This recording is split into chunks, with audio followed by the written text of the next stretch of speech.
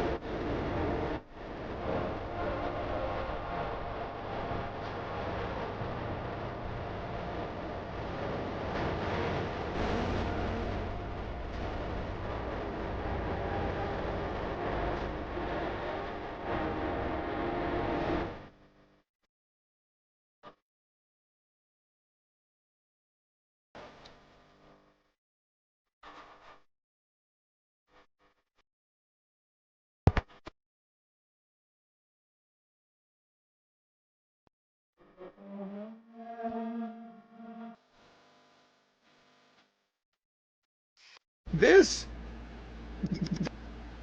this person said that about your lovable, wonderful towel. I think I want to play a song while that tweet is up on the screen because you know what?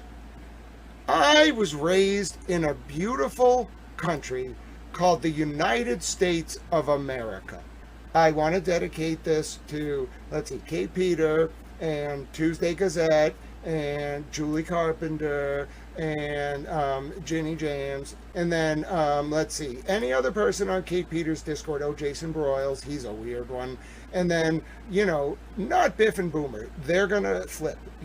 Biff and Boomer flipped. Federal indictments are imminent. But, everyone else that is Kate Peters' friend, I have a message to you and your Shrek-based odd cult leader. Okay, ready? Let's do it. For you and you and you, I hate your friends and they hate me too. I'm through. This that hot girl bummer anthem, turn it up and throw attention. This that hot girl bummer anthem, turn it up and throw attention. This that throw up in your Birkin bag, hooked up with someone random. This that social awkward suicide, that violence and violence. Especially at a liver city, to the winner's face and like the college level music, you did like the shit. Friends are all annoying.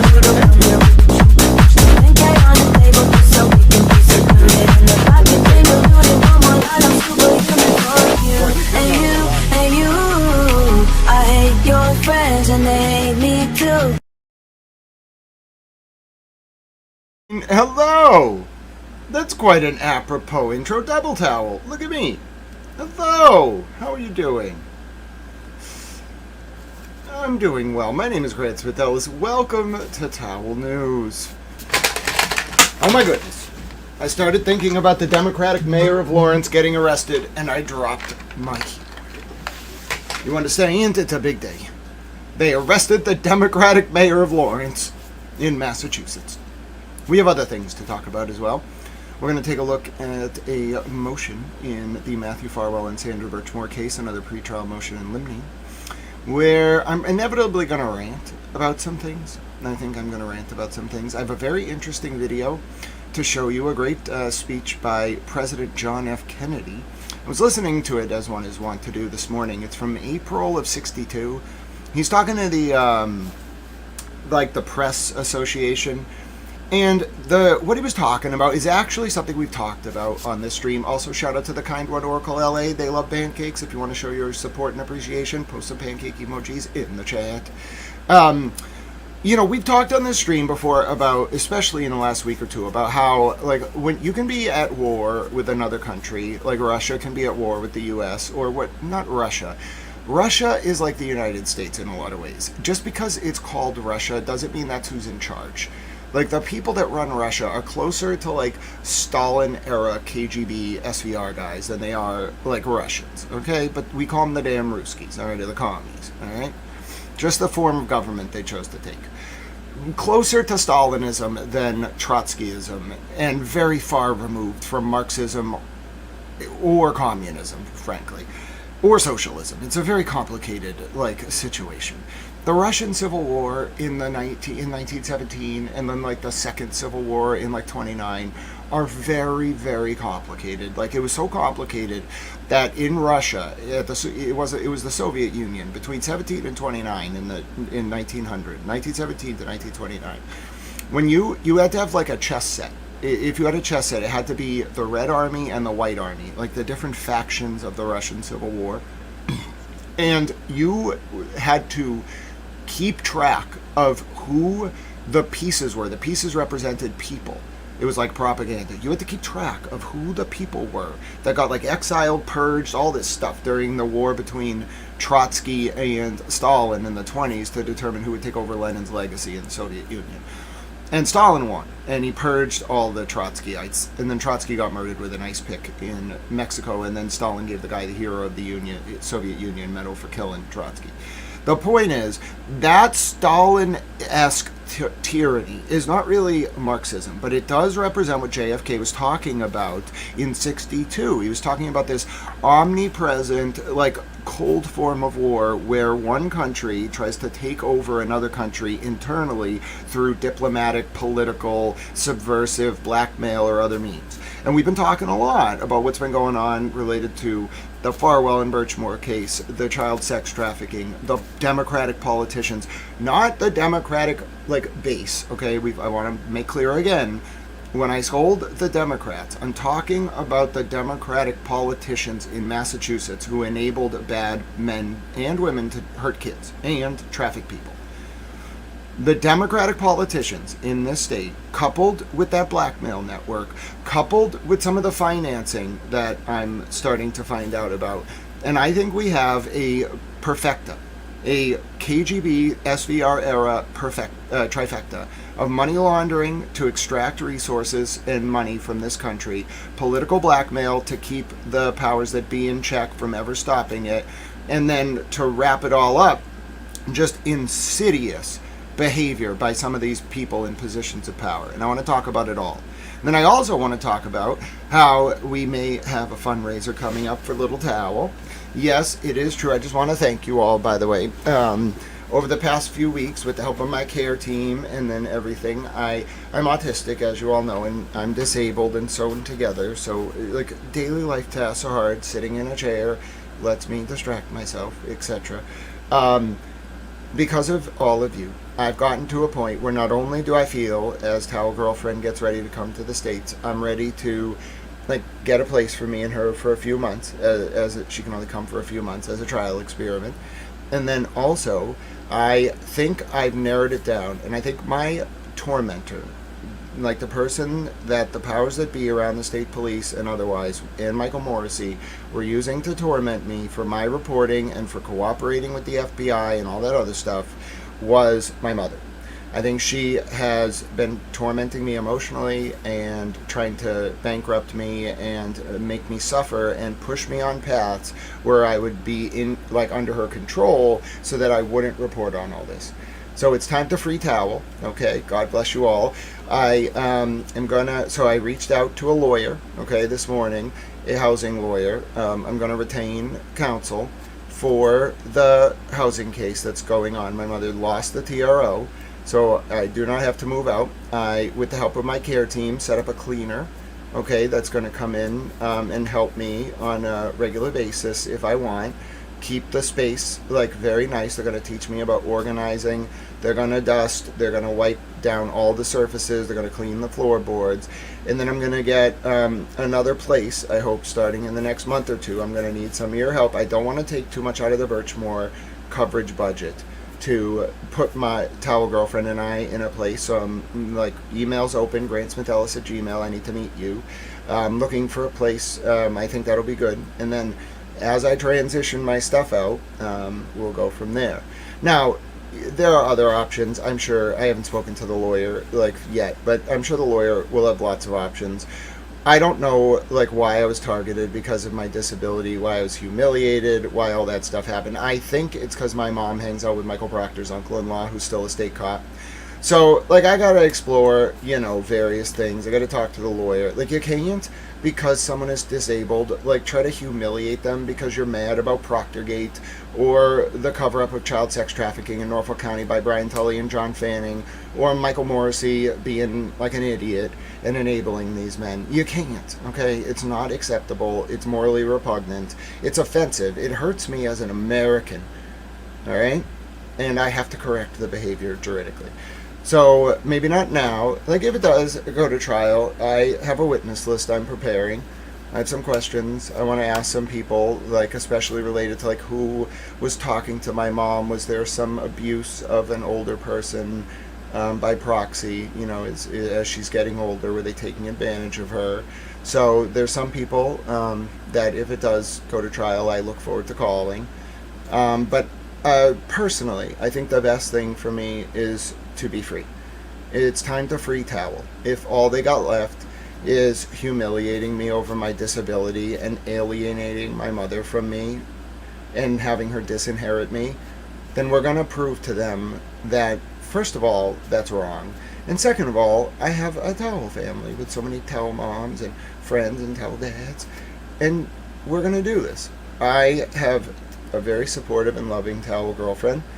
I'm not if the price I have to pay, if the only thing I have to pay for uncovering this is the loss of my mother, who never loved me anyway and just resented me since I was a child, and being disinherited, and a little bit of being humiliated for being autistic, that is a small price to pay for what some of these girls and boys and women went through in Norfolk County and otherwise in Massachusetts. So seriously, it's not. I don't care. Like, do you understand that's what I want? Like, I'm standing here. Like, shoot the arrows at me. That's the point. Like, stay away from those little birdies. Like, bring it, you know? I'm telling you to do that. And if all you could get on me over 3 years of spying on me is that I'm autistic and disabled and can't bend over, so I need, like, a medical help, like, keeping my space clean, like, F you. First of all, you're a moron. Second of all, I fell victim to none of your blackmail. I saw every attempt for what it was. None of them. Crossed every T, dotted every I. And that's why they're mad. All seriously, that's what you got left? Hilarious. Don't insult my intelligence.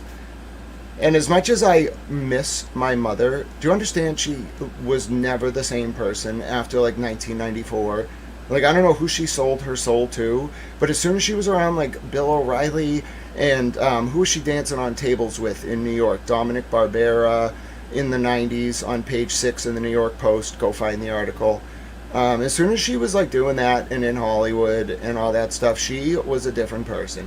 She was never around. She was, like, jet set, and she, like, she would just outright say, like, I don't love you. You're an embarrassment. She told me, like, my coverage would never go anywhere. Always belittled it. So anyway, we got to prove her wrong. These people, that's an outdated mentality of control that has no place in American society. And listen, I don't even really care about me, but you want to do that in the context of this case and this coverage, and I am not superfluously covering, like, people planting flowers at the town hall. I'm covering very serious topics that I care about more than myself. So, hello, nice to see you all. So, with that said, so that's what's going on. We're going to do a fundraiser. I'm going to talk to, so my mom, I think, has alienated, like, a lot of lawyers and different, like, commentators.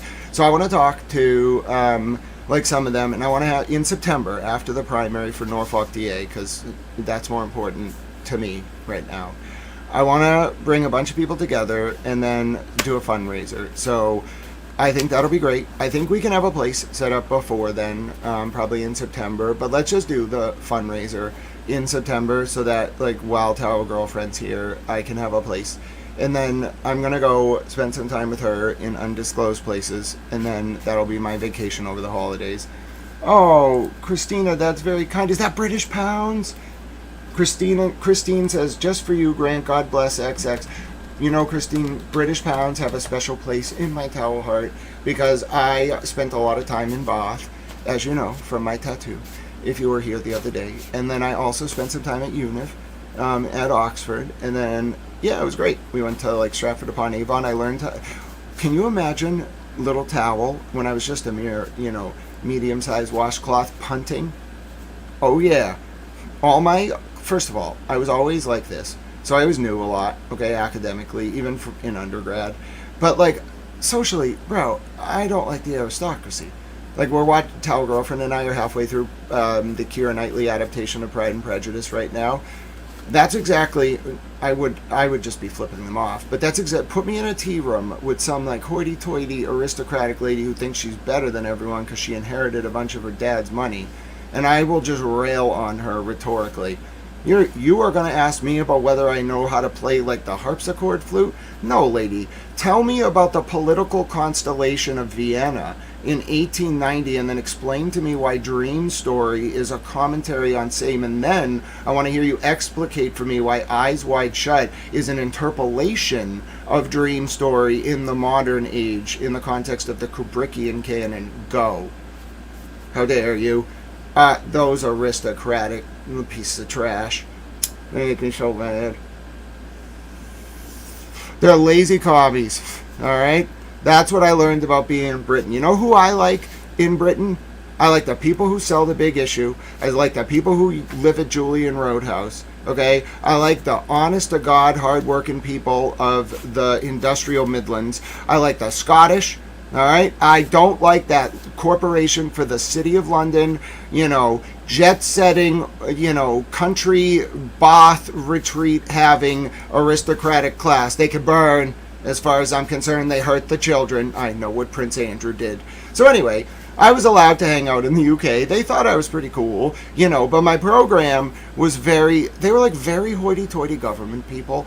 And I'd be like, F you, I'm not going to Parliament to work with some MP. I'm going to hang out with my like pet friend who sells the Big Issue and is homeless.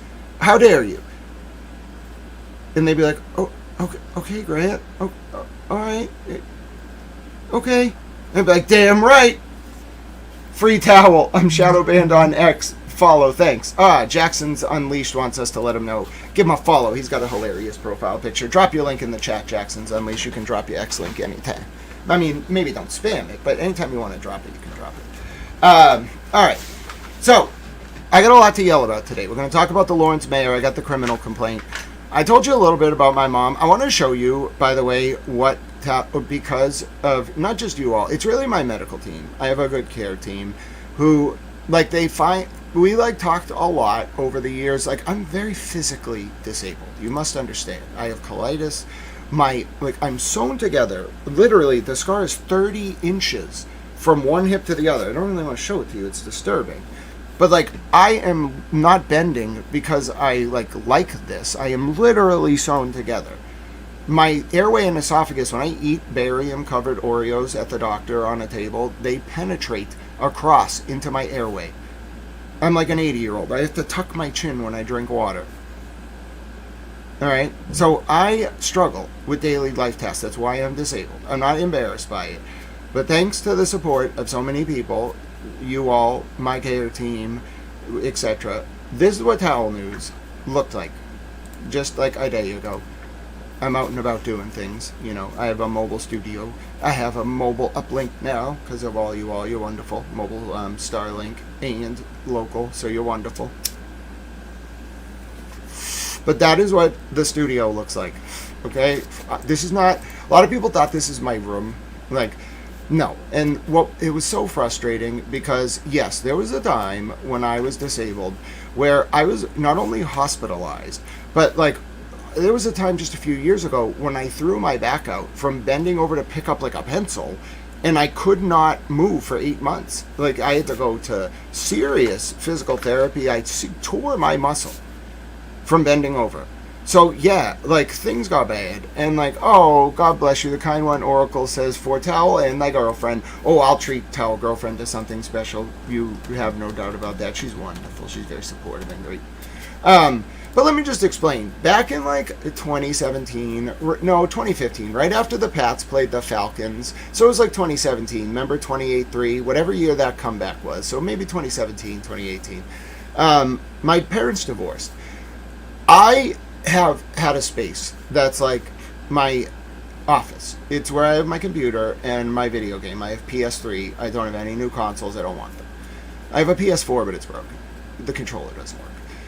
So I like my PS3. All I do is play PS2 games, okay? I live it's not Spartan, but maybe by modern standards, it's Spartan. My monitors are old, my computer's old, I make do with what I have and I love it, okay? But this is the space, all right? This is what I was able to get to. When my parents divorced, I had other stuff here, like my 6th grade notebooks that I wanted to save, the stuffed animal that I was given by my parents on the day I was born, okay? When my parents divorced, my mother kind of lost it and was convinced that there was mold everywhere. And I don't mean mold on a surface, right? Because you can remediate that. She became convinced that from the basement through to the top floor, there was particles of mold. Not from any one room, but just floating around. So she hired this team that came in and threw everything out basically from my room. I was so traumatized by that that was 2017, that I, to this day, this is probably the first or second time I've been able to talk about it. I lost memories and it wasn't even rational. She was oh, can you just go to your father's apartment? He had already moved out in Cambridge, where I think he was living. I always get this wrong. It wasn't Long Ave. It was Center Street or something in Cambridge at the time, near Town Hall. He had lived on Mount Auburn Street first, and then behind Town Hall. And she was can you just go over there for a week? I need to do remediation. And I'm thinking, oh, she's gonna like go in the basement. Maybe there was like some water that got under the tile. Fine. No, she brought in a crew that took everything out, and my stuff got completely thrown out. They went through my stuff. Someone took my PS Vita that I loved and never found it again. And they just got rid of it. And then she did this like ozone spraying. Eventually, I got so fed up, I just went back to the house. I was like, I can't do this. And it didn't make sense. Like what she was doing, there was no like mold particles in the house. She was reacting to my dad leaving. And it was so sad that I just was like, oh, screw it. Like, I can't. But like this woman has done so much. And then what makes it worse is when I was going through law school, she was like, oh, can you pay $350 a month, towards rent? So I started doing that. And I was like, okay, I can do that. But like, I need your help. I only get like $900 a month in Social Security for my disability. I had accommodations in school. I just need your help if you're gonna pay the discounted tuition with like groceries, and like parking and gas. So she did that at first. She was helping. I was getting to school. I had no money, which is fine for a law student. No money, and then I had a little bit to eat at school, some food at home, and then like gas and parking each day to go to school downtown. She just stopped doing that at one point. And I was like, okay, I'll go as long as I can. So I kept paying her. She would demand like cash payments or checks every month for rent. So I'd give them to her. But then there was no groceries and no food. So for as long as I could, like for years, and I didn't have a lot of support from anyone at that time, I would just like give her the money, then buy groceries, then pay for parking, and then just borrow like whatever I could to get by. Like my friends at school were like paying for parking by the end of the month. They were so mad at my mother, but I couldn't deal with it.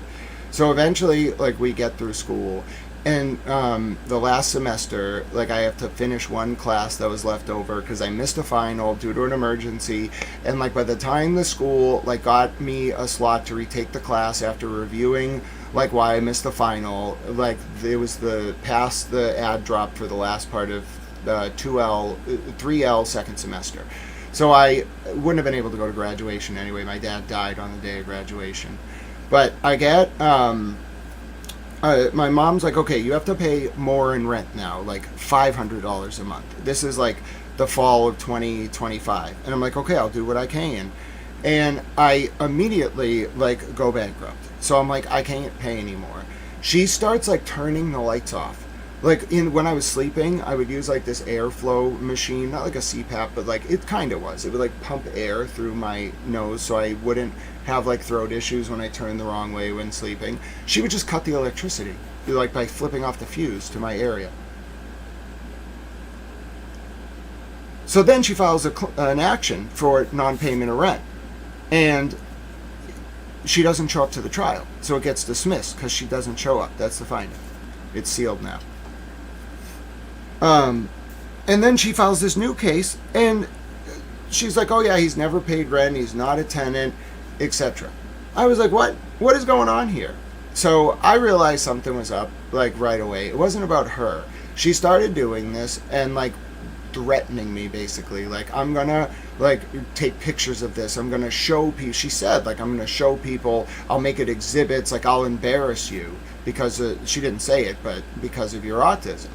And I was like, oh, like this was only after I had my insights about the Birchmore case and the cover-up. Only after I changed my perspective on the Karen Reed and John O'Keefe case and the TurtleBoy cases. Then it was like ruthless retaliation.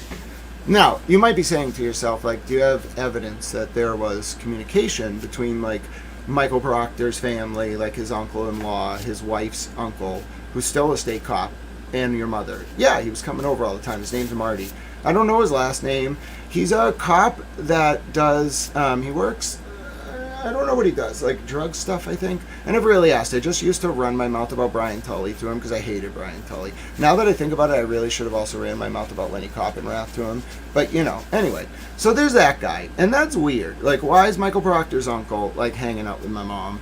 And then I start getting evidence that, like, Kate Peters talking to my mother ex parte. And my mother, over the years, it said that she talked to some of the McAlberts. She didn't say who. And stuff like that. So I'm like, wait a minute. Why would she be loyal to these people over her own son? I know she doesn't really love me, but like, it can't be because she has strong views on the case.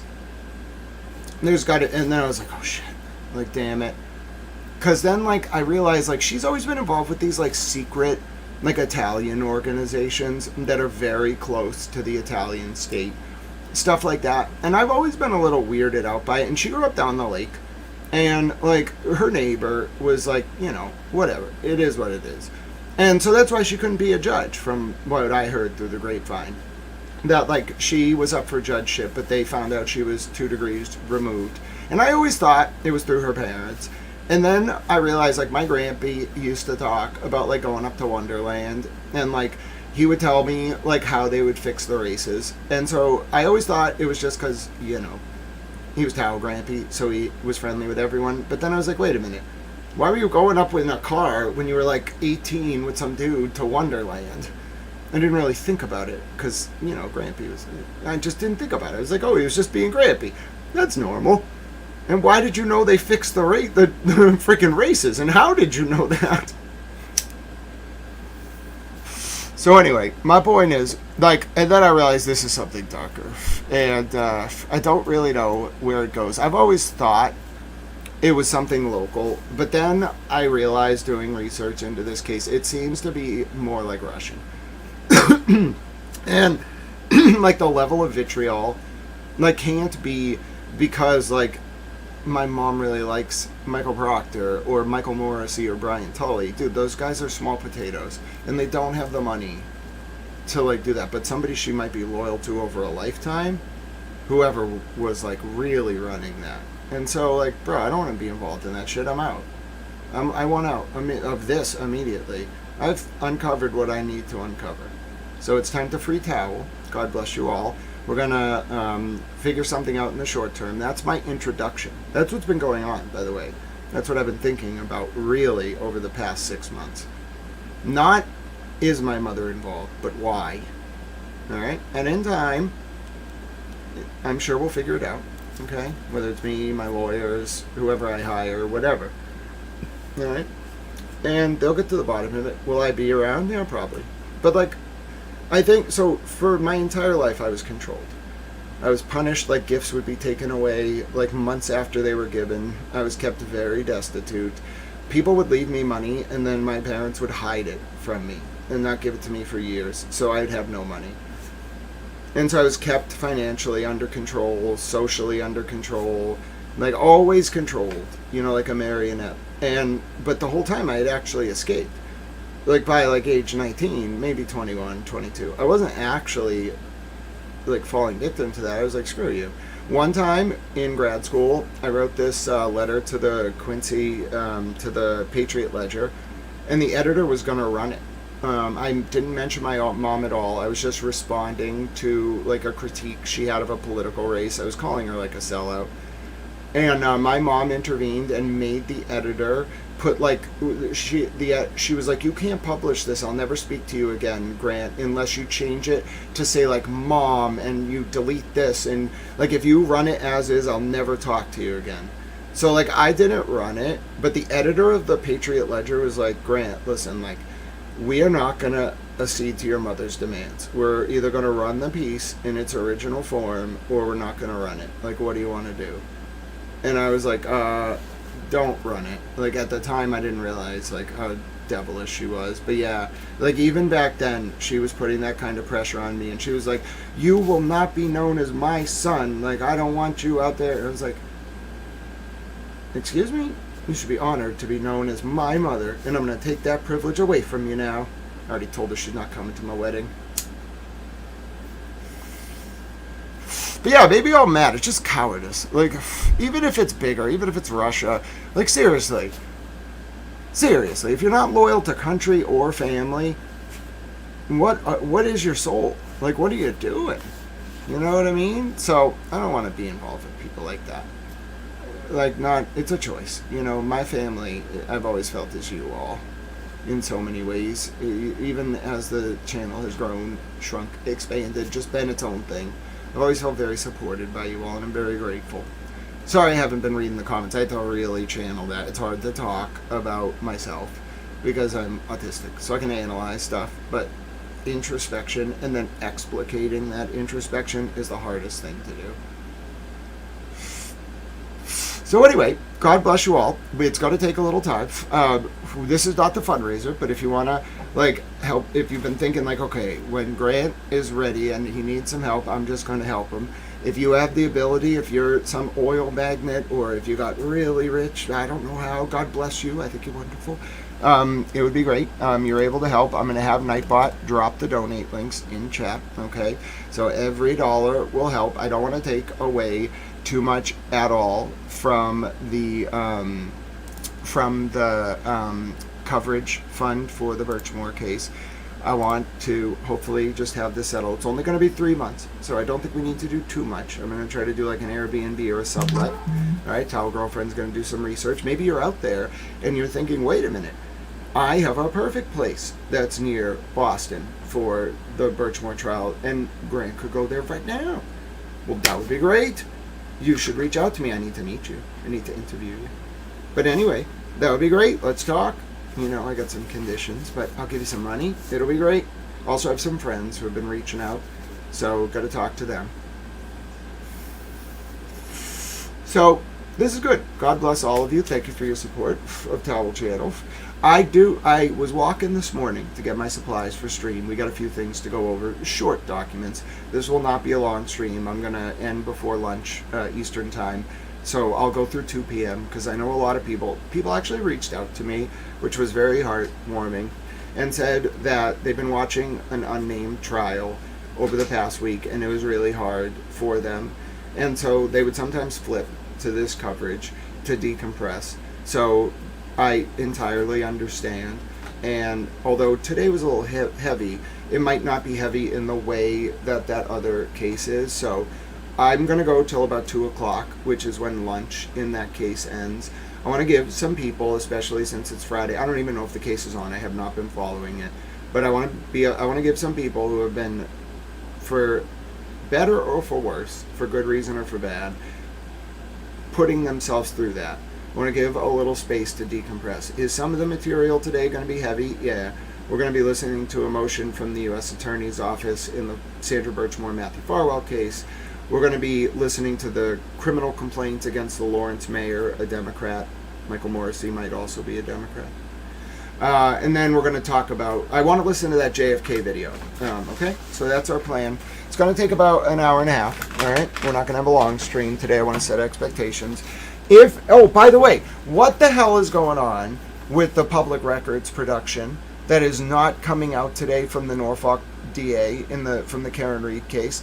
They are under court stipulated agreement with Corey A. Hopkins, otherwise known as Marbury v. Madison on Twitter, to produce those documents every 2 weeks. And if you take a look at Kyle, we all love Kyle.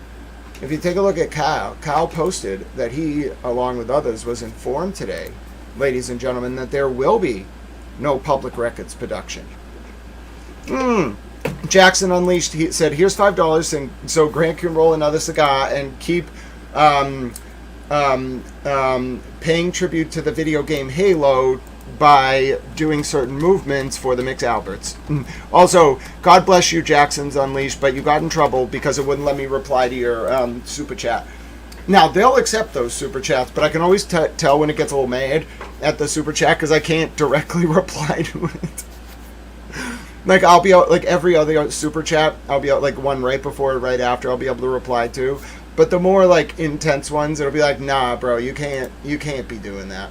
And I'll be really? But I want to. And I'll be nah, you can't say thank you. You got to do that in your own comment. Anyway, my name's Grant Smith Ellis, so that's what we got going on. Thank you all. I think we could do this, all right? I think we'll be able to, it's not going to be immediate. I want to do it in September. Hold on one second. Yes, I want to do that in September, though. So anything before then, God bless you all, means a lot to me. But I think we're especially if you are one of the people who's oh, Grant, I was already thinking about a place or etc.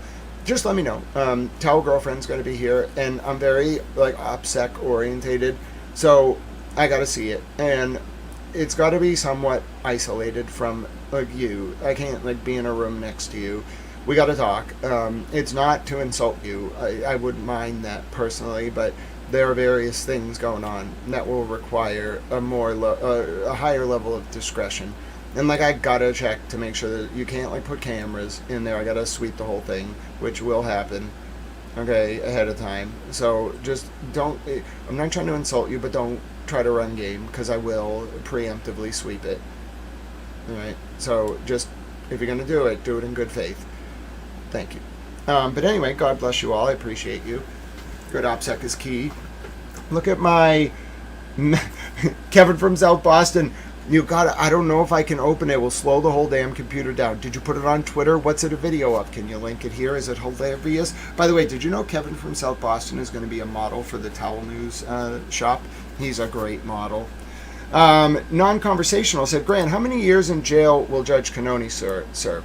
You know, I gotta be straight with you folks. Judge Cannoni did not do the most serious things wrong, unless she went to those brothels, which I have no evidence of. I also wouldn't know, and frankly, I don't want to know. Unless she went to those brothels, I don't think anything she did in her capacity as a judge is going to get to the level of charges. I've reviewed the whole record. I've reviewed every motion. I've reviewed every decision. Was it odd the way she referred to like the McAlberts children as the kids during sidebars? Yeah. Was there an obvious like bias? Yeah.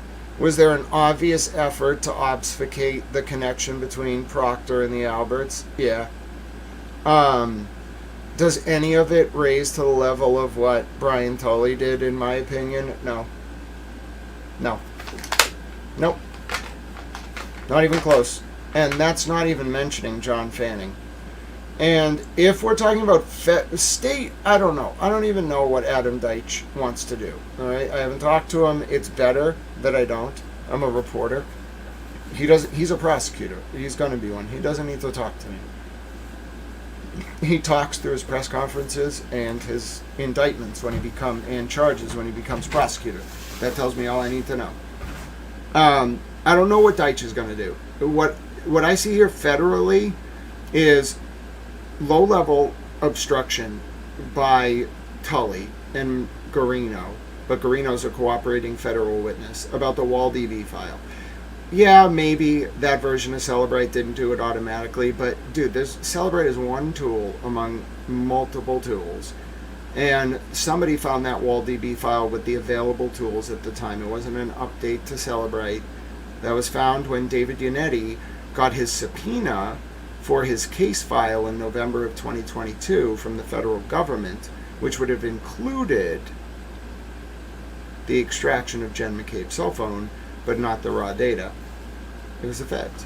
So, in that regard, like where I see the charges are for material obstruction of justice, and it has to be material. You had to have actually like edited evidence in a material way, like telling Nick Garino to ignore the 30,000 texts between Sandra Birchmore and Matthew Farwell, or telling Nick Garino not to, or to miss the Wall DB file, telling witnesses not to like do certain things that the rules require them to do regarding disclosure to the defense, hiding evidence that would tend to exonerate, exculpatory evidence in the TurtleBoy or the Karen Reed case, like charging TurtleBoy like pretextually because there's something else going on, which is very similar to the housing thing. Just TurtleBoy just faced it on a way more serious level, way more serious.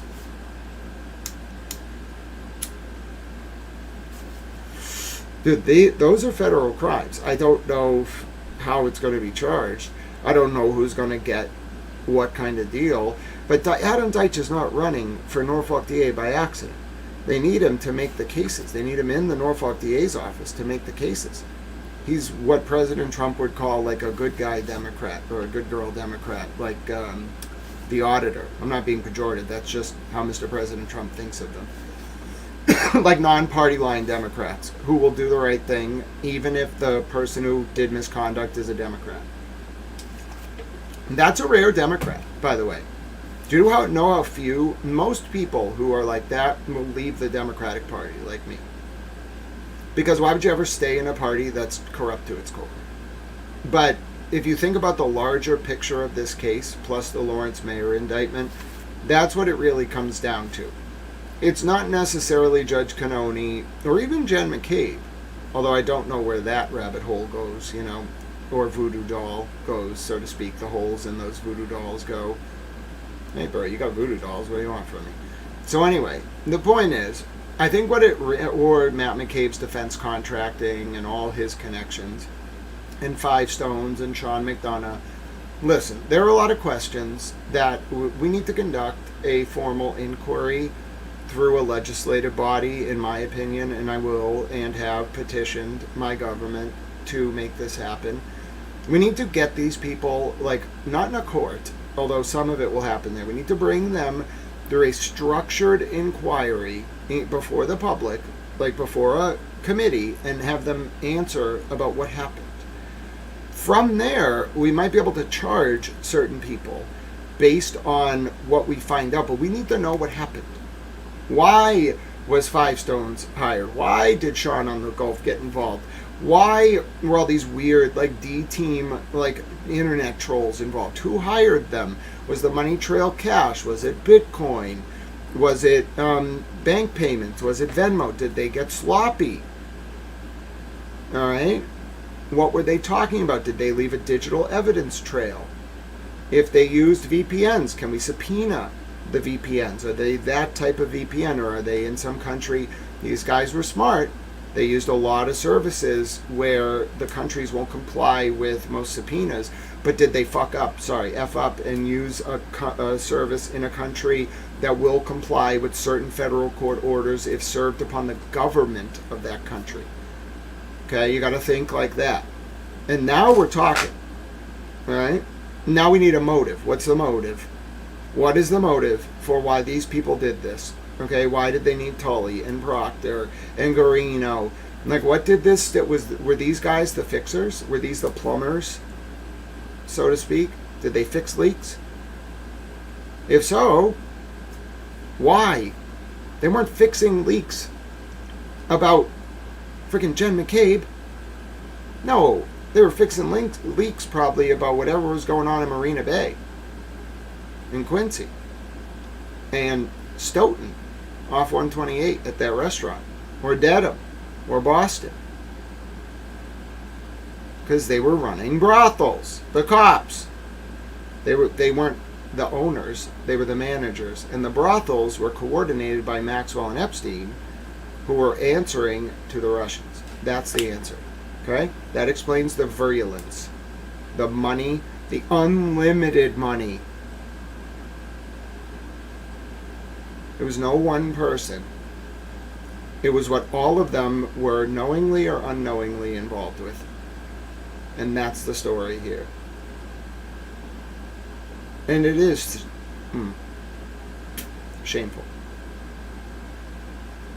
Absolutely shameful. I just got a dental surgery yesterday, so I got to be a little bit careful. It is shameful.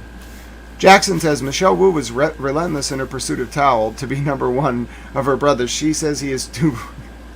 Listen, as I've said, I have been in person with Michelle Wu. Jackson's Unleashed, you are getting in a lot of trouble with the... I can't reply to any of them. Michelle Wu, listen, I've heard some rumblings, okay, about City Hall. Obviously, Tatiana Fernandez literally took a bribe in City Hall, all right? She got convicted for that. Or took a plea. She pled guilty, yeah, I think she pled guilty. Everyone knows that this state is a problem, okay? Minnesota was its own problem. California's its own problem. But this state is small, okay? But the amount of money and drugs and women and prostitutes and children that runs through here is huge. Okay, this is the state. It's the hub of political influence. It's the hub of the white Anglo-Saxon Protestant establishment. And what you all must understand is that the most powerful groups in this country are the white Anglo-Saxon Protestant political cliques. They run the social clubs on Beacon Hill. They denied John Kennedy access because he was Irish. They are in charge. White Anglo-Saxon Protestants. And as soon as we start talking about it, we can fix it. And they're into really weird stuff. They want to bring back like 17th century aristocracy. And if you don't believe me, look up the Society for Creative Anachronism. It's a real thing. So we got to talk. We got to talk as a culture. We got to talk, like, what do we want to do? We got to fix this. These people can't just run rampant. They were using our institutions of government as personal tools of control. They had modern slaves. They moved them around. By the way, kudos to the Globe, the Boston Globe, who wrote an article about mass and caste. They only referred to prostitution as sex trafficking throughout the whole article.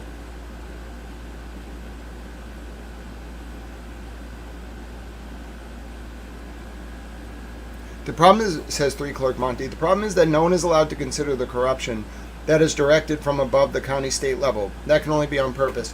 Yeah, but we also, before we go on to these documents, we also have to have a serious discussion as a country about whether a lot of the artificially inflamed racial tensions, political tensions, deviant sexual behavior, I'm talking about brothels, child abuse and trafficking, was real, but was actually the result of a Russian honeypot blackmail operation. Do you realize what that means?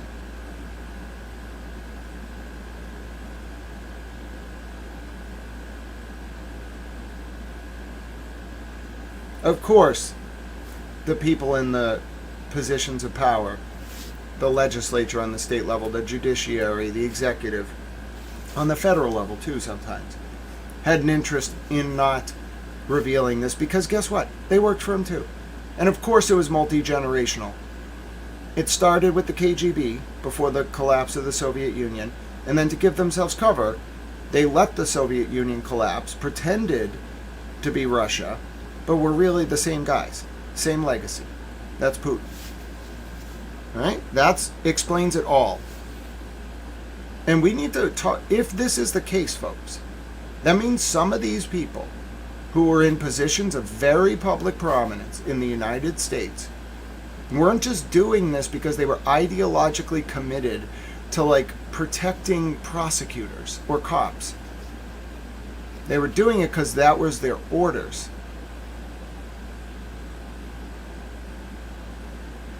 They were what's called sleeper agents.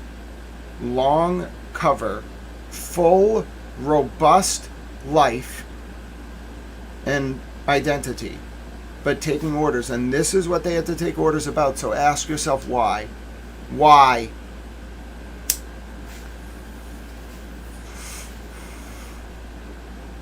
Because it was a quick buck. Because it meant access. Because it meant influence. How many dead drops have been occurring in the Boston, Massachusetts area over the past 25 years?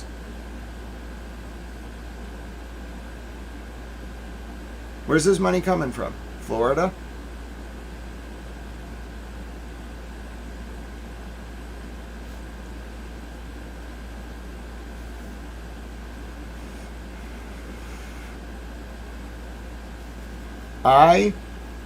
Whoever these people are, involved with these schemes, on the fiscal level, on the blackmail level, or otherwise, I gave them so many chances. As my war coverage was becoming more predominant, I was even taking a few minutes from time to time to warn them. And we will reach a resolution, juridically. to what they did. But they have a chance.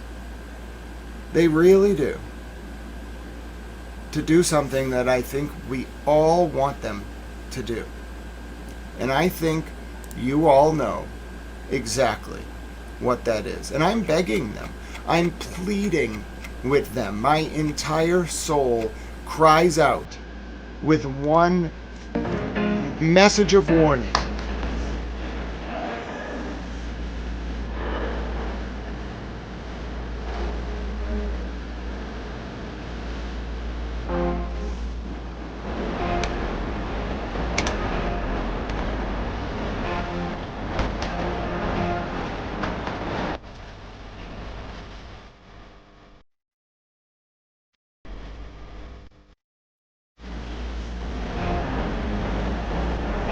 The theme song.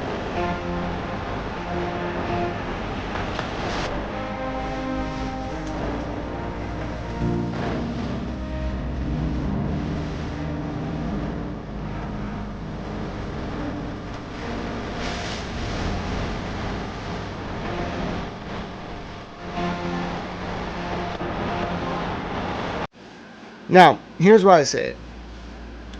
For a few reasons. One, I think we can't look, as a society, we cannot look into the darkness of what these people did. I've adjudged that it would crush the happiness that is slowly rebuilding of so many people to stare down what a lot of these people did. So they have to go, though. I don't care where they go, okay, frankly. They can go to China, for all I care, or Russia. But they need to leave this country. Okay? Because this era is over. Whatever that era was, it was gross. It was disgusting. It was worse than the Gilded Age in many regards. And it caused a lot more damage. But this is my country. And there are 400 million of us now. And we have the internet. And remember, after 4 years, all you could get on me was that my room was a little dirty because of my disability.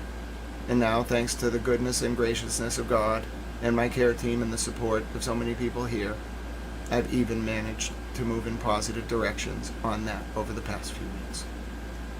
Just remember that. You spent 3 years.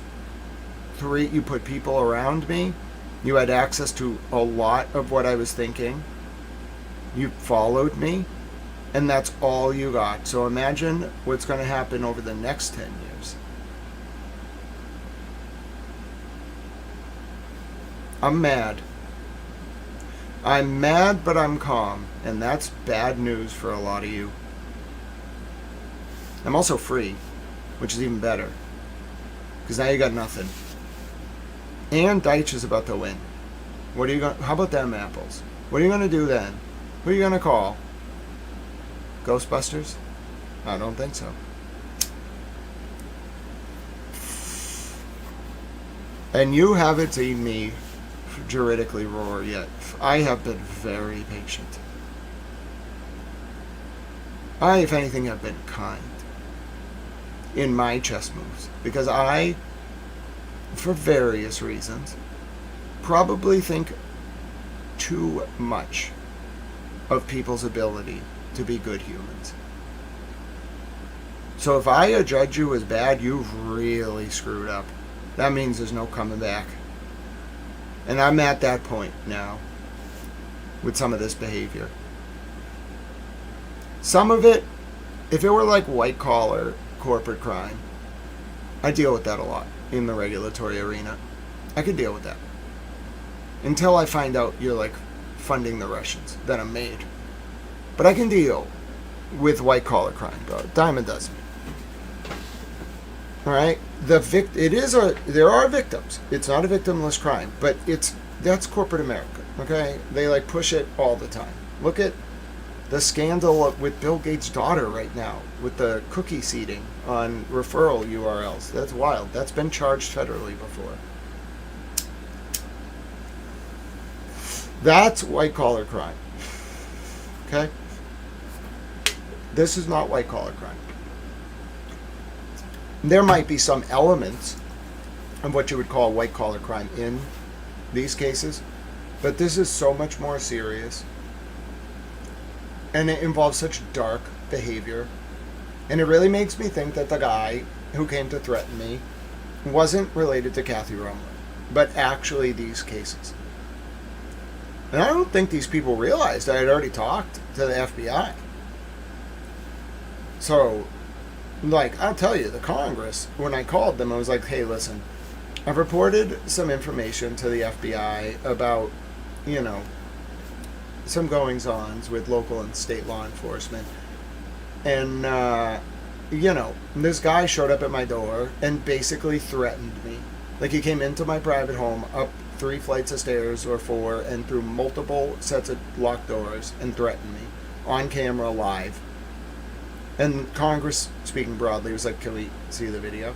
And I told them how to find it. It was at, like, the top of my X. They went to it. They were like, oh my God. You know, like, well, et cetera, et cetera. Some things happened. The next thing I know, members of Congress were retweeting me.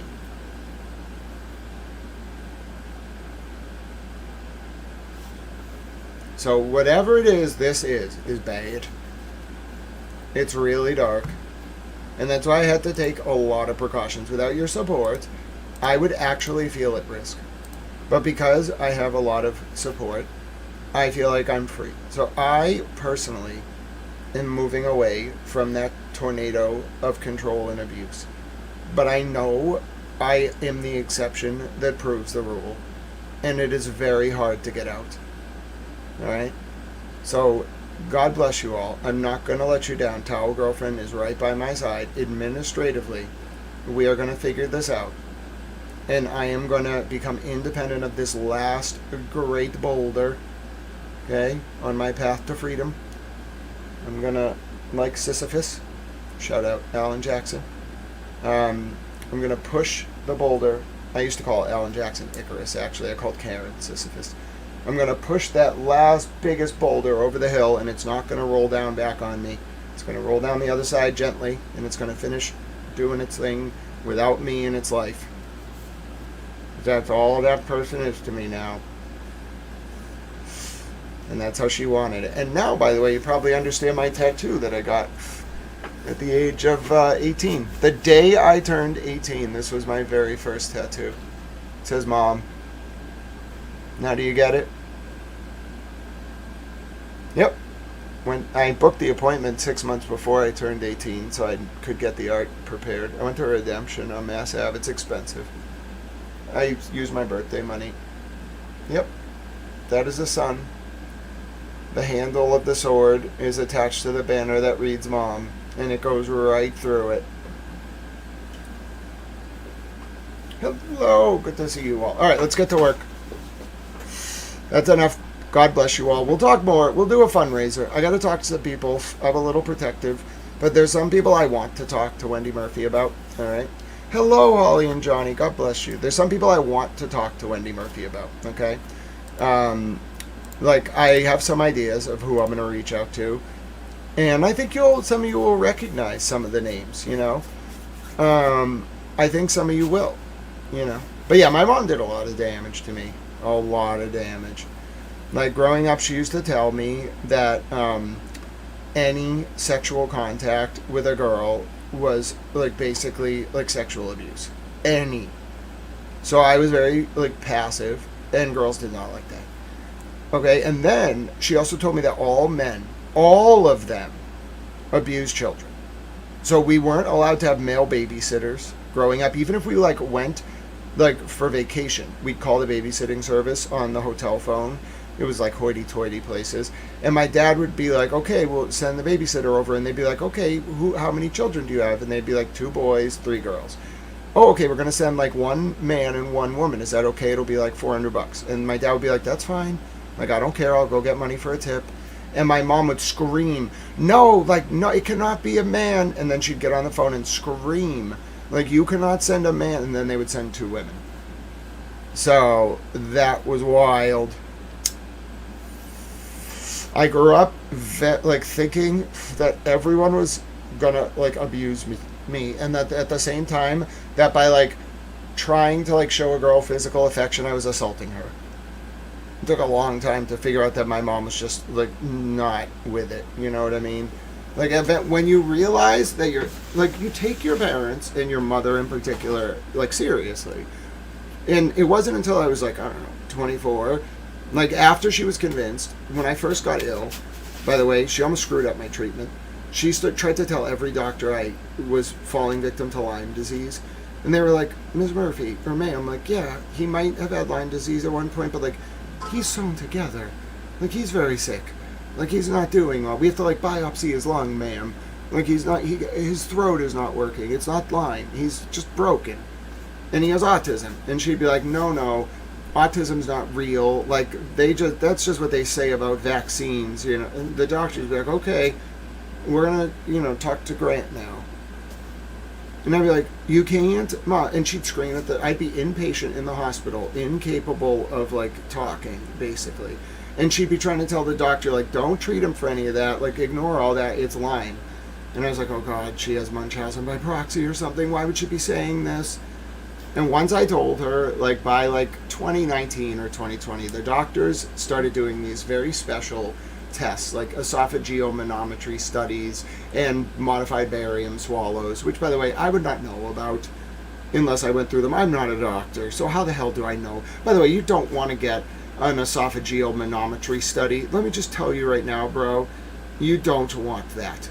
Okay, nobody willingly gets an esophageal manometry study. Let me tell you right now, even when it's happening, you have to be awake for it. I'm telling you, you are going to be like, you better be like ready for what that is. I know, don't look it up if you're not ready for it. It sucks. So anyway, I'm thinking about all the stuff I went through now. Like, the doctors eventually figured it out. They're very smart. Like, when you actually have a coordinated care team and you have a very complex set of like medical problems, they will figure it out. It's going to take them a while, but it's called the $1 million workup. They will do enough tests to put together a picture of why your body is not functioning right. So eventually they got it, and they figured out like it was like displacement of my abdominal viscera caused by the like surgery I had to like on my stomach, and then in turn it was pulling me forward. I was trying to overcorrect. It was causing my throat to compress, penetrating of the airway into the esophagus and vice versa, impact on the facial nerve, impact on the optic nerve. Like, it explained everything. So like the flashing lights when my eyes were closed, which are still around, like the spots, the facial pain, intense facial pain, like wearing a mask and having it like a Venetian mask and having it tightened, the inability to swallow without tucking my chin. I had to get trained by a speech language pathologist to swallow again. This all on set, by the way, overnight on May 6, 2014. I was laying flat on my bed, sharp pain from my right ear all the way down to my right hip, and then my life. After the doctors put that together, we had a picture of what had happened to me, and, I became more of an advocate for myself, and my mom hated that. That was the final straw. Like, she tolerated me after that, like, when I was going to law school, but she was already, like, I hate you. Like, you could tell, she just loathed that the doctors actually had like found it and it wasn't Lyme. She was just so mad, and I was like, listen, I have to focus on my health. I can't be. She wanted me to be on like intravenous doxycycline with a PICC line. I was like, no, bro. Like, I need physical therapy. I need medication to manage my neuralgia so I can get out of bed. I need like a very good care team, and we have to like work on like my anatomical structure so that we can prevent me from having this issue. And then we have to like keep this body like through very intense work somewhat like anatomically aligned, even though the surgery is always going to cause complications. I'm permanently disabled, literally. And when I figured that out, I was like, all right, like I have to become my own best advocate. And I did it. Like, I worked with my care team. have an independent life yet. Like, I need a lot of help with basic daily life tasks, but like, I now know where my weaknesses are, and she hated that. Once I became independent, and then I started seeing what happened with the Karen Reed and John O'Keefe case, and what Fanning and Tully did to cover up the child sex trafficking ring around Farwell. I was like, oh yeah, like, I'm totally liberated from this. And I could see it in her eyes. It wasn't sadness, it was anger that she couldn't be like, jump, and I would say how high. And I was like, okay, like, I was abused then. That's my opinion. I was emotionally abused. I have to be free from this. So then I put it all together, but it took all. Now I feel very free. I feel supported, loved, and free. But for like 30 years, maybe 35, I felt the complete opposite. So you're all wonderful. But yeah, it's you just don't think that you're.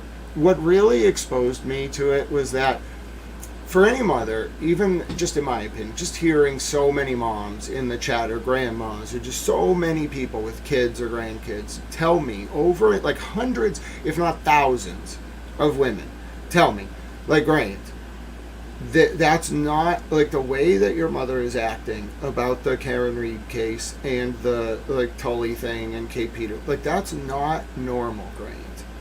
Like the TurtleBoy thing, that's, like, the way that she is doing this is not normal. Like, like that, you know. And then I was like, oh, it's not me. I thought it was me for so long, because she kept telling me it was me. She was like, she used to use the R word. I remember it once distinctively. I'm like, oh, you're embarrassing, you're disgusting, like, you can't do anything right, like, you bring shame on the family. And I was like, shame? I think I'm pretty cool, I like me. But I just being told this by someone that you think is an authority figure and that you trust and that, you know, ostensibly you loved at one time, oh, it was like, it crushes your psyche. And that's what it was all about, is control over my psyche so that I would do things only in a way that she approved, or she would withhold things. And that's why when she disinherited me and I was like, I don't care, bro, it's blood money, I think she was like, shit, all right. You know, so then I was like, okay, what can we do? Oh, Kate Peter, you know, knows Tully and whatever, and like, she's childish, and she, like, is in love with TurtleBoy, and she hates that, you know, Grant exposed the John Fanning Tully cover-up of the child sex trafficking in Norfolk County. You know, she'll hit him. Like, what can she hit him with? Oh, well, you know, we got his mom, right? Well, what can she say? She can say, like, you know, he struggled, like, with cleanliness when he was disabled. We'll just take it out of context and, like, film it, and, like, we'll just have Kate hit him. Hypothetically, that would be bad if it could be proven. Especially if these people knew that I had reached out to the federal government. That would be bad. Because I won't be around. You know, I do my work and just kind of go on to, I have to go on to the next person that needs help. So that's just how it is, alright? And I have a story, I have a person in mind that I'm going to be covering next, in a case that I'm going to be covering next that is not in Massachusetts, after Birchmore. That's what I do. So, I'm not going to be the one that has to deal with this follow. I cut cords very easily. These people made a very bad bet, and they hurt me personally. I've never been hurt. Like, I've been offended by the government in the past on a personal level. I've never been hurt.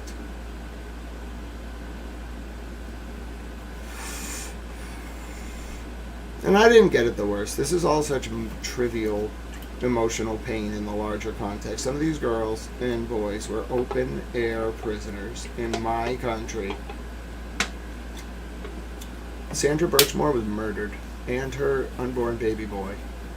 There is nothing you can put me through that I will ever, ever, ever look at as tantamount to even 1/10 or 1/100th of what those victims went through. Survivors, in fact, many of them. And thus, you can't break me. Also, I have very good OPSEC, so, you know. Like, even your moles, I'll flip most of them. I did flip most of them, in fact. Most of the people that they would send to get close to me, I would get into their head and then just stare at them and say, tell me what you know. Like, we'd have this, like, moment. They'd have their moment where they'd realize I was dropping the mask. And I'd be like, yeah, I was just playing along. Tell me what you know. Who hired you? Who are you working for? Tell me. Who paid? I want to know. They would freak out. I'd look them right in the eye. Tell me right now who paid you. Who is your boss? Who is your boss's boss? Tell me. You know you want to tell me. Tell me. And then it would go for like an hour. They'd try to like get out of it. And I'd be like, bare your soul to me right now. Tell me what I want to know. You know you want to tell me. You owe nothing to these people. And frankly, in terms of like the juridical blowback, you should be more concerned about me than them. Tell me what I want to know right now. Most of them would just stop talking to me after that. Then I knew I had them. So anyway, they're not that hard to flip. Most of their operatives are dumb. They don't get paid that well. And, like, some of them have some loyalty. I would guess they did get paid well, or their, like, family members got paid well. But, overall, like, they were using low-level operatives. It was not that impressive, bro. Like, 6 out of 10. Some of the approaches were impressive. All right, let's get down to work. I know you all were enthralled with the history of Towel and Towel Mom. Thank you for listening. That was interesting. I got a lot off my chest. This is why this is like therapy. You're a survivor, dude. Just keep on doing your thing. Toxic people are not worth your time. Yeah, that's kind of how I feel. I'm over it. I don't mean to be derogatory towards my mother. She did a lot of things for me, but listen, they weren't nice things. They were instruments of control. Okay? There was never anything nice or selfless or benevolent. I became what I am in spite of her, not because of her. I owe nothing to her. The only memory I'm going to have of her by the time she's gone and no longer remembered on this earth is this tattoo. And that's how history is going to remember her, not through the work that she did, but what she did to me. And that's her punishment. Oh, the name Wendy Murphy will absolutely go down in history, just not as she expected. And frankly, I believe in God. I have to like Jesus. Matthew 25:31-46. You can believe whatever you want. I'm not going to force it on you. But I like God a lot. Let's just say that. And I've always believed that to the righteous go God's benevolence, and to the evil go the punishment. Even if, like Job, there are tests for the righteous. And I knew in time it would all come back. And that is how it will come back.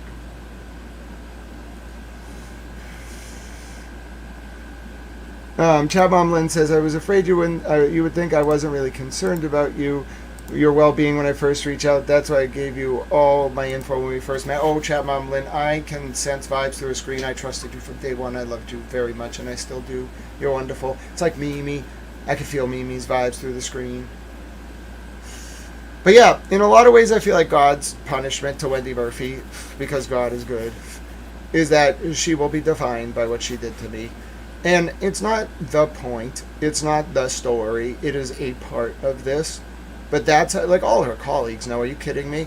Do you know what a lot of her, like the Dems in this state, like think of her? Not to mention the few lawyers who know her, when they find out she had connections to Mr. President. Dude, I might like Mr. President on a personal level because he was nice to Grampy. Most of these Dems hate Mr. President. And when they find out she was friendly with him, they're like, what? I'm like, yeah, bro.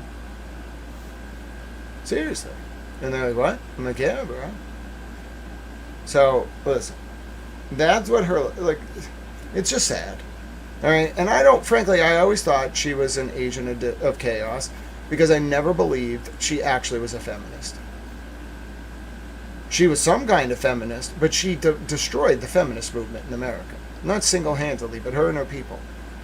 By putting countless hours and wasted resources into a fight about the ERA from 1972 and 1980 that, pursuant to the case law, constitutionally, is never going to result in passage of the ERA as written in 1972. It has to do with like preambles to constitutional amendments, the Dillon case, a lot of stuff like that. It's not in ratification by states within the prescribed deadline. The Madison Amendment, etc., which didn't have a preamble or a deadline. All right, so you have to pass an amendment. My mother has spent more time. Congress can set a deadline for when the states, 2/3 of the states, have to pass a constitutional amendment under Article 5 for it to be valid. Congress passes the amendment, sends it down to the states. They got to ratify it. She has wasted more of the feminist movement's time on that ill-fated, pointless, gratuitous fight. She's destroyed the feminist movement.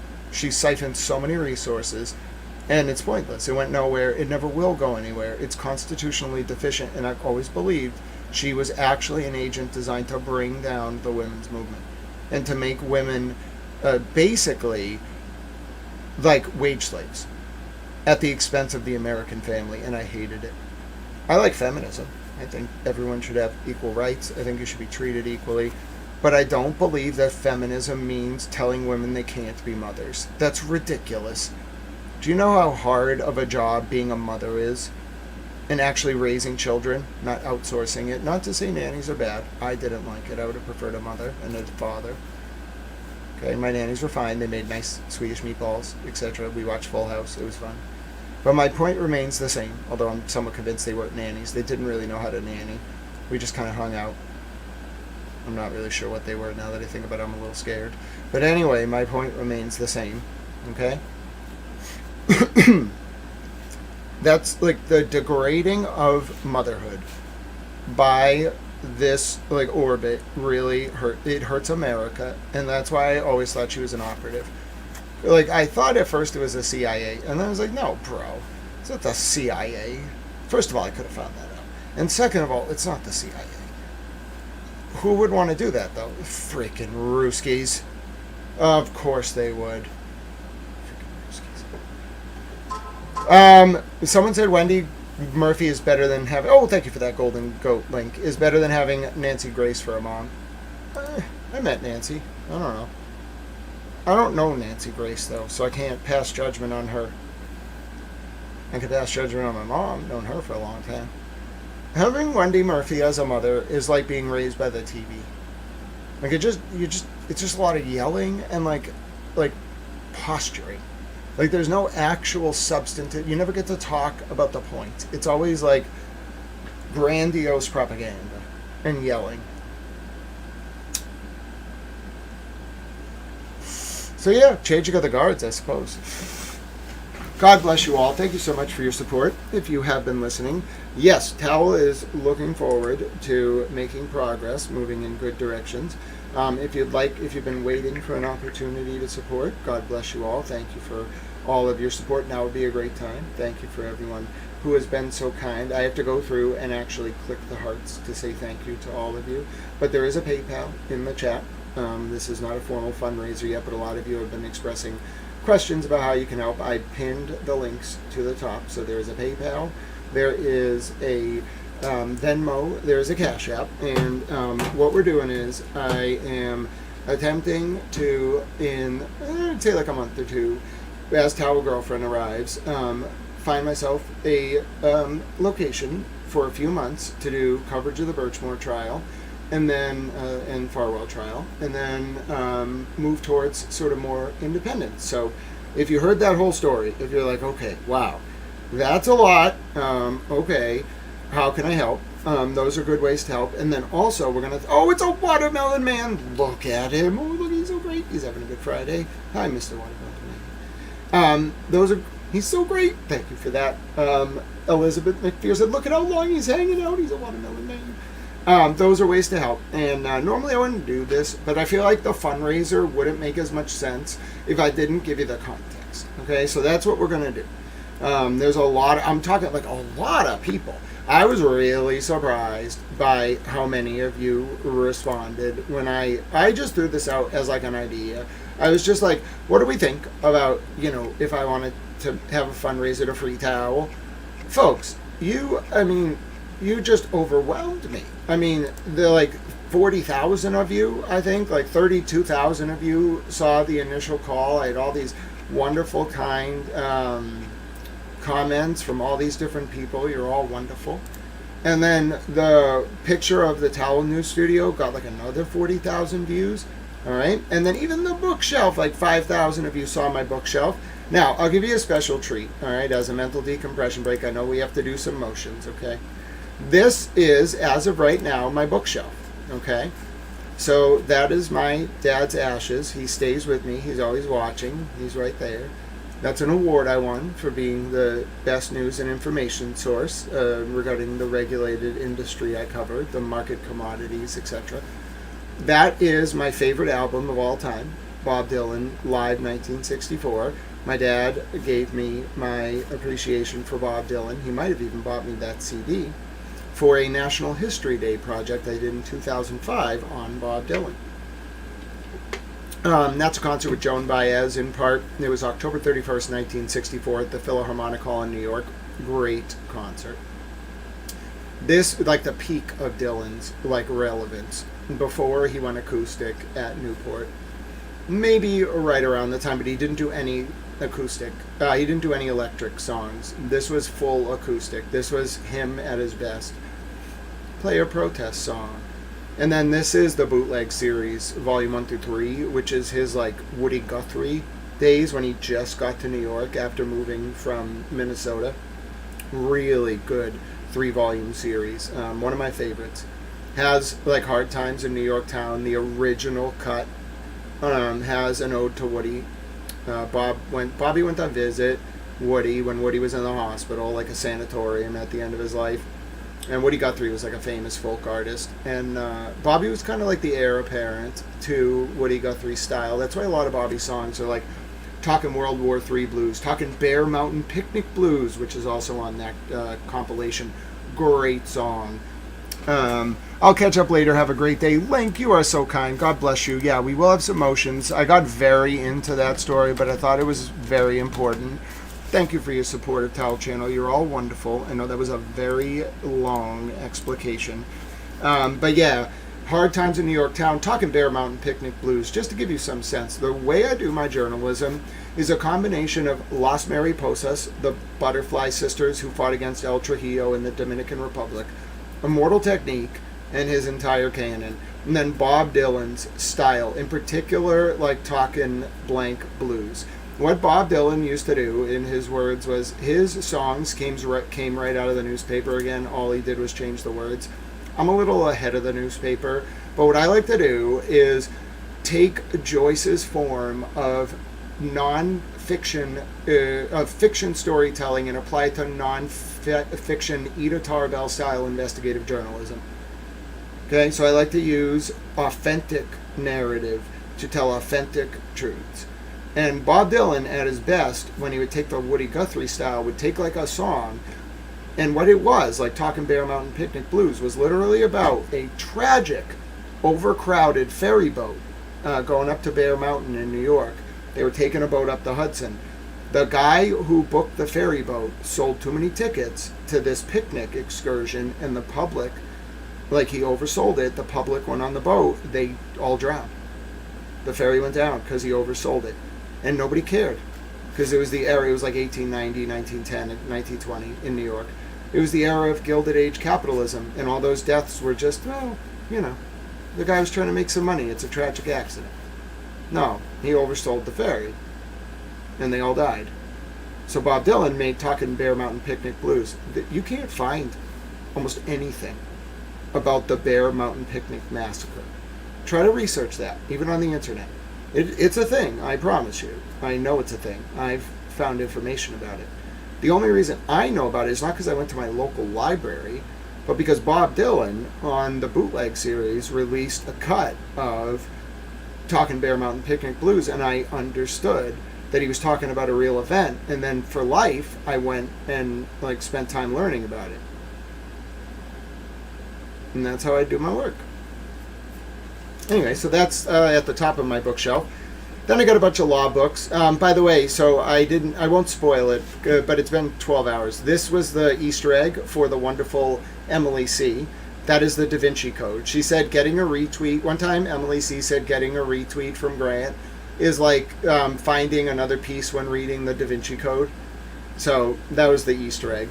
Chat Mom Lynn, God bless you. Chat Mom Lynn says, you are so appreciated. I hope more and more people see how awesome you are. Well, Chat Mom Lynn, that's ironic because I feel the same way about you.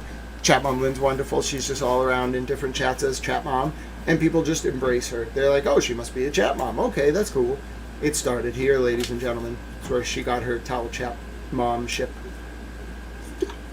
I love you dearly, Chat Mom Lynn. Thank you for all your support. And even though I'm not flighty, I just am absent-minded, so I'm not always in contact. I'm always thinking about you, and I love you dearly. And you can reach out anytime just to say hi.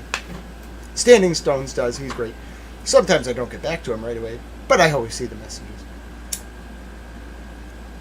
By the way, it's not, if I ever don't get back to anyone right away, you've either sent a message to an inbox I don't monitor, so try my email, grantsmithellis@gmail, if that ever happens, or like I have like 75 notifications, and the one about your message is like 40 down, and I just didn't see it. It's never me ignoring you.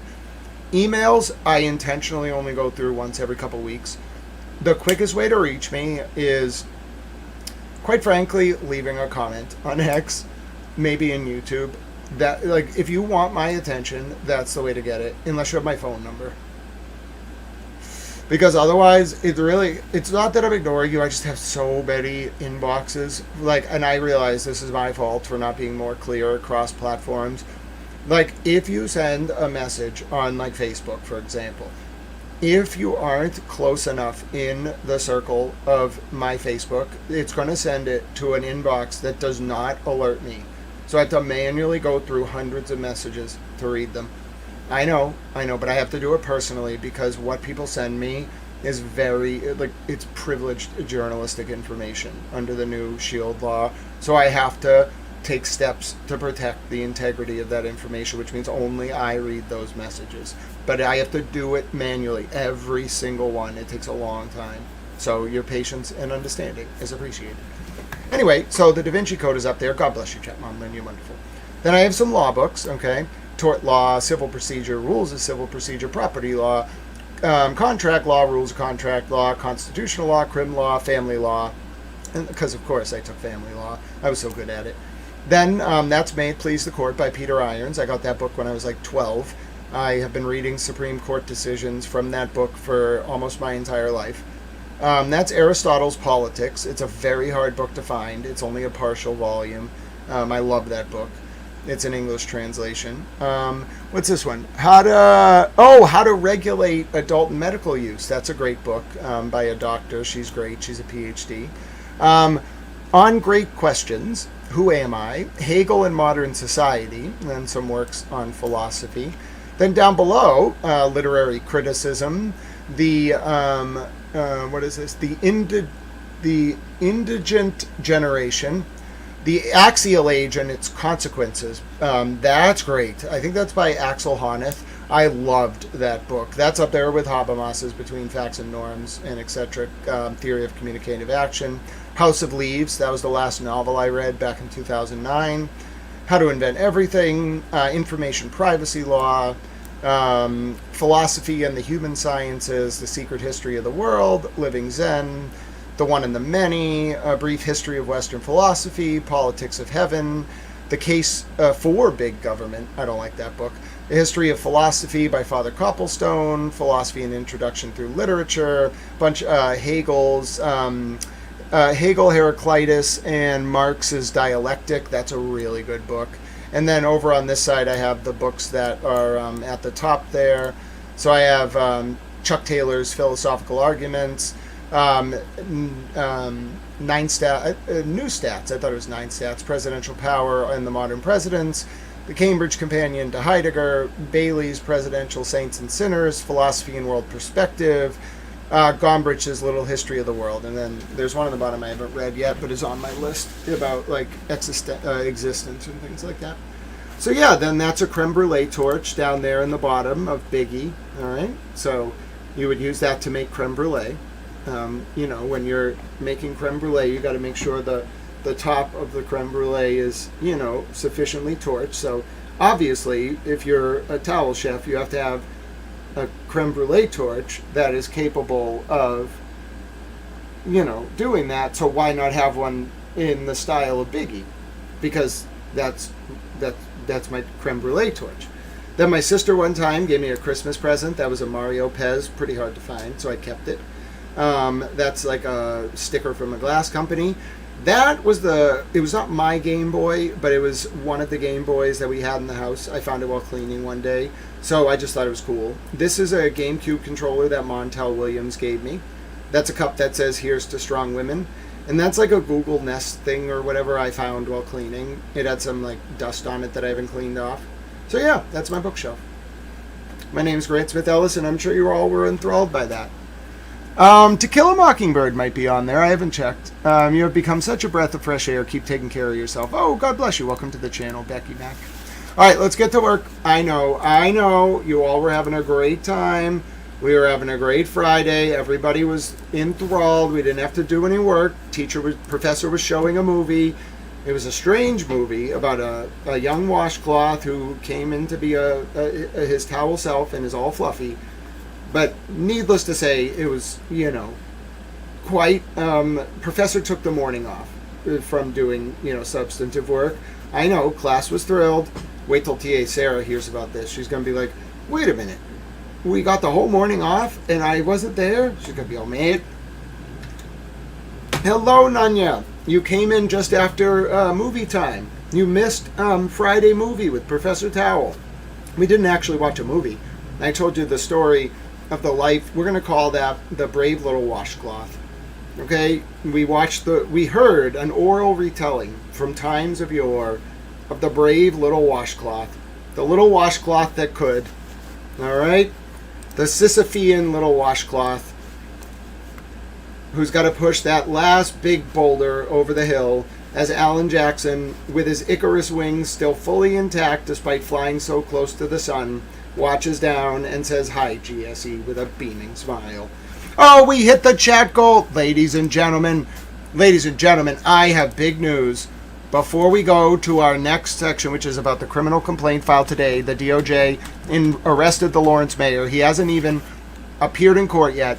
Nicole, God bless you. We have hit our chat goal. You know what that means. Oh, everyone's going to love this. You get GOAT videos. I'm going to start another one because then some people want to contribute, But, ladies and gentlemen, enjoy those celebratory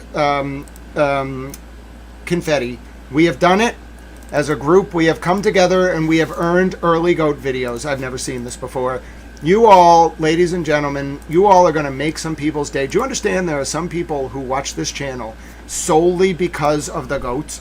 They don't care if we're covering, breaking developments in the war. They don't care if we're covering court cases. I mean, they'll listen to it. It's a news channel. You can't control the news. All they want is for the moment that I'm like, wait a minute, GOATs. Especially Kofi, his attention perks up. All right? This is not a GOAT-based channel. Okay? GOATs are the reward for the chat goal. I mean, I think it's great that everybody loves GOATs so much, but, it's not I think some people, and it's fair, because we do look at the GOAT videos quite often. I think some people, over time, who just, came to see this as their GOAT resource. They just... If they're going to see GOATs, they're going to come here. So they're like, I'll take all the other stuff, but frankly, Grant, just get to the GOATs. So for those people, we're going to watch our adorable GOAT video. Okay, we're going to do it. All right. And frankly, I have a picture actually to show you. Okay, because Goat Boy, who is not me, I just want to be clear, the funniest part about this is that Goat Boy is not me. What Goat Boy actually said in response to that statement telling me to, shut the F up, which is so mean. What he said in response is hilarious. He was like, "Are you eating mushrooms with Gretchen Voss again?" And then he posted a picture of a goat. Oh, goodness, ladies and gentlemen. I mean, it was so great. Immanuel Kant would appreciate that sublime level of meta-trolling.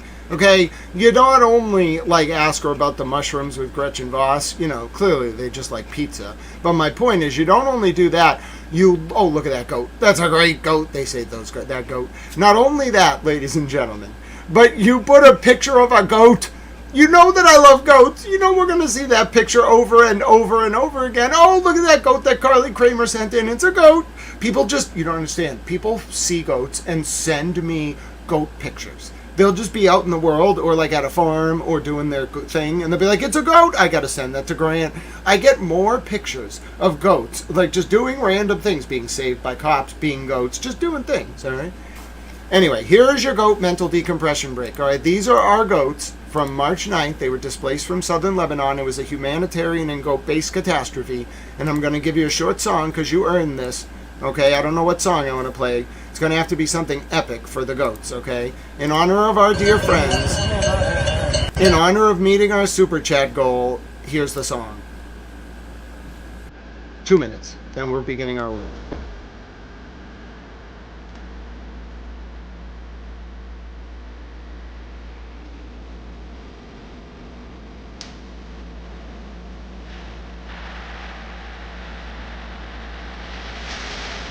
The goats are free. Free the goats. They are saved and free.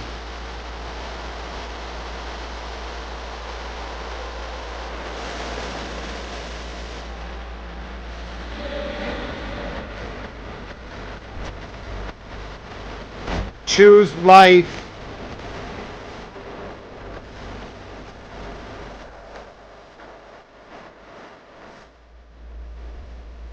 Look at the goats. You earned this. You wanted this. We're having a great time. This is what they get when they meet the chat goal. I'm serious. This is what they love. We all love it. You may as well just get down with the goats. All right? The goats love the music. Oh, don't even lie. You're having a great time. This is what all news should be, all right? When you donate enough to PBS, the anchor should just start playing goat videos and dancing in the middle of an interview. No, shut up, Mr. President. We hit the chat goal. I have to dance now. Excellent. I would love to hear your goat story.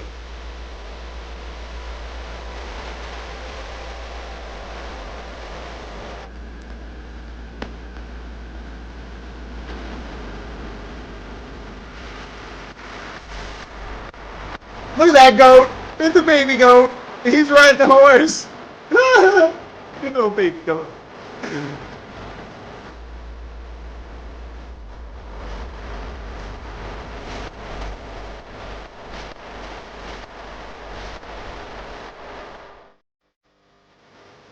I mean, it's not BCN at its heyday, folks, but it's goat-based dancing on a Friday. Can you really ask for more? You know, listen.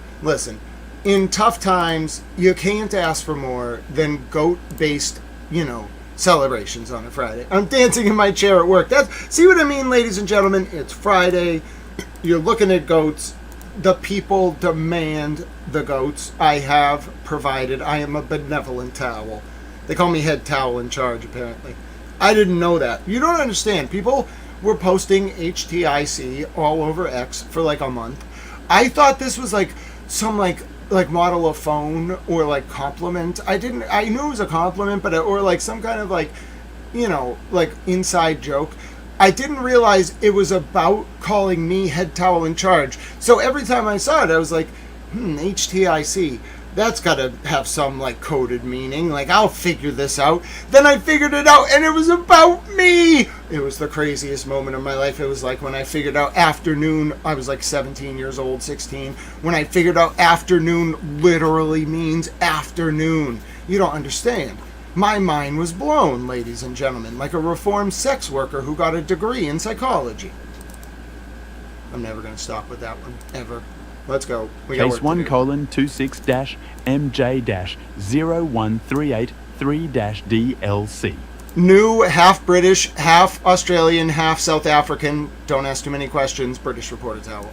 Document 4. Filed August 13th. I am a whole vibe, it's true. I'm a whole fluffy towel.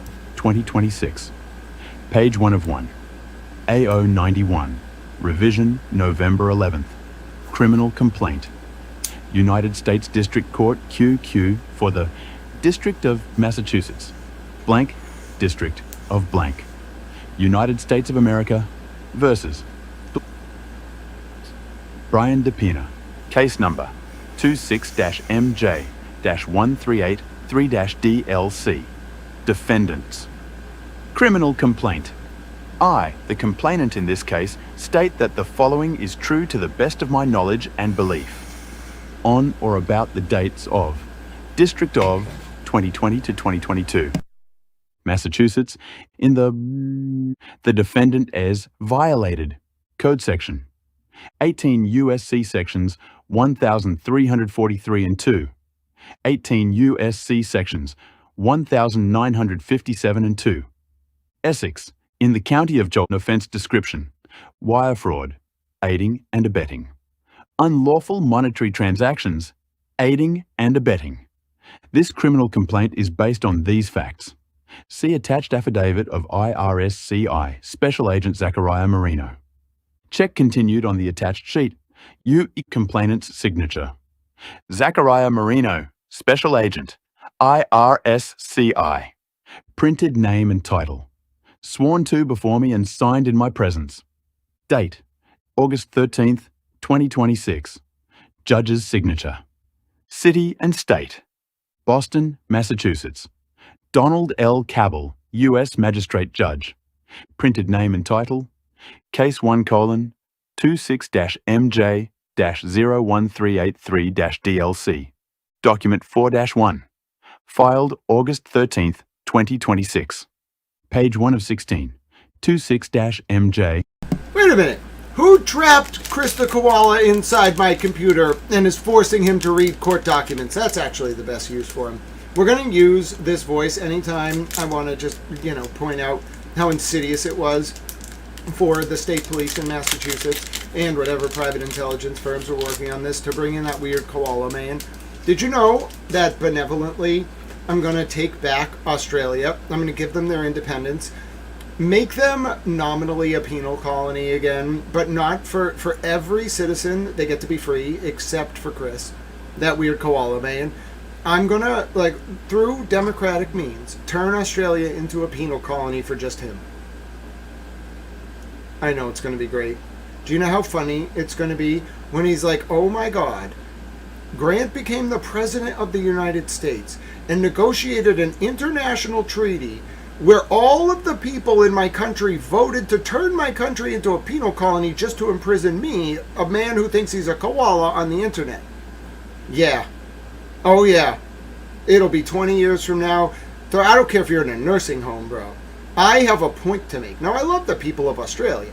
They will welcome me and my benevolent overseership of your penal colony.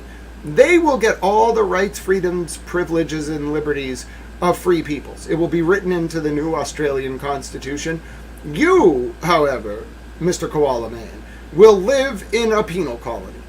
I will personally supervise this penal colony, and your job will be to read court documents from inside a computer like Zoolander for the rest of your life, at my beck and call, sir. Because that's what you deserve, okay? You're not as bad as Brian Tully and John Fanning, but you're complicit, okay? You're complicit, all right? You don't say nothing about them covering up child trafficking, and you go out there and purport to care about the vulnerable. Say something about it, Koala, or I'm doing it. Well, I already know you're complicit. Lily, too. I know Sean on the Gulf was coordinating you all. If Sean knew about child sex trafficking in Massachusetts and helped to cover it up in a modified limited hangout, I'll have him dragged before Congress, too. Mark my words, you're getting off easy, Koala. All you have to do is live in a penal colony and be subject to the fact that I took over your country. The rest of them got to go before Congress, so it could be worse. Just remember that. Remember that. -138 3-DLC. Affidavit in support of that application for criminal complaint. I, Zachariah Marino, being first duly sworn, hereby depose and state as follows. Introduction and agent background. 1. I am employed as a special agent with the Internal Revenue Service Criminal Investigation, IRSCI, and have been so employed since December of 2018. My duties as an IRSCI special agent include the investigation of criminal violations of internal revenue laws and related statutes. From March 2019 through August 2019, I attended the Federal Law Enforcement Training Center in Glencoe, Georgia, where I received training in conducting criminal investigations and regarding IRSCI policies and procedures. I also received training in the use of law enforcement techniques such as search and seizure warrants. During my career as a special agent, I have participated in the execution of numerous search and seizure warrants relating to various criminal violations. From August 2015 through December 2018, I was employed as a financial institution specialist with the Federal Deposit Insurance Corporation.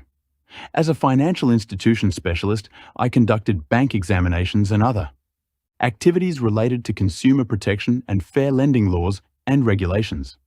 I hold a bachelor's degree in accounting from the University of New Hampshire. 2. I am a federal law enforcement officer within the meaning of Federal Rule of Criminal Procedure 41A, 2C. Purpose of affidavit. 3. I submit this affidavit in support of an application for criminal complaint against Brian A. DePena, for violations of 18 U.S.C. Sections 1343 and 2, wire fraud and aiding and abetting, and 18 U.S.C. Sections 1957 and 2, money laundering and aiding and abetting. The target offences.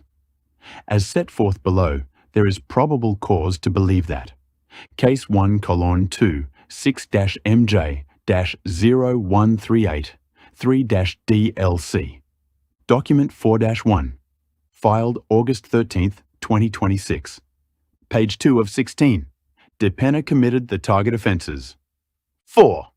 The facts in this affidavit come from my personal observations and review of records, my training and experience, and information obtained from other agents and witnesses.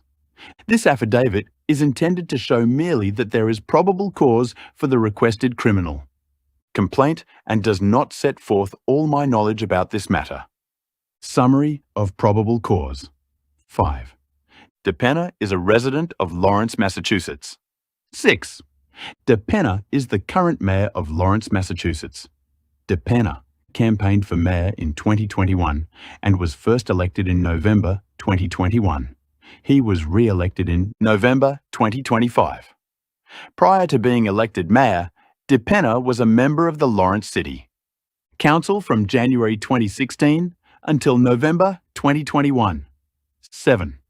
In addition to holding political office, DePena also owns and operates a tire sales and automobile service business called Tenara's Tire Service Incorporated. Tenara's Tire, located at Lawrence. DePena incorporated Tenara's Tire in Massachusetts in 2014. 8.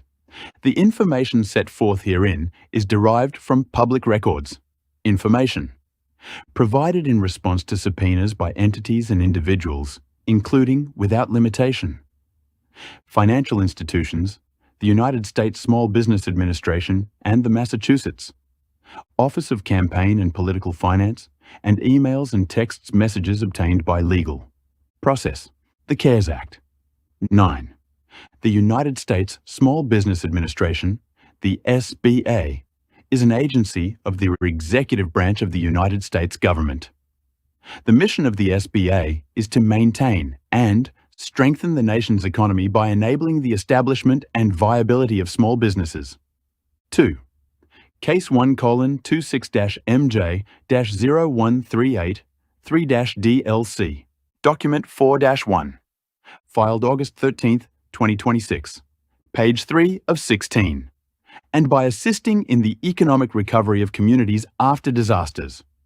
Among other things, the SBA was authorized to make loans to eligible small businesses located in a disaster area that suffered substantial economic injury as a result of the disaster. These were called Economic Injury Disaster Loans, EIDLs. 10. The Coronavirus Aid, Relief and Economic Security, CARES, Act is a federal law enacted in March 2020 and designed to provide emergency financial assistance to the millions of Americans who were suffering the economic effects caused by the COVID-19 pandemic. The CARES Act and subsequent legislation allocated billions of dollars in EIDL in funding and authorized the SBA to provide EIDLs to eligible small businesses experiencing substantial financial disruptions due to the COVID-19 pandemic. 11. CARES Act EIDLs had terms that were attractive to many small businesses, including a low interest rate, 3.75%, a long repayment period, 30 years, and a deferred first repayment date, usually 12 months after the date a borrower received their loan proceeds. 12. The maximum amount of a CARES Act EIDL was initially $150,000, in or about. The week of April 6, 2021, the SBA increased the maximum to $500,000. On or about October 8, 2021, the SBA increased the maximum to $2 million. 13. A small business applying for a CARES Act EIDL was required to complete a loan application that requested information, including, among other things, business name, owner, name, number of employees, and gross revenues and cost of goods sold for the 12-month period, ending January 31st, 2020. The applicant did not request a specific loan amount. The SBA determined the amount based on the gross revenues and cost of goods sold identified on the TRS application. The applicant signed the application with a digital signature and submitted it through the SBA's online portal. 3. Case 1:26-MJ-01383-DLC. 14. Document 4-1. Filed August 13, 2026. Page 4 of 16. The application required the applicant to certify that all information on their application and any information submitted with their application was true and correct to the best of their knowledge, and that they would submit truthful information in the future. The information provided by the borrower and the borrower's certification were material to the SBA's decision whether to approve the loan. 15. The SBA received EIDL applications and related documents electronically. All EIDL applications and related documents submitted before July 11, 2020, traveled through a server located in either Virginia, Iowa, or Washington State. All EIDL applications and related documents submitted on or after July 11, 2020, traveled through a server located in Iowa. 16. If the SBA approved the EIDL loan, it sent the borrower 3 documents electronically. The borrower had to sign these documents electronically and submit them to the SBA before the SBA disbursed any EIDL funds. The documents were A. A loan authorization and agreement, the LA&A, which described the terms and conditions of the loan. B. A promissory note, the note, which stated the loan amount, the interest, rate, and the repayment schedule. And C. A security agreement, which gave the SBA a security interest in the borrower's property in case the borrower defaulted on the loan. 17. In the LA&A, the borrower certified that all representations in the borrower's loan application, including all supplementary submissions, are true, correct, and complete, and are offered to induce SBA to make this loan. This certification was material to the SBA's decision whether to disburse the loan proceeds. 18. Upon receipt of a signed LA&A, note, and security agreement, the SBA caused 4.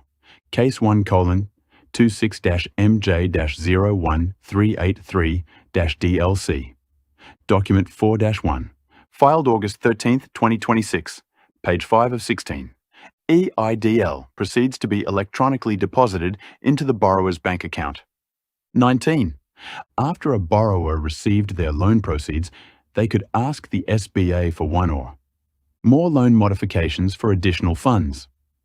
The borrower did not complete another application. The SBA relied on the borrower's initial application, including the certification contained therein when determining whether to approve the borrower's request for additional funds. 20. If the SBA approved the loan modification, the borrower was required to electronically sign an amended LA&A, amended note, and amended security agreement. In each amended LA&A, the borrower again certified that all representations in the borrower's loan application, including all supplementary submissions, are true, correct, and complete, and are offered to induce SBA to make this loan. This certification in each amended LA&A was material to the SBA's decision whether to disburse the additional EIDL funds. 21. A business receiving EIDL funds could only use EIDL funds to alleviate specific economic injury from the COVID-19 pandemic. Specifically, borrowers could only use EIDL funds for working capital necessary to carry the small business until resumption of normal operations and for expenditures necessary to alleviate the specific economic injury, and could not use EIDL funds for expansion of facilities or acquisition of fixed assets. 22. Before the SBA disbursed EIDL funds, EIDL borrowers were required to certify that the EIDL funds would be used only for working capital to alleviate economic injury caused by the COVID-19 pandemic. For example, A.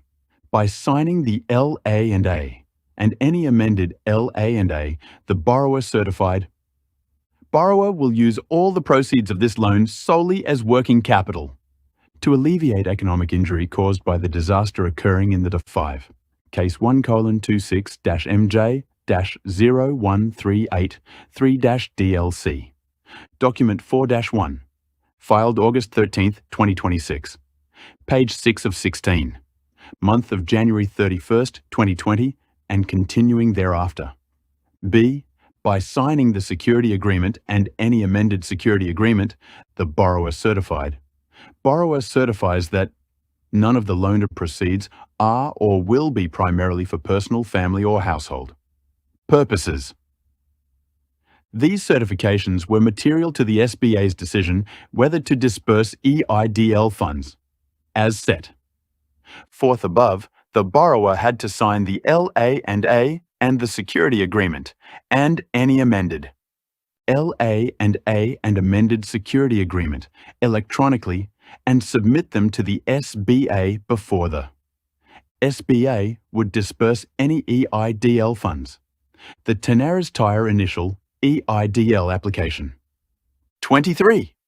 According to SBA email and other electronic records, on or around May 4, 2020, DePenna caused an application for an EIDL for Tenaris Tire to be electronically submitted with the SBA.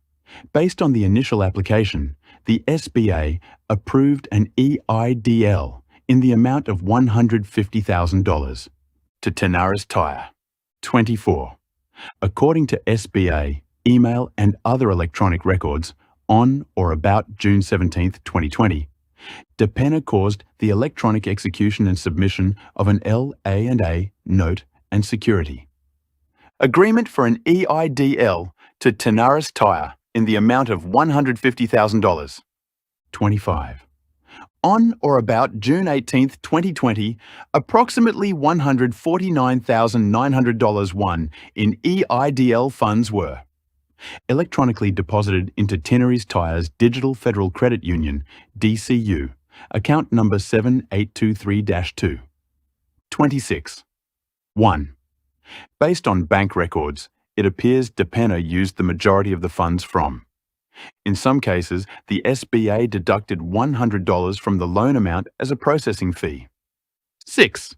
Case 1:MJ-01383-DLC. Document 4-1. Filed August 13, 2026. Page 7 of 16. The first EIDL distribution as working capital for Tenaris Tire. The Tenaris Tire first EIDL modification. 27. By early 2021, Depenna needed cash. In or around January 2020, Depenna had purchased 342 Broadway in Lawrence, 342 Broadway, for $700,000. I will bet you dollars to donuts that's an undercover FBI agent taking a picture from their car that you're looking at right there. 28. According to subpoenaed records, to purchase 342 Broadway, Depenna borrowed $525,000 at 12% interest from a hard money lender. The loan was a balloon note, payable in full in January 2021. Okay, so a balloon note, folks may not have heard, it has nothing to do with those vile things Michael Proctor said about Karen Reed. I don't think Karen Reed probably knows what a balloon note is. Michael Proctor probably does not. A balloon note is kind of like what Jared Kushner had his family with 666 Fifth Avenue. Why he wanted to own that, I don't know. That's weird. But anyway, the Saudis financed the loan agreement for 666 Fifth Avenue. You got to pay. It is what it sounds like. You probably heard of it on like some car loans. You got to pay on the loan terms with a compounded interest. And then if you don't like make all your payments, or you don't have sufficient capital at the end of the loan or at any time before the end of the loan, a balloon payment kicks in, where like the amount you owe from month to month goes up like hundreds of millions in some cases, depending on the loan. And you have to pay the balloon payment or the whole thing gets turned over to the lender. It's a very high risk form of lending, and it's a very high risk form of borrowing. But it's what some people do. It's called a balloon note. Okay, you do see it on some car loans. You also see it in high-value real estate transactions, but it gives the person who controls the balloon note, much like a margin loan, a lot of control over the loan. It's a very lender-friendly instrument. And it was secured by a commercial mortgage, security agreement, and assignment of leases and rents against 342 Broadway, Tanaris Tire, and other real property Depenna owned in Lawrence. 29. In addition, Depenna owed $375,000 to another hard money lender in connection. With a June 2016 promissory note modification agreement, the promissory note, secured by properties Depenna owned at 272 Broadway, 73 Tremont Street, and 95 to 97 Tremont Street, Lawrence.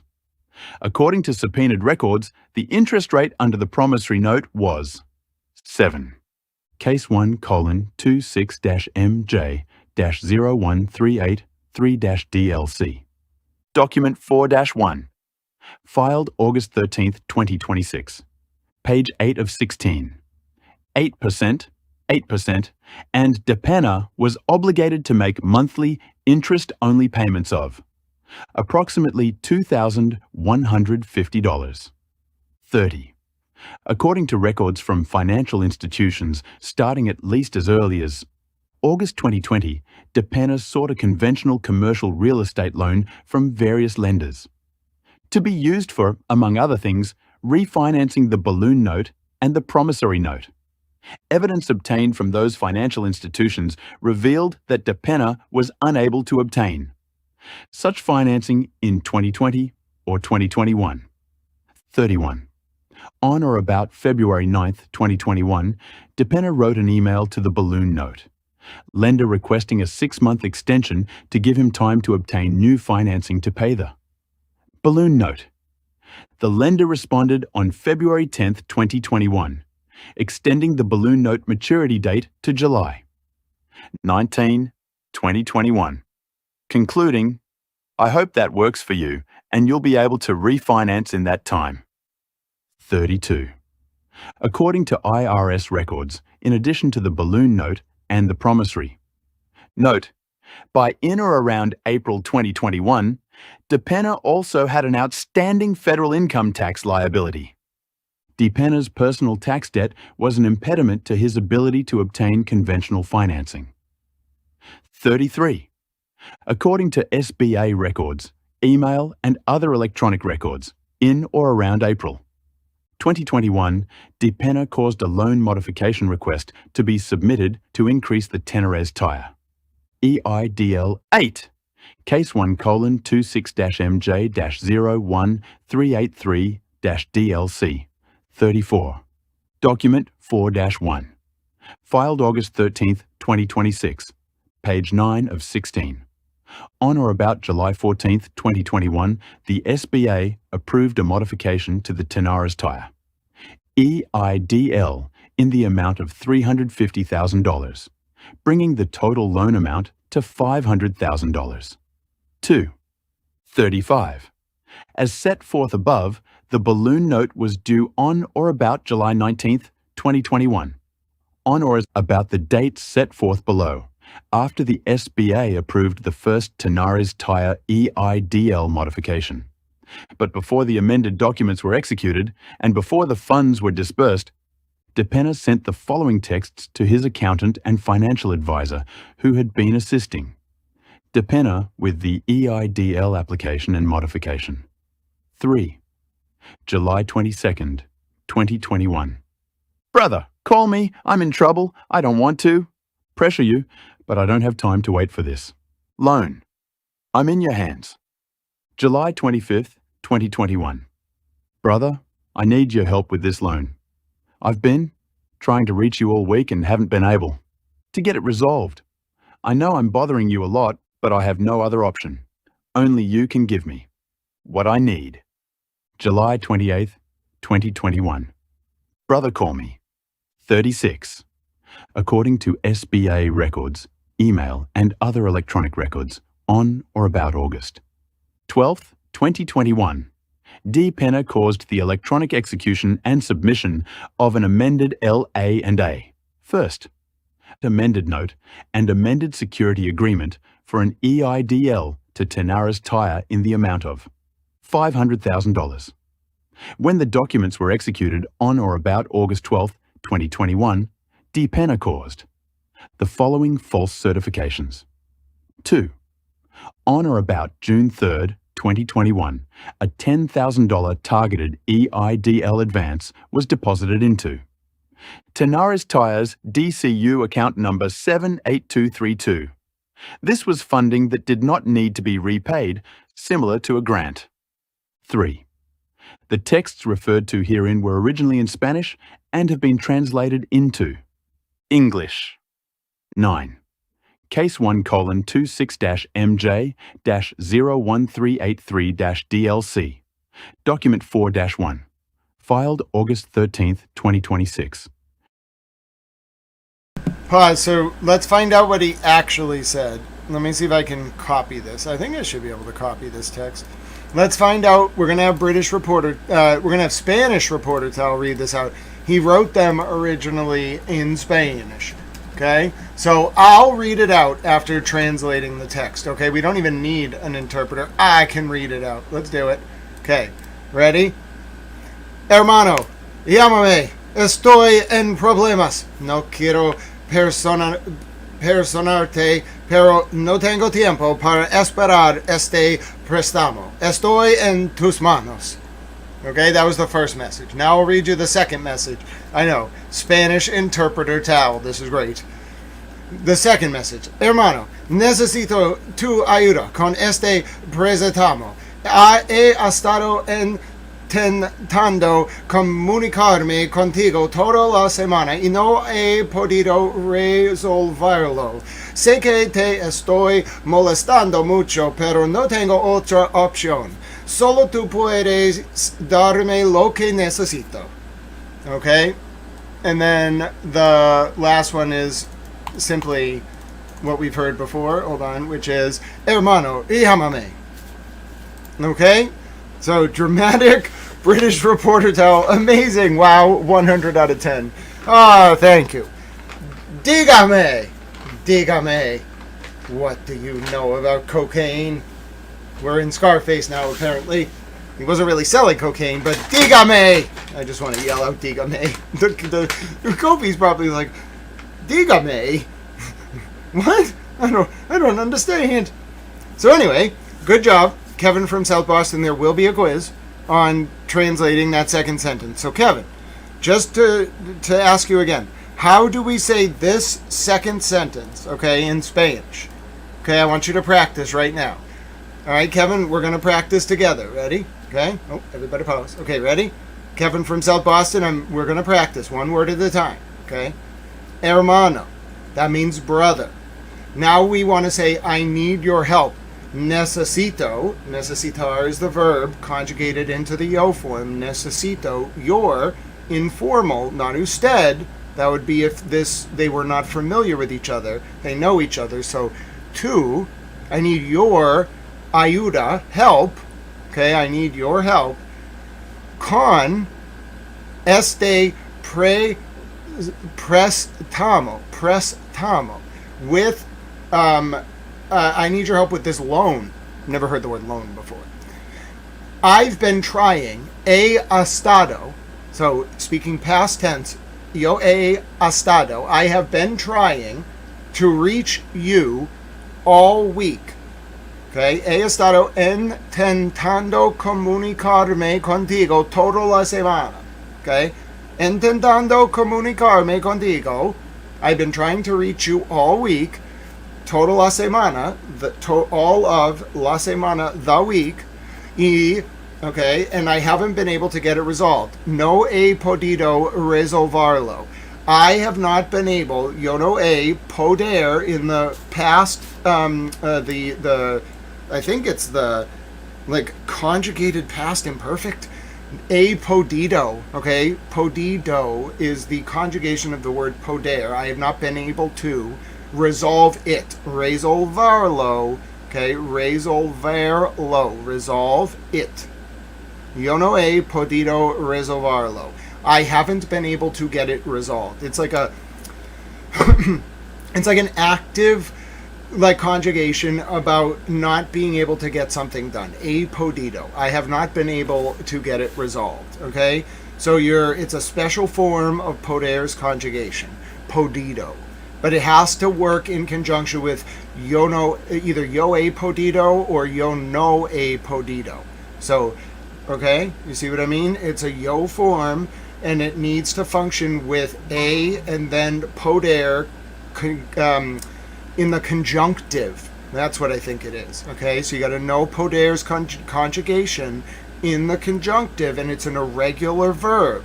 So it doesn't follow our rules for poder's conjugation in the present. Yo puedo.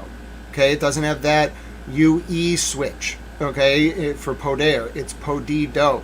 You got to just remember that one with your flashcards.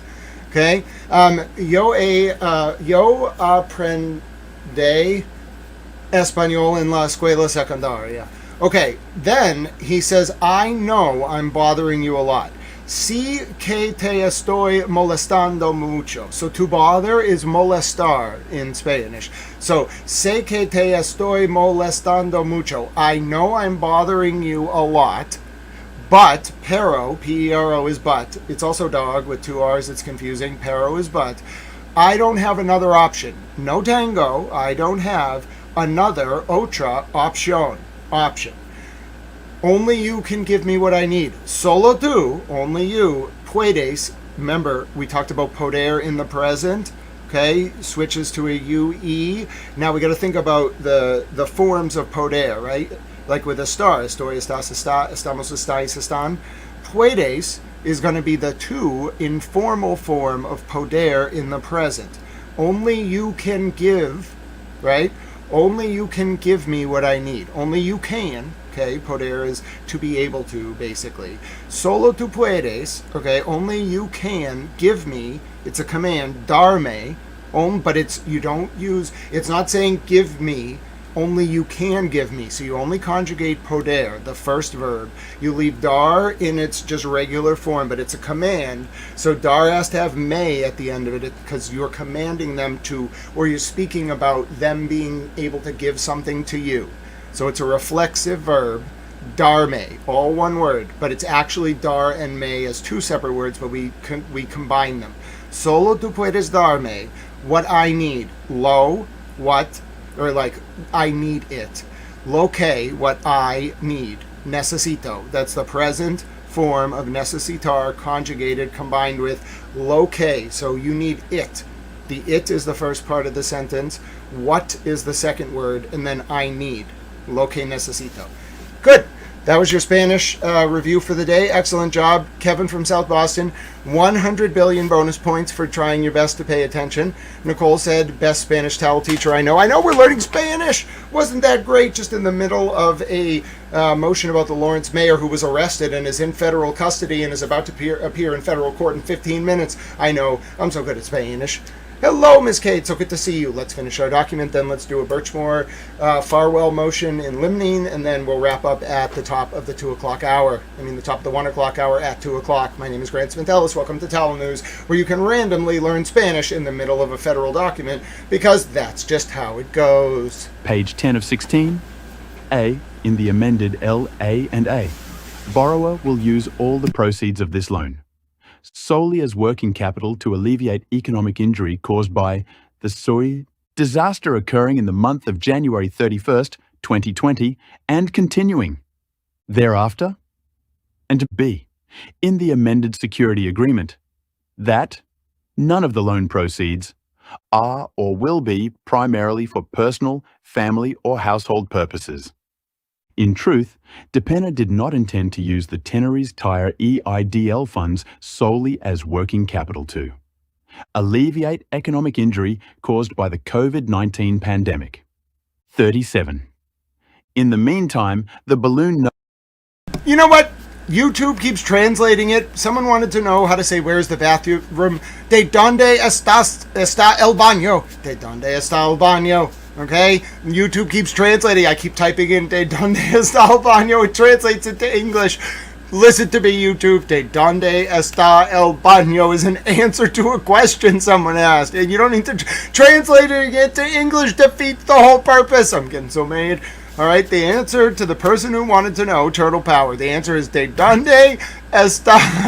¿De dónde está? It's a single object. Well, I guess you could have bathrooms. So if you want to say where's the bathroom, ¿De dónde está el baño? If you want to say where are the bathrooms, ¿De dónde están los baños?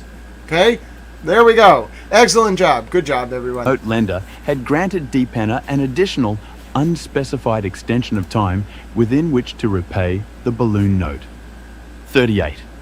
On or about August 16th, 2021, approximately $350,000 in EIDL funds were electronically deposited into Tenaris Tire's DCU account number 78232. The balance of the JACA account prior to the deposit of the EIDL funds was approximately $20.23. 39. On or about August 26th, 2021, Depena, the sole signatory on the account, made 2 payments to the IRS totaling $85,000 for his personal tax liabilities with the EIDL funds in the Tenaris Tire DCU account number 78232. 40. Bank records reflect that, in or around September 2021, Depena used approximately $90,000 traceable to the EIDL funds for his mayoral campaign. Specifically, A.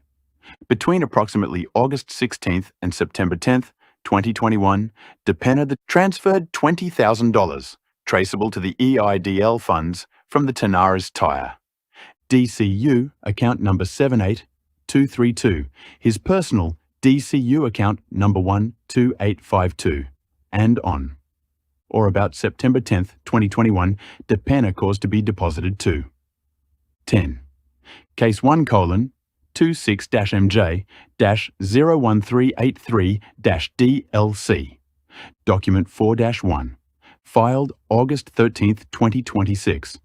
Page 11 of 16. Checks, each in the amount of $10,000, each payable to CTE. 4.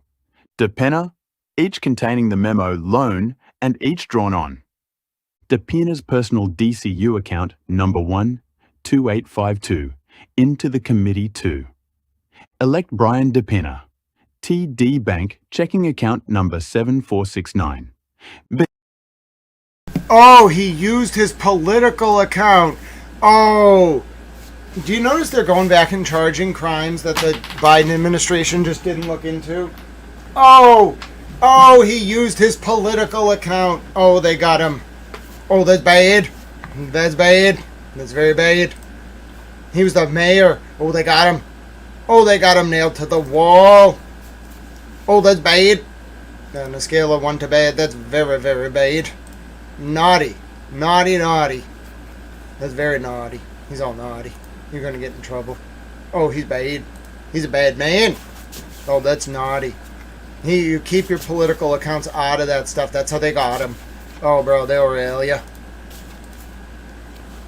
Uh-oh. It looks like Lawrence Mayor... What's his name? Is his name Brian DePina? Brian DePina is in a lot of trouble. He was arrested this morning on federal wire fraud and... What was it? It was like loan fraud? What did they charge him with? Hold on one second. We're on page 12 of 19. What did they actually charge him with? Unlawful monetary transactions. Wire fraud and unlawful monetary transactions. Is his name Brian DePina? I guess I could check that at the top of the document. Yeah, Brian DePina. And then I'm putting that Democrat next to his name. He was arrested this morning in unlawful monetary transactions, and in the probable cause documents filed by the feds, they reveal DePina used his campaign accounts. 1 p.m. federal arraignment in Boston. That's wild. They nailed this dude. That's all bad. He's a bad man. Listen, if you're going to do... First of all, remember how we had a talk yesterday about not selling ounces of crack cocaine while you're on pretrial probation? I'm not a lawyer. This is not legal advice. I did go to law school, though. I kind of feel like that lawyer, what's his name? The criminal lawyer on YouTube sometimes. I'm not a lawyer, okay? But sometimes I understand where his frustration comes from, okay? Because people do dumb things all the time. One thing you should not do is sell crack cocaine while you're on any type of pretrial probation. That it could be because you yelled at someone in a traffic stop and like somehow you got charged because of it, or you punched them, or what, up to murder. I don't care what you've done. If you just these are the renewed 10 crack commandments. Number 1, no selling ounces of crack cocaine on pretrial probation. I don't even think Biggie thought he had to spell this out, because I just don't think anyone thought anyone would do this. You just don't sell ounces of freebase crack cocaine while you're on federal pretrial probation, or state pretrial probation, or any pretrial probation for that matter. Number 1. Number 2, don't launder money through political campaign accounts when you are using it to pay back a debt on a balloon payment for a property loan that you couldn't make. Don't do that. It's bad. Very bad. Behaving all badly. Being all bad. Alright? You're being all bad. I don't even think...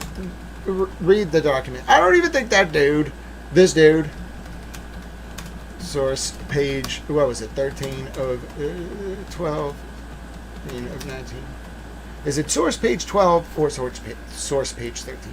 The point is, that's the second... I don't even think this dude was selling crack. That's the second of our new rules, okay? Towels... commandments, okay? They don't all involve crack.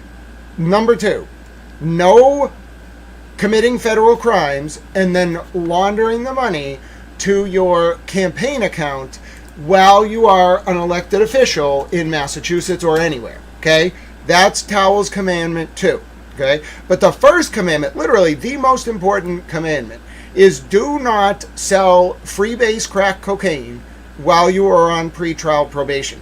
I'm gonna, you know how Kevin Reddington has a tattoo that says "Do not represent an informant." I'm gonna get a tattoo above the one that says "F the haters" that says "Do not sell freebase crack cocaine on pretrial probation." Seriously. And you wonder why nobody wants to seriously do defense work. It make me all mad. Not that Miles King should get away with any crimes, but the point is, bruh, come on. Anyway, he's in federal prison now. He could have brought Michael Proctor down. You know what I'm saying? He could have. I think he would have got away with shooting Marquis Simmons, too, because Proctor didn't have him. But the point remains the same. I'm gonna write a list. I'm gonna call them Towel's Commandments. Okay, I got 2 so far. 1, no selling crack cocaine on pretrial probation. 2, no committing federal crimes and then laundering the money and proceeds thereof through your political campaign accounts. 3, no hurting children. 4, no running child sex trafficking rings in violation of the Mann Act. Okay, that's a pretty obvious one. All right. 5, no human trafficking involving anyone of any age. 6, stop going to prostitutes. Stop buying prostitutes. Just stop doing it. Okay, we will find you all romantic partners. Okay, and Jesus. If you need Jesus, that's fine. Or God, whatever you want to do, that's cool. Number 7. We're going to have to really work on this list. Okay, no controlled dramas. All right, they are bad. They're very bad. Number 8. Follow Matthew 25:31 through 46. Act like you're being watched at all times and treat the least among you like you would treat God himself. And what you do not for the least among you, you do not for God himself. And let your soul be judged based on those actions and those actions alone. Number 9. Protect the animals, including the goats and the cows and the sheep and the dogs and the cats and the turtles and the aardvarks and the capybaras. Basically any animal unless the animal has like done something bad. Okay, protect the animals. Okay, and even if it did something bad, just put it out like somewhere where it can't hurt people or other animals. Okay, and 10, ethical hunting is permitted to sustain the population. Okay, Towel's Commandments. There you go. Go forth and spread the word, prosper, help people. I don't know. Do good things. That's generally the message. That is what I feel you need to do. So good luck with that. But the most important thing, listen, the history books are going to be very confused. They're going to find this like people, like Kevin from South Boston is going to write this on a tablet, okay? He's going to go put it like in like the Boston Harbor. Some guy's going to find it like 400 years from now and be like, wait a minute. Their first commandment back in 2026, the first commandment was don't sell ounces of crack cocaine on pretrial probation. These people must have lived in quite a culture. Like, what the hell was going on back? Their biggest concern was that they didn't want people selling crack cocaine. But no, not that they didn't want people selling crack cocaine. They were just really concerned about this happening while someone was on pretrial probation. Dude, they're going to be completely confused. They're going to be like, what the hell were these people doing? What was going on? Like, the middle of the list is mostly about, like, not sex trafficking children. They're going to be like, what the hell? Did the Canaanites take over again? Like, what is going on here? All right, let's go. Kevin from South Boston, you know what you are called to do. Find that stone tablet. Speak to the Boston Sand and Gravel people. I don't know. And then just write those 10 things in it and then just throw it into the Boston Harbor. Oh my God, I can't. I just had dental surgery yesterday. I cannot laugh too hard because it's still healing. Listen to me, Kevin from South Boston.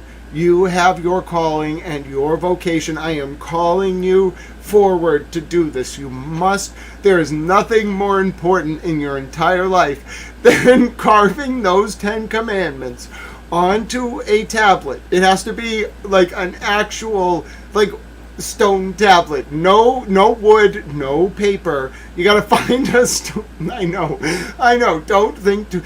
Listen, somebody will make you one. It's not a headstone. You go to like some person who makes not an electronic tablet. I want to spell this out because Kevin from South Boston will get confused. Listen, you're going to get it's kind of like a headstone, but it's smaller, okay? It is made of stone, okay? Then what you're going to need is a chisel. Now, most people don't have a chisel. So you're going to want to tell the man who makes, or woman, I don't know who makes these things. Maybe you go to a company. You're going to want to tell them you want a stone tablet and a chisel. They're going to be very baffled. Don't ask too many questions. Just tell them you have to carve words into the tablet. Okay, then you're going to go home. You're going to get, ideally, like some like painter's, like whatever you call that tarp. You're going to lay it on the floor. All right? You're going to probably need a very sturdy table. You're going to also need like something to brace the tablet, okay? You're going to put the tablet on the brace on the table. Then you're going to use your very like defined muscles. You're going to get a hammer. Probably a rubber mallet is actually going to be what you want for this task. And you're going to I know this sounds laborious, but it's worth it. You're going to take the rubber mallet and just bang the chisel. Now, the chisel, you can only kind of carve certain ways. So you got to kind of outline with pen or like maybe chalk. Chalk. Let's go with chalk. Outline with chalk like the writing you're going to do. And you got to get a very big tablet because you can't do like very small characters. So this tablet is probably going to need to be like, I don't know, 6 feet tall, 3 feet wide, and it's going to need to weigh about 400 pounds, okay? All right? It's got to be like 3 feet thick. All right? All right? Do you have this down? Now, when you got to use the mallet and just bang the freaking chisel. You got to go, I know, you're carving into the tablet, and you, like, if the first, like, when you want to make a Roman numeral 1, you just bang the freaking thing until it goes down into the shape of a 1, and do that over and over and over again until it's at a depth of like an inch. Okay, now go up to the top and do the same thing at a diagonal angle to make the top part of the 1, and then do the bottom. Okay, then you got to do like a dot. So I don't know how the hell you do a dot, like spin the chisel in a circle with some kind of drill. You can use a drill for this. I'll allow it. All right. Then you got it. No cheating though. You can't use laser etching. You must do this by hand with a chisel and a rubber mallet. All right. Then you're going to start carving the words, like to each of the 10 things I just said, onto the tablet. After 3 or 4 days, it will be done. You're going to be very tired. Your arm probably won't work anymore. And there's going to be a lot of dust and debris on your painter's tarp, but that's why we put it down. Then fold up the painter's tarp and put it into a dumpster that you have rights to use. And then take this tablet and put it on a dolly. All right, that'll protect your back. Then I want you to wheel it out of your home and take it to Boston Harbor and throw I don't know how you're going to do this part. Talk to some people with a forklift, I suppose. I want you to put it on a forklift, and I want you to raise the forklift up. Don't put it on the beach. You have to go over the water, ideally a deep part of water. And then I want you to drop it into the water. All right? You must follow these exact instructions. I'm not kidding, though. We need to do this. All right, good luck, Kevin from South Boston. I know that you can meet this moment. Listen, Kevin from South Boston, you were born to do this. Think about this. In the olden days of yore, there would be one person in the community who was called to do something great that will leave a mark on history.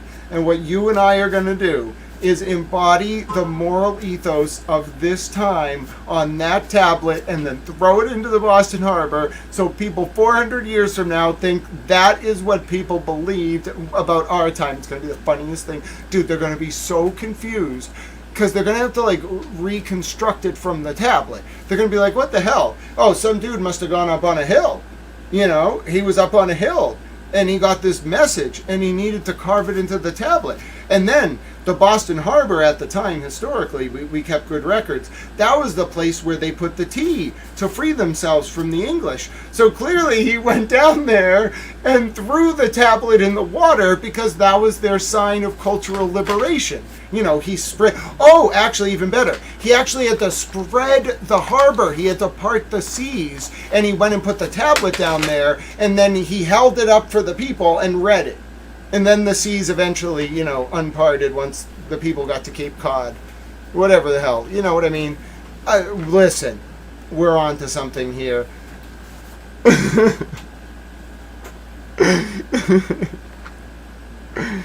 All right, we got to finish this document, though. Where did that start from? Where did that come from? Oh, that's right. Towel's 10 Commandments. And ideally not, you know, using political bank account. Do you see what can happen? This is why I haven't watched... I am in recovery from watching Jolene. I have not watched Jolene for like 3 days because she was, you know, she's hilarious. But when I watch her, I become sardonic, Towel.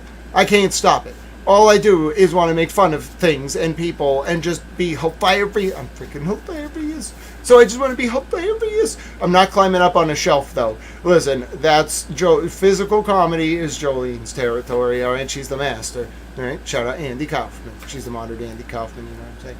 But anyway, I am in rehabilitation from Jolene. I am withdrawing from watching Jolene because I have not watched even a minute over the past 3 days because of, you know, the deleterious side effects of a serious news commentator constantly sardonically mocking just random people. She and her style, she's such a bad influence on Tao that even with 3 days, it was a hard 3 days, ladies and gentlemen. I was sweating. You don't understand. I was irritable. Asked Towel Girlfriend. I was all mad. I was in Jolene withdrawals. All right? And I only watch 15 minutes at a time, like once or twice a week. All right? Even with 3 days clean, I have my token. She got me. I'm telling you, it's her fault. She got me to, from one line in that document, spell out an entire list of 10 commandments and got me to instruct Kevin from South Boston, which I'm pretty sure he's actually doing this right now. Wouldn't you? You'd be like, listen, the TV just spoke to me directly and told me I have to carve like these commandments into a stone tablet. Dude, you would do it. I'm serious. Like, is that ever going to happen to you again? Never. You know what I'm saying? So, the point is, that's what Jolene did to me. From one line in that document about this man, this mayor of Lawrence, and his political bank account being used to launder money. Alright? We're not going to hear from Kevin from South Boston for like a week. He's going to go have a spiritual experience. You watch, ladies and gentlemen. He's going to come back with a picture on X in like a week of a friggin' stone tablet, and he's gonna wheel it down to the harbor and just throw it in there. It's gonna be great. On or about August 19th, 2021, Depenna transferred... Oh yeah, the 11th commandment. Consume Jolene's hilarity in moderation, lest you become a sardonic mockery of, with serious topics. Oh my god, I can't. That was the greatest thing. Listen. In the annals of towel lore, the pilgrimage of Kevin from South Boston will be forever remembered. You were here for that moment. Don't ever forget it. Approximately $100,000 of the EIDL funds from the Tanaris Tire DCU account number 7823-2 to Depenna's personal DCU account number -128-5-1. The balance in Depenna's personal DCU account, number 12851, prior to the transfer was approximately $16.66. Depenna then conducted the following transactions. 1. On or about September 14th, 2021, after 2 checks totaling. Approximately $15,442 were overdrawn on the committee to elect. Brian DePena, TD Bank checking account number -7469 DEPENA, transferred $25,000 traceable to the EIDL funds from his personal DCU account, number 12851, to his personal DCU account. Number -1285-2, used the funds to purchase a $25,000 treasurer's check payable to the campaign to elect Brian A. DePena, and caused the $25,000 treasurer's check to be deposited into the Committee to elect Brian DePena, TD Bank checking account number 7469. 2. 4.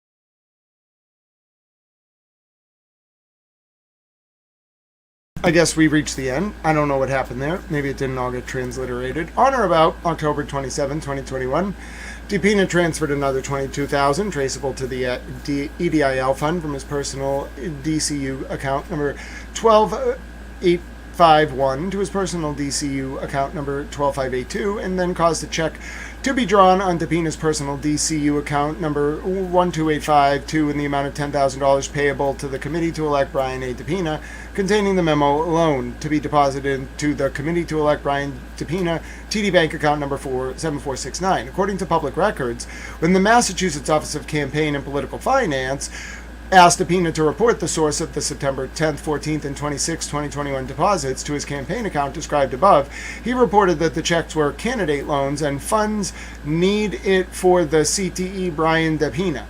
The SBA would not have approved an EIDL loan to Tenaris Tire had it known that the funds were going to be used to make payments or loans to a campaign account.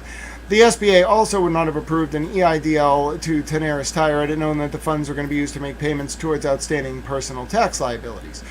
The Tenaris Tire's second EIDL modification. Meanwhile, according to SBA, email and other electronic records, on or about October 20th, 2021, DePena caused another loan modification to be submitted to increase the Tenaris Tire's EIDL. Also on or about October 20th, 2021, DePena executed and caused to be submitted to the SBA a resolution and certification of Tenaris Tire, stating that he was authorized to submit an application for an SBA loan in the amount of $1,654,400 on behalf of the company. On or about October 27, 2021, the SBA approved a second modification to Tenaris Tire EIDL in the amount of $1,154,400, bringing the total loan to $1,654,400. On or about October 27, 2021, according to SBA email and other electronic records, DePena caused the electronic execution and submission of an amended LA&A, second amended note, and amended security agreement for an EIDL to Tenaris Tire in the amount of $1,654,400.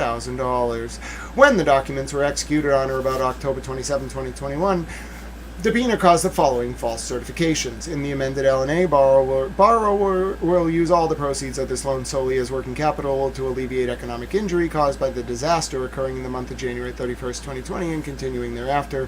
And in the second amended security agreement, that none of the loan proceeds are or will be primarily for personal, family, or household purposes. In truth, DePena did not intend to use the Tenaris Tire EIDL fund solely as working capital to alleviate economic injury caused by the pandemic. On or around November 30th, 2021, approximately $1.1 million in EIDL funds were electronically deposited into Tenaris Tire DCU account number 7823. The balance of the account prior to the deposit of the EIDL funds was approximately $2,000. On or around November 30th, 2021, DePena transferred approximately $1.1 million, all of the EIDL funds, from the Tenaris Tire account number 78232 to his personal DCU account number 12852. The balance in the personal account prior to that day was $1,401. DePena then used $42,112.96 traceable to the EIDL funds for his mayoral campaign. Oh, this is bad. On or about November 30th, 2021, he wrote a $10,000 check from his personal DCU account number 12852, payable to CTE Brian DePena, caused it to be deposited into the Committee to elect Brian DePena hit that checking account on or about December 2nd, 2021. The campaign account had been overdrawn for approximately 20 days before the December 2nd, 2021 deposit. On or about January 11, 2022, DePina wrote a $32,000 check from his personal DCU account to account number 21285, payable to CT Brian DePina, and caused it to be deposited into the committee to elect Brian DePina's check. Oh boy. Oh, wow. Are you telling me that this man subsidized his campaign run for Lawrence May? Oh boy. Oh, they got him. Oh, they got him nailed to the wall. Oh, what a bad name. There it is. There it is. The Lawrence Mayor Brian DePina, who was arrested by the FBI, arrested by the federal government this morning, used COVID relief funds to subsidize his 2021 mayoral campaign. The Biden DOJ did nothing. Score another one for President Trump. You know, a lot of people think President Trump is gratuitously vindictive. He's not. If you actually knew, my grandfather spoke to him for a very long time. I've never, sat with Mr. President, although I do know of him. And obviously was in the room while my grandfather was talking to him. But the point remains the same. If you don't know Mr. President, he is not gratuitously spiteful.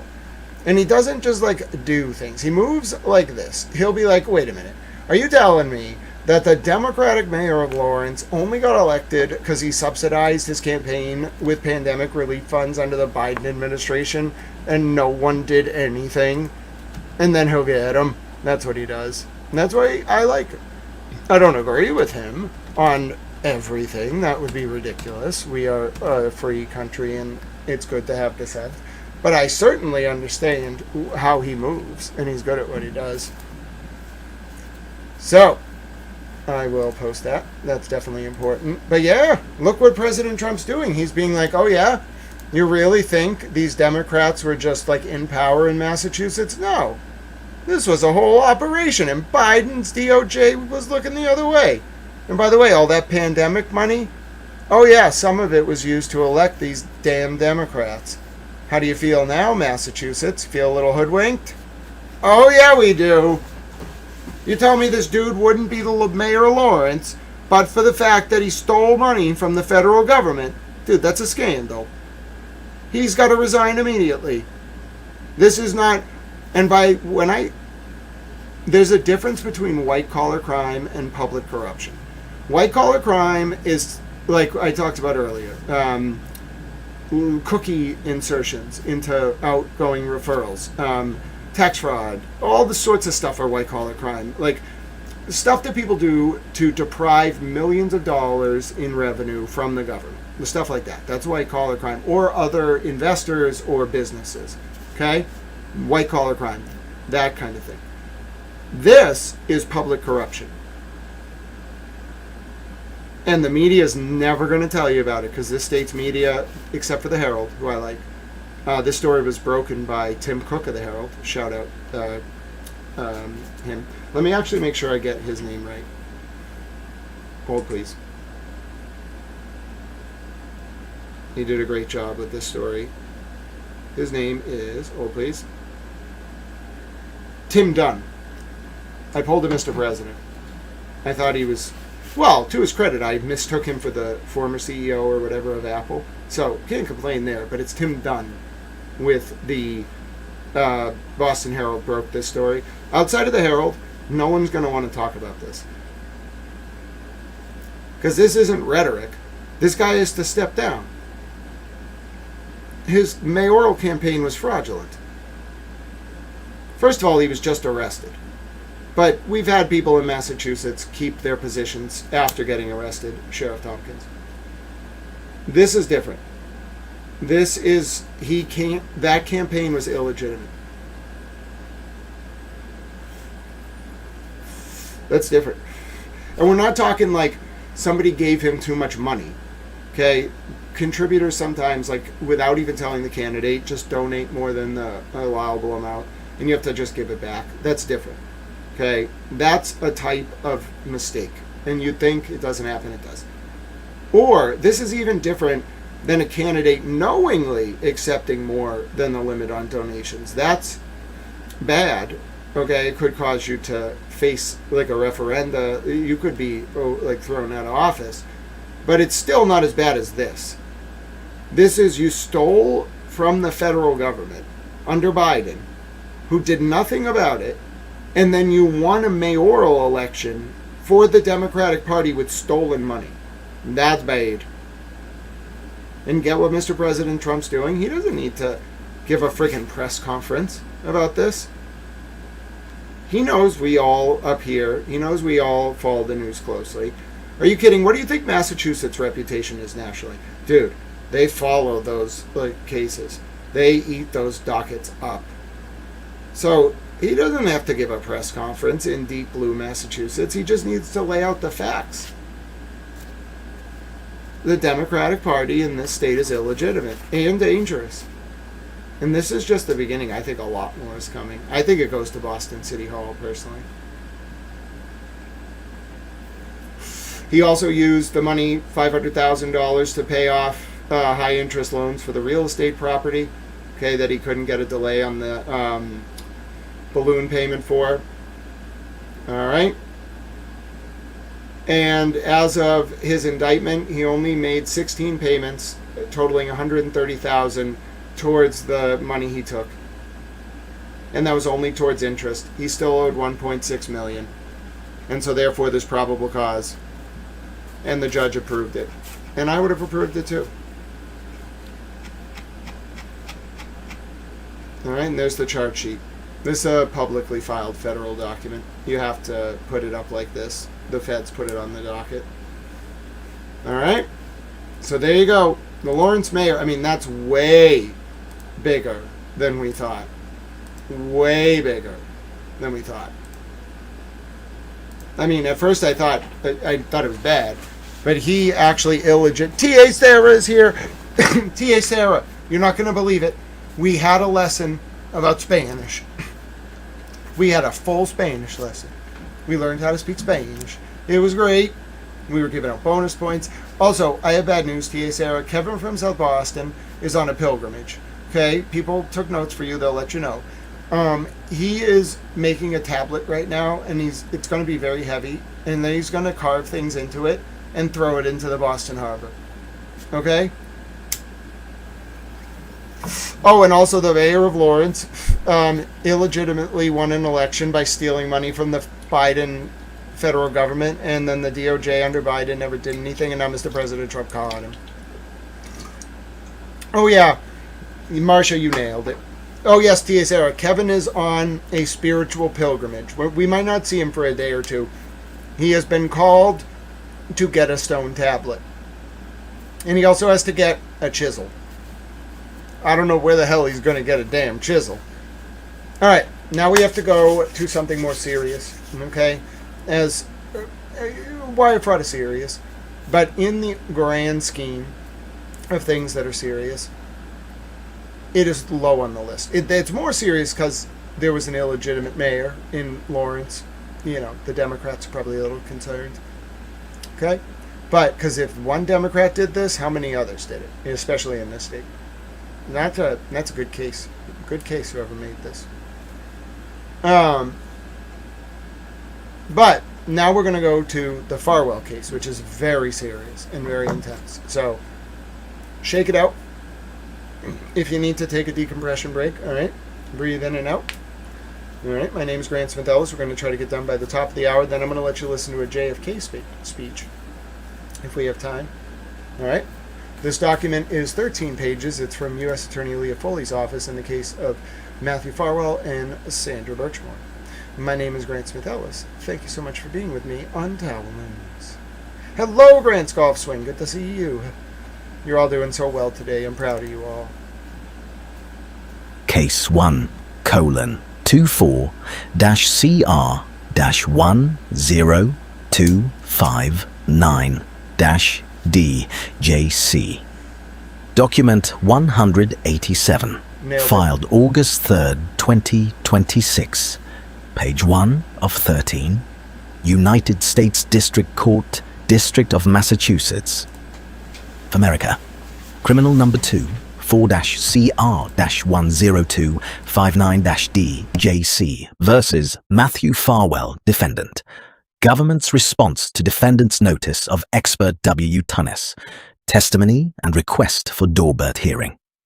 The United States of America by Leah B. Foley, United States Attorney, and Elizabeth C. Riley, Brian A. Fogarty, and Tory B. Cummings, Assistant United States Attorneys for the District of Massachusetts, responds to defendant Matthew Farwell's notice to introduce expert witness, testimony of Dr. Thomas Andrew, and requests that the court limit his testimony or, in the alternative, conduct a pretrial Daubert hearing to determine the admissibility of certain areas of Dr. Andrew's proposed testimony. 1. On June 4, 2026, the defendant provided notice of his intent to introduce expert testimony by Dr. Thomas Andrew. Dr. Andrew intends to testify to the facts and opinions set forth in a 9-page opinion letter that the defendant attached to his notice. See Exhibit A filed under seal.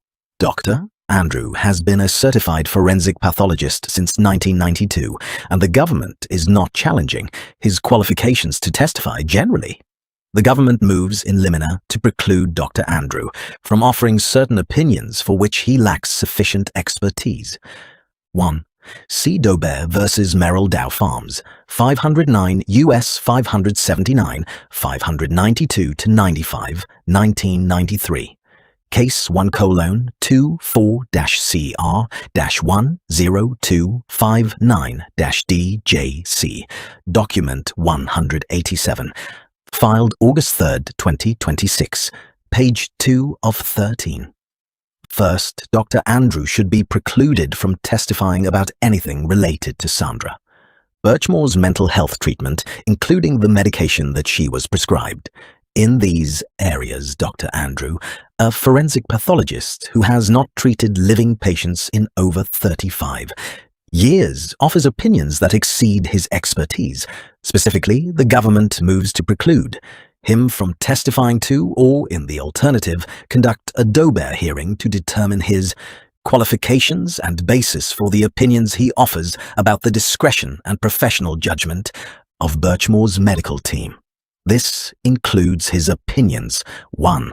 That Birchmore's prescription for sertraline without context carried a black box warning for suicidality. 2. That therapists are not uncommonly shocked at the suicide of their patients. Second, Dr. Andrew should be precluded from offering his opinion about non-medical elements of the case that favor suicide, including a July 1st, 2017 journal entry that the government will seek to admit. Dr. Andrew exceeds his expertise as a forensic pathologist when he opines that this letter was a pro-suicide note. He also exceeds his expertise when he summarizes now disproven suicidal threats on May 14th, 2020. Dr. Andrew lacks the expertise to testify regarding. Well, there you go. Might be a Bristol accent, Thomas. Good to see you. Well, there you go. Now you know why whoever was working with Farwell to stage Sandra's murder picked self-harm. Because years before, they had 2 pieces of evidence, probably Farwell knew about both, where she had threatened self-harm or spoke about it or in form. So it went to the staging. She wasn't thinking of taking her life when she died, but they had what they thought would be enough to say, look, they were going to blame her. This is so sad. Birchmore's victimology, and this testimony would be cumulative of another defense expert who, at least, has minimal experience with the psychotherapy of suicidality. Finally, Dr. Andrew should be precluded from opining about the discretion and professional judgment of Dr. Capo Martinez, the medical examiner in this case. Specifically, Dr. Andrew should be precluded from opining that Dr. Capo Martinez was persuaded by the USAO and FBI to amend the Birchmore death certificate. Dr. Andrews' conclusion is unsupported and beyond the scope of his professional expertise. The government conferred with Farwell's counsel to seek agreement to limit Dr. Andrews' testimony to topics that his expertise supports. The parties could not come to an agreement. Dr. Case 1:CR-10259-DJC, Document 187, filed August 3, 2026, page 3 of 13. Andrew should not be able to testify about the psychology of suicide generally or Ms. Birchmore's alleged suicidality. He also should not be permitted to testify about medication that he does not prescribe, its impact on living patients, or any warnings that it may or may not have carried over 20 years ago when he was also not treating living patients, nor should he be permitted to testify regarding his opinions about the relationship between therapists and their patients, never, having worked as one and not having consulted with any in this case. Finally, Dr. Thomas should not be permitted to opine about or imply an attempt to persuade a witness during a meeting he did not attend. Accordingly, the government respectfully requests that the court preclude Dr. Andrews' testimony on these topics, or, in the alternative, to conduct a hearing under Doberto. Resolve the foregoing issues before permitting Dr. Andrew to testify at trial. Background. On February 4, 2021, at approximately 11 a.m., Birchmore was found deceased by members of the Canton Police Department. She was found seated, reclined backward, under a closet doorknob. A duffel bag strap was tied around her neck and affixed tightly to the closet. Doorknob above her head. Members of the Massachusetts State Police responded and photographed the crime scene. On February 5, 2021, Dr. Capo Martinez conducted an autopsy on Birchmore. At the time of autopsy, she was relying on a death notification report which contained information from state and local law enforcement noting that the death was a suicide by hanging. No members of law enforcement attended the autopsy. On February 9, 2021, Dr. Capo Martinez was again notified by the state police that they were treating the case as a suicide. On May 1, 2021, Dr. Capo Martinez reached out to state police. Case 1:24-CR-10259-DJC, Document 187, filed August 3, 2026, page 4 of 13. Investigators to determine if there were any investigative updates in the case, and she was told that there were none. On May 6, 2021, Dr. Capo Martinez issued a death certificate ruling that Birchmore's cause of death was asphyxia by hanging and that the manner of death was a suicide. Dr. Capo Martinez noted a furrow mark around Birchmore's neck, petechial hemorrhages of the vulva and palpebral conjunctivae, skin off the face and larynx, hemorrhage of the left sternothyroid muscle, and a fracture of the right hyoid bone. She also noted and photographed a 2.3 by 2.0 centimeter dry, red-brown abrasion to Birchmore's right upper chest. Dr. Capo Martinez will testify that the physical findings with which Birchmore presented were either more prevalent in homicidal strangulations than in suicidal hangings, or at least equally present in the two. Despite this, Dr. Capo Martinez originally ruled the manner of death as suicide based on investigative updates, or lack thereof, from investigators. On June 18, 2024, Dr. Michael Barden, a forensic pathologist retained by the estate of Sandra Birchmore, issued a report in which he opined that the physical injuries found on Birchmore were commonly found in homicidal manual and ligature strangulation, but not in suicidal hangings. Dr. Barden served as the Director of Medico-Legal Investigations at the New York State Police for over 25 years and, prior to that, as the Chief Medical Examiner for the City of New York. Dr. Barden opined that, in his 50 years of experience, a fractured hyoid bone occurs rarely, if at all, in suicidal hangings. He also noted that the extensive degree to which Birchmore's hair was tangled in the ligature was inconsistent with his experience seeing suicidal hangings. Dr. Barden concluded that Birchmore died from homicidal strangulation. On the day that Dr. Baden's report became public, the defendant authored a goodbye letter to a close family friend asking him to care for his children. Case 1:CR-10259-DJC, document 187, filed August 3rd, 2026, page 5 of 13. In August 2024, Dr. William Smock, a leading expert in the field of asphyxia-related deaths, with over 40 years of experience in the forensic evaluation of injuries, issued a report in which he opined that a seated hanging, in which so little of Birchmore's body weight was suspended, would not have resulted in a fractured hyoid bone. He opined that Birchmore's sex and age made it even more unlikely that such a passive method of death would have resulted in this injury. He indicated that, in his 40 years of experience, he has never seen a fractured hyoid bone in a seated young person.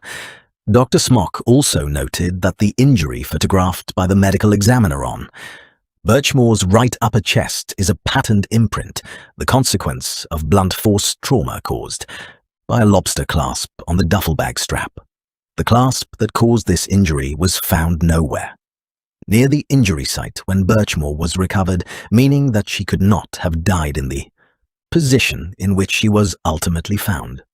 Dr. Smock also noted that Birchmore had abrasions on the inferior and lateral aspects of her nose and opined that these types of injuries are commonly seen in cases where a victim moves their nose back and forth against something in an attempt to breathe. He opined that, based on the totality of the circumstances, Birchmore's cause of death was asphyxia and her manner of death was homicide. In August 2024, members of the prosecution team and FBI met with Dr. Capo Martinez to ensure that there was no information that the team had not considered before charging the defendant with murder. There was not. Dr. Capo Martinez requested to review voluminous discovery that had not been generated or made available to her prior to her May 2021 ruling. And April 2026, when the government met with Dr. Capo Martinez for the second time to prepare her. Expert notice due. May 1st, 2026, Dr. Capo Martinez informed the government that, based on her review of the materials, she was no longer of the opinion memorialized in her May 2021 report. Case 1:CR-10259-DJC. Document 187, filed August 3rd, 2026, page 6 of 13. In April 2026, Dr. Capo Martinez amended the death certificate, ruling Birchmore's cause of death to be asphyxia and manner of death to be undetermined. Oh my. Now we know. Oh, Ted Daniels probably doesn't even know this. I don't know what he's doing these days. Now we know. Oh my God. I have waited so long to find out why the FBI met with the medical examiner. Ted Daniel got it because the sign-in log, he FOIA'd the sign-in log of the OCME. Now we got it. Whoa. I waited so long to find out what they were at, because Fanning or Tully or somebody's at that meeting. I'll find it for you. Hold on. Examiner. I'll find it. Mark my words, I'll find it. It's a specific screenshot, but I'll find it. Show me it. Show me it. Nope, not that one. It's the one from Ted Daniel. Where is it? Where is it? Where is it?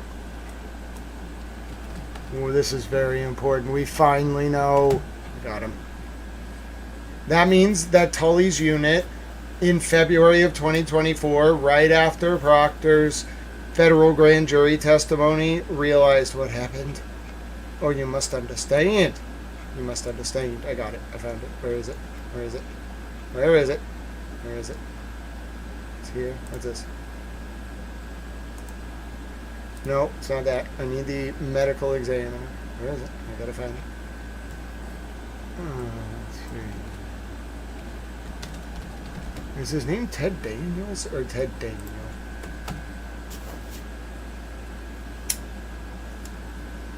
Because I cited to him when I initially found it. Hold on. I'm going to find this thing. Okay. I am going to find this thing.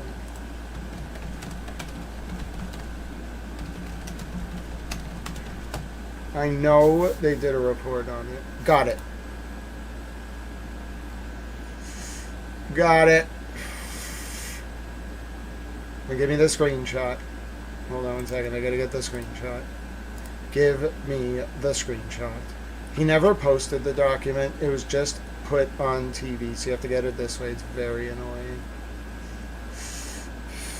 And the player is so annoying. Alright, hold on. Let me get you the document. 1 second. He put it on screen for like 2 seconds.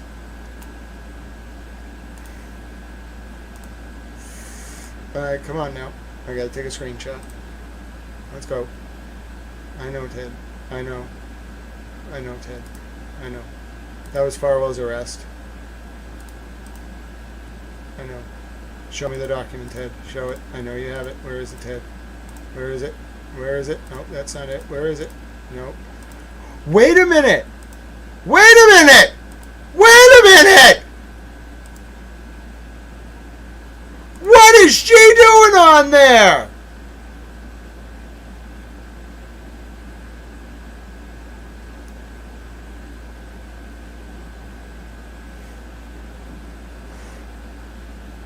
Oh.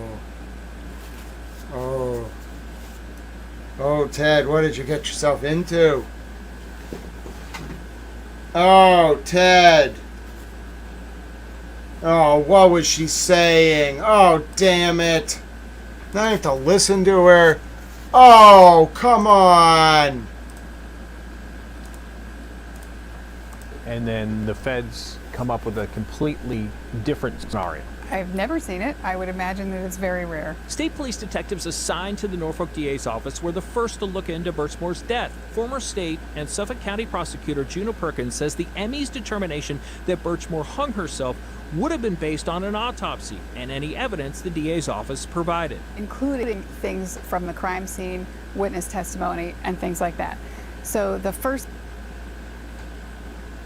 question I would have is whether or not is how much information the medical examiner had when they first made that determination. The ME ruled suicide. Oh, really? Because that's not Inmate what your position is now, DeJunta. Oh, she was a long-term Killing plant, huh? Look like a suicide. Show me the document I need, Ted. Show me the document. Where is it? Fracture.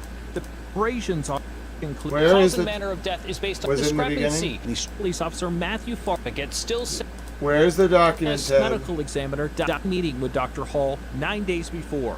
Sources tell them, but not Massachusetts Chief Medical Examiner Hall 9 days before investigates. The feds wanted Hall to know Have you seen a state their findings contradicted hers. How often have you seen a state medical examiner? Where is Rule. the Yeah, I had a document, Ted? I took a screenshot of it. I know May you have have it. Prize. Sandra death certificate still says suicide. Hold on, I need to find this 25 document. Contradicted hers. Where State is medical it, examiner Ted? rule. I know he has the document because he got the sign-in log. Autopsy and any evidence the So the unborn child. Where It was is the it? last one seen medical advisory committee for the Training Institute on Strangulation Prevention. Court documents say Dr. Smock cited Birchmore's hyoid bone Okay, but that's not suicide. A what I need. spokesperson for the ME tells me cause and manner of death is based. That's not what I need. I need the actual document showing he signed in. Ted had the actual sign-in log. I thought it was in this article, but it's not. Hold on. I'm going to find it. Because I need to know who was at that meeting. I think Fanning's document, because I need it.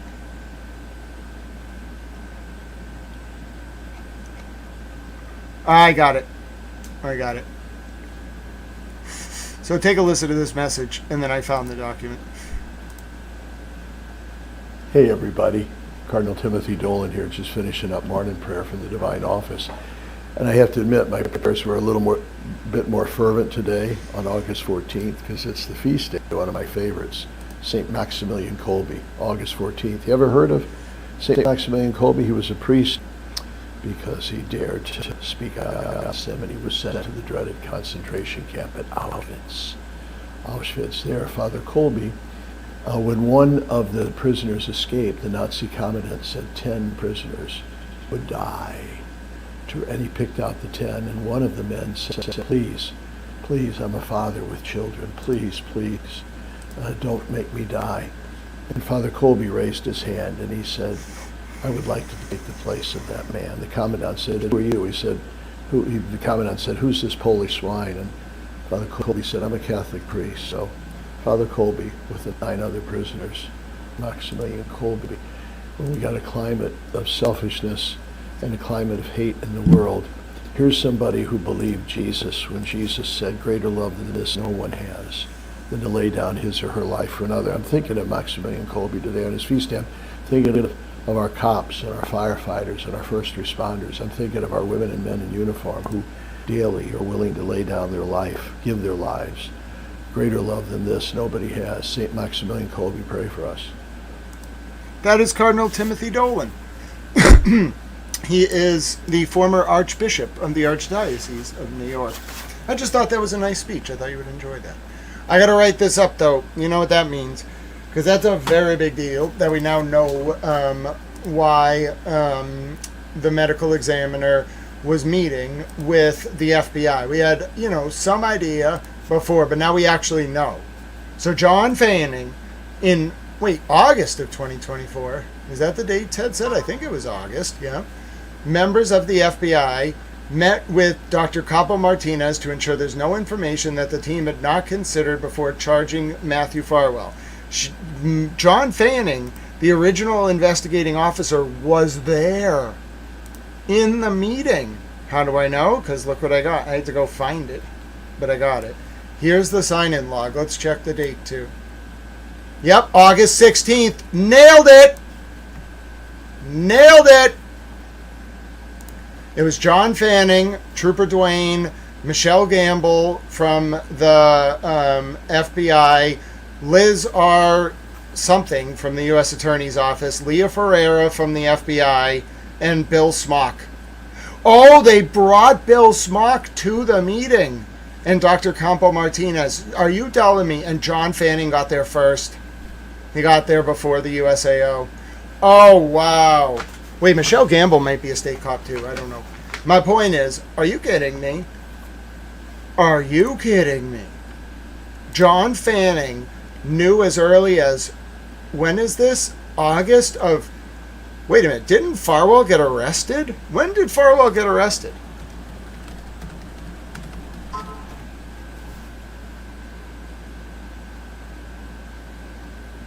(2024) August, right?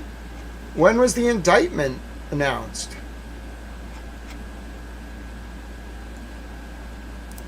When was it announced? August 28th? Are you kidding me? Oh, because they thought Fanning was going to tip Farwell off. This is the last thing that they did before they arrested Farwell. Oh my God. Oh, dude. The OCME was already cooperating. What does this say?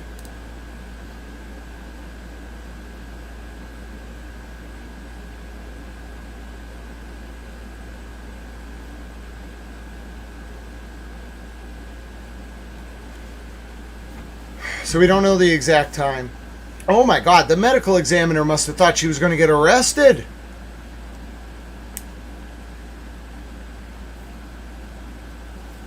Oh, dude, this must... oh my God. That is the day that John Fanning realized that Matthew Farwell was going to get federally arrested.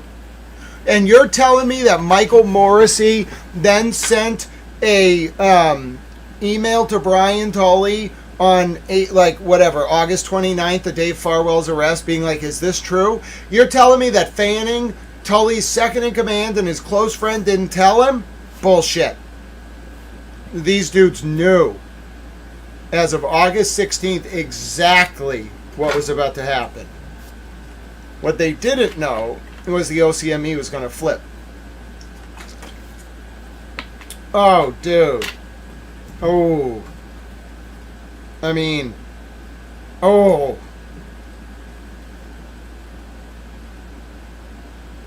Oh, wasn't that right after Karen's first trial?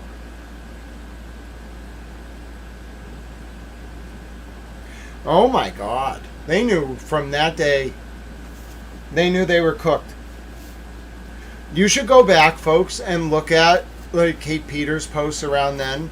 She's close to Tully, August of 2024, in the middle of the month. See if she panics and like freaks out. Check the spaces, the YouTubes. If Tully was losing his mind, you would see it reflected in Kate around then, or like Julie Carpenter or some of them. Oh, that's a big deal. That's a big, big deal. All right, I want it to be done by 2 p.m. We're not going to be done by 2 p.m. because they finally...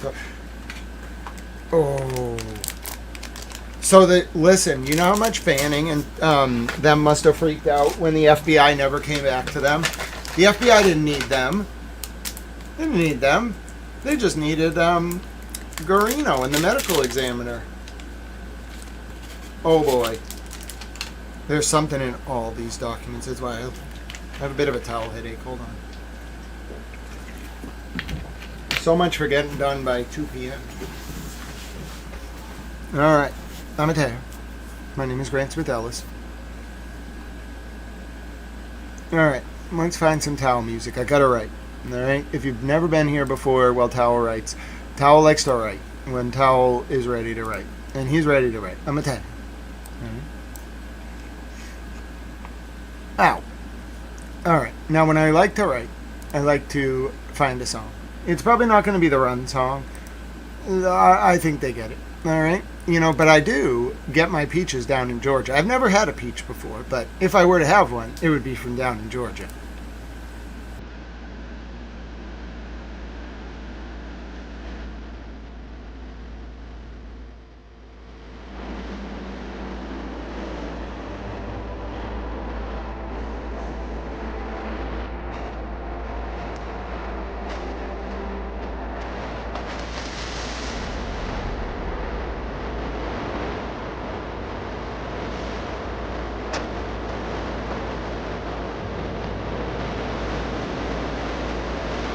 Kevin, I did not.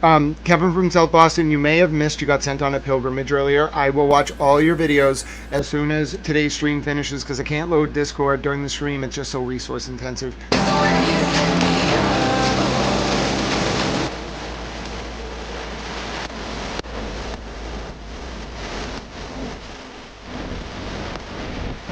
She is that.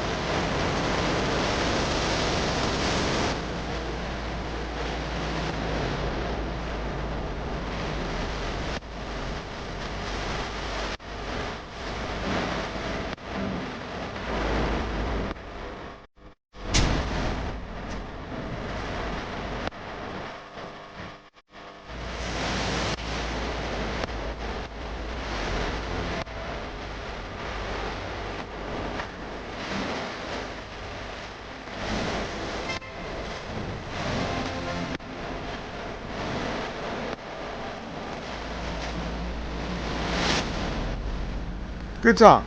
I basically got what I wanted to have written, you know what I'm saying? That's a good song. Oh!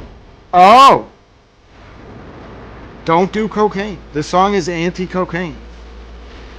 T.A. Sarah, take notes. Cocaine, A. Okay? Everybody.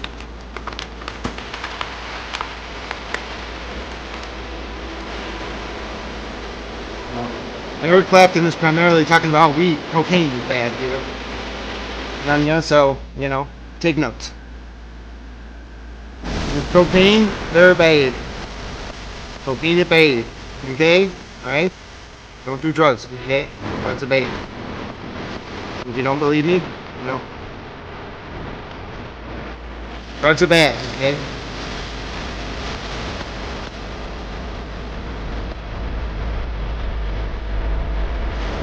Alright, students, drugs are bad, okay?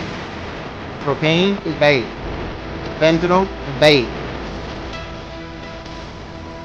Drugs are bad.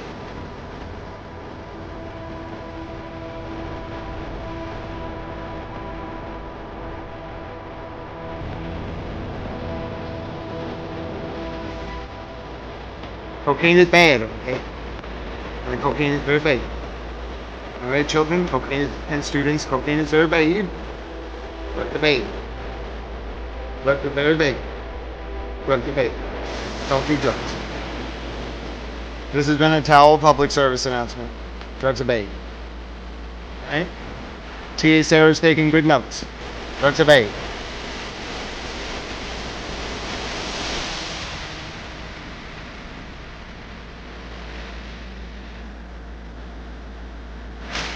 Stop it, Eric Clapton. This is supposed to be an anti-cocaine song.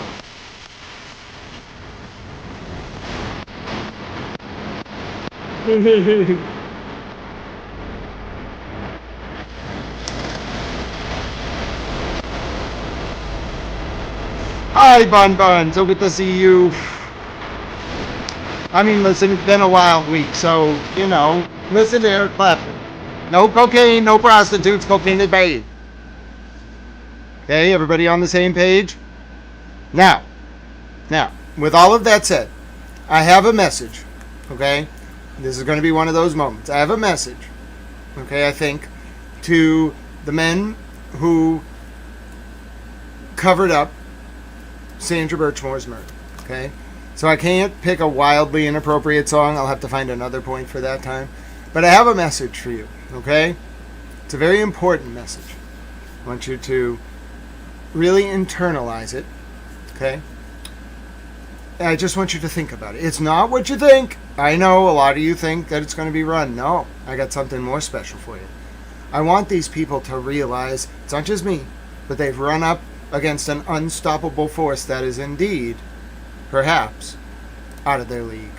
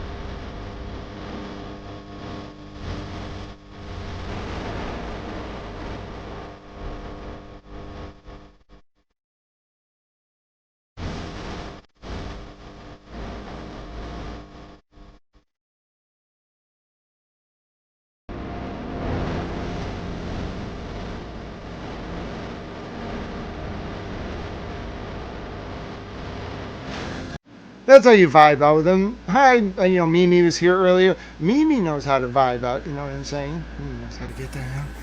Was I friends with John DePietro? Yeah, I talked to John. I don't know what John's deal is. I mean, he seems to be more of a political reporter. So, I don't know who he knows or what he was doing. He hasn't been talking about this stuff much. I imagine he's going to realize what Tully's unit did with Farwell and Fanning. Like, if you're intimately familiar with the Reed case, you will realize immediately the Birchmore case was a cover-up and who did it. And if you get too close, you'll figure out it was Tully and Fanning. So, I don't know what, John's got to do what John's got to do, but I imagine that he's probably figured it out. It didn't tend to. It could be anything from true believer to he knew somebody, or somebody knew somebody and he was just, it is what it is, bro. I don't do that shit, but it is what it is. All right, that's how I feel about that. On June 4th, 2026, Farwell noticed Dr. Andrew Thomas, a board-certified forensic pathologist with 20 years of experience at the... Yeah, so there may well be like a network, okay, I've talked about it, that opposes the Innocence Project, that's like privately contracted. It probably involves PR. It probably involves, all sorts of stuff. Like people with weird criminal histories, not John, but like weird criminal histories being made to do certain things, like just weird stuff, bro. That's all I'm going to say about that. All right? And it's like, John was professional. Some of these dudes, they got out, and women, dude, I saw somebody last night. I don't even know how to explain this, okay? It had something to do with like mooing, or like, I don't know if it was a show about like animals or like cows, or I couldn't really tell what they were talking about, okay? It had something to do with mooing. So, and I'm not trying to be mean, I just couldn't, like, I didn't understand like what these people were doing. But I just want to tell you like how low these people have fallen. I saw I think it was a woman. I think it was a woman. I didn't listen to her voice. I saw a woman on a YouTube stream. I am kidding you not. Like sitting in a chair during what was supposed to be, I'm sure, like a distraction drama from all this stuff about Tully's unit. I don't know how to explain what I'm about to say because I was traumatized, okay?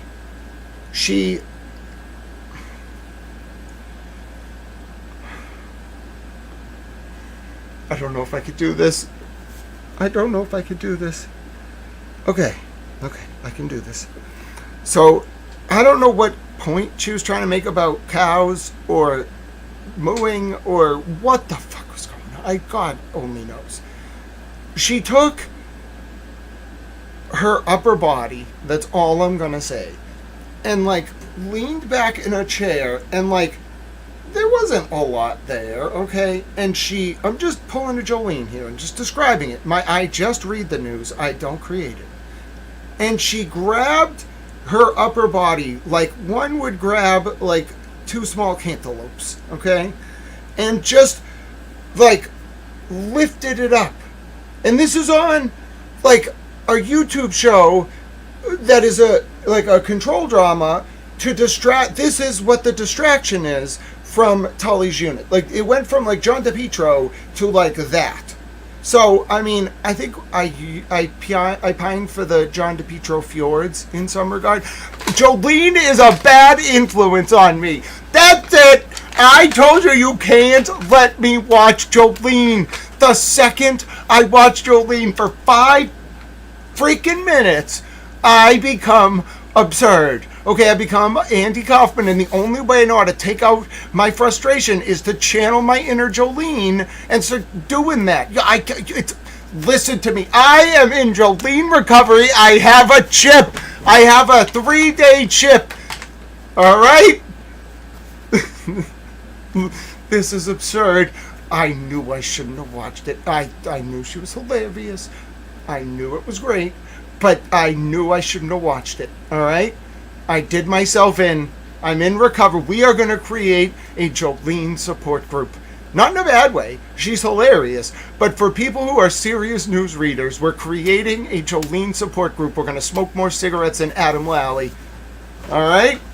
All right? That's it. She did this to me. She's probably like, but I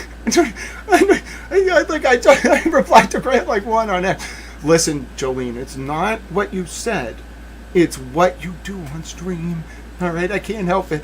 It would be like if I was like had an Andy Kaufman I could watch. Okay? Imagine if we talk. We can't talk to each other. That'll be even worse. Do you know what will happen if I talk to Jolene? Oh my God. I won't be able to get through a single. The U.S. Attorney's Office is going to think that I am just completely incorrigible, and they're going to blame Jolene. They're going to be like, Jolene.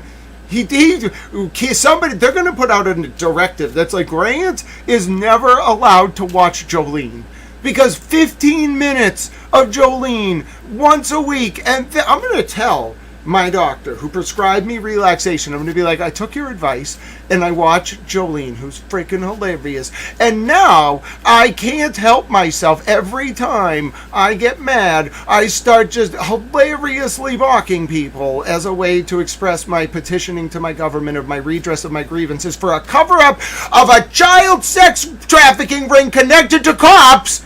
All I can do is mock these people. And I'm mad. In a good way. All right? So I just want to say, I've been thinking about this a lot.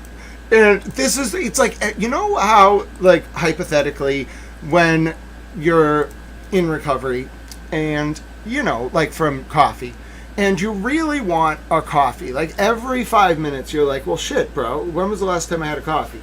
That's what happens to me when I watch sardonic social commentary. I become addicted. My name is Grant Smith Ellis, and I am addicted to sardonic social commentary.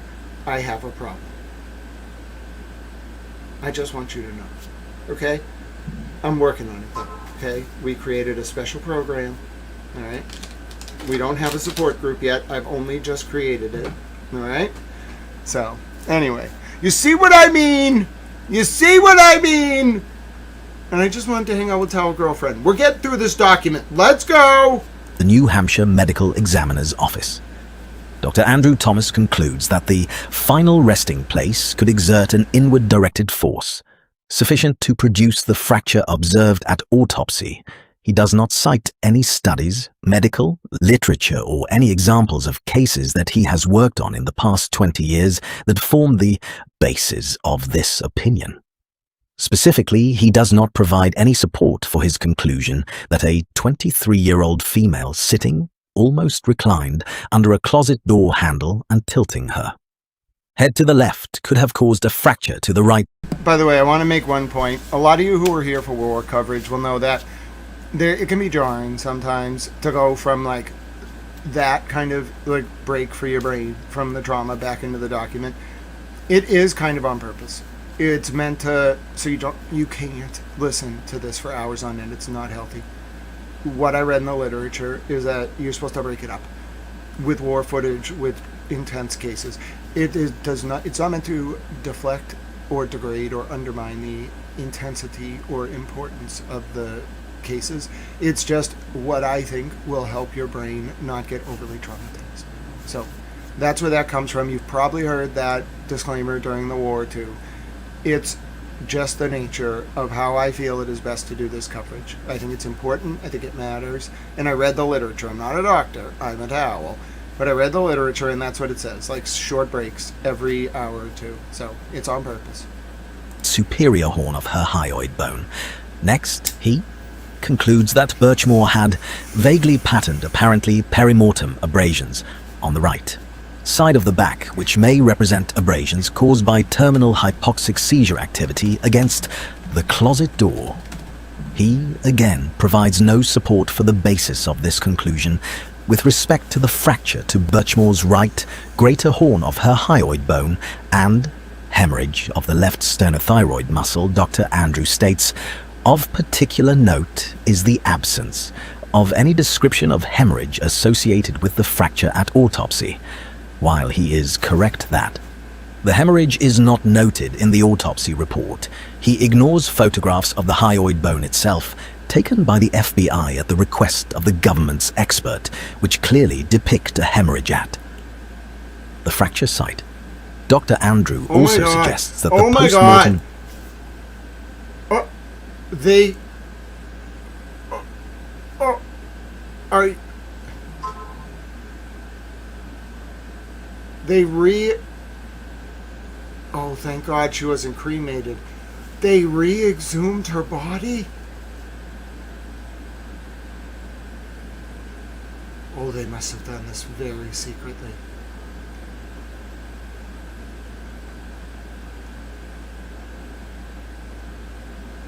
Oh, that's right, they had to, because there was a second autopsy.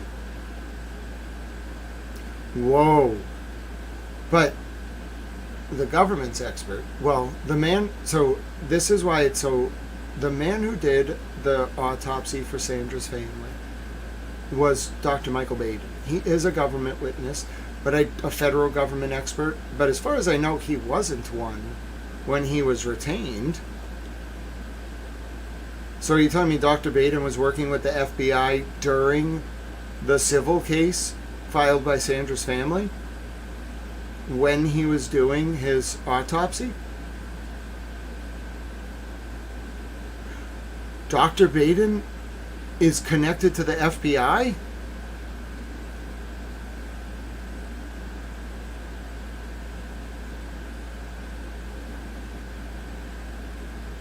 Who is it, Grant's Golf Swing, then?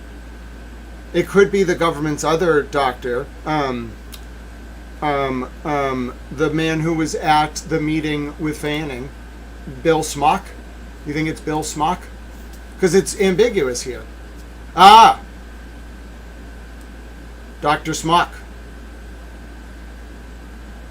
Ah. But wait a minute. Wait. Pause. I need to very seriously think about because it's not clear what they're talking about. There was an autopsy done, correct me if I'm wrong, by Dr. Baden in 2024, sometime before 2024, in the context of the civil case. Dr. Baden is now a government witness. Dr. Smock also did an autopsy. As far as we know, we don't, right now, we have no information about whether that was contemporaneous with Dr. Baden's autopsy or whether it was a third autopsy. Am I correct in that? Does anyone have any reason to disagree with me?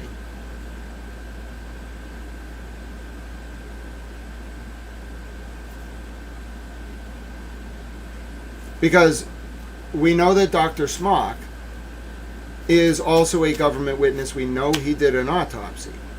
Did he do? Why would they do that another time? It's really traumatizing to the family. You have to get permission. It was a third. Wow.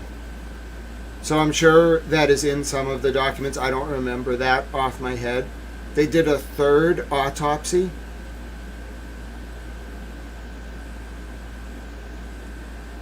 That's very intense.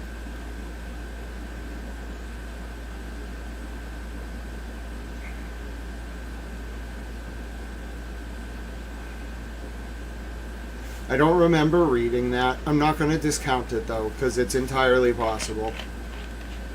I just don't remember reading. I should have paid more attention to the date of Dr. Smock's autopsy. It now has a lot of meaning. Because if Dr. Smock was there with Dr. Baden, that's a big deal. Pat Ray, so Pat Ray says, as far, and I feel similar, that the FBI wasn't involved. Well, no, that's not right, Pat Ray. Dr. Baden's autopsy results weren't announced until 2024. The FBI was involved, we know, from 2023 onward. Josh Levy said at the press conference announcing Farwell's arrest that the FBI started investigating 1 year earlier. That would be August 2023. So that's entirely possible. And I remember Sandra's family, remember that document in the civil suit, seeking out Dr. Baden. I remember when the report came out in the context of the civil lawsuit. What I don't know, and I maybe will find out, and I will make a mental note to find out the answer, is whether simultaneous to Dr. Baden's autopsy, Dr. Smock did an autopsy. Not necessarily in the same room at the same time, but simultaneously in the context of re-exhuming Sandra's body.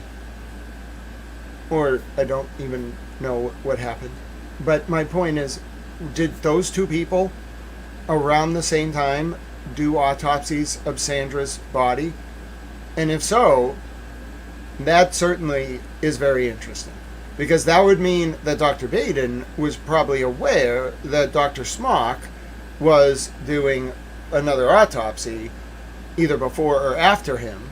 And it also raises the, wait a minute. It raises the question, who did the autopsy first?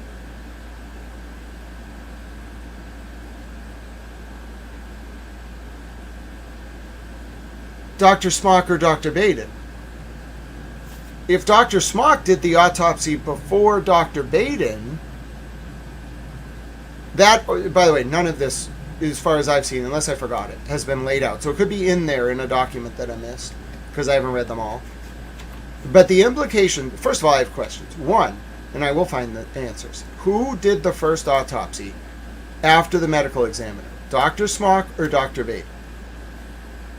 If Dr. Smock did the first autopsy, that means the FBI was the first one to figure out this was a cover-up. I mean, I'm sure Sandra Birchmore's family reported it to the FBI. That means the civil lawsuit was covered. Smock did the autopsy after Baden's. Dr. Baden did the first autopsy. Okay. I need to find... By the way, if you have a document that says this, just let me know, because it's probably in one of the voluminous thousands of pages of case documents. So if you have a cite to it, just let me know. I want to read it. It's probably not going to be in this one. I want to finish this up and then eat lunch and hang out with Towel Girlfriend before I have to go to the doctor's. But listen, if you have a cite to it, please just let me know. To cite it, just cite the name of the federal document. You don't have to cite the document number. That's helpful. Just the name of the pleading and then a page number. And I will review it. But this is a timeline issue. So this, we will get this at trial. They have to ask these questions, but I, for my own knowledge, and to figure out what exactly this specific series of events means, would like to know.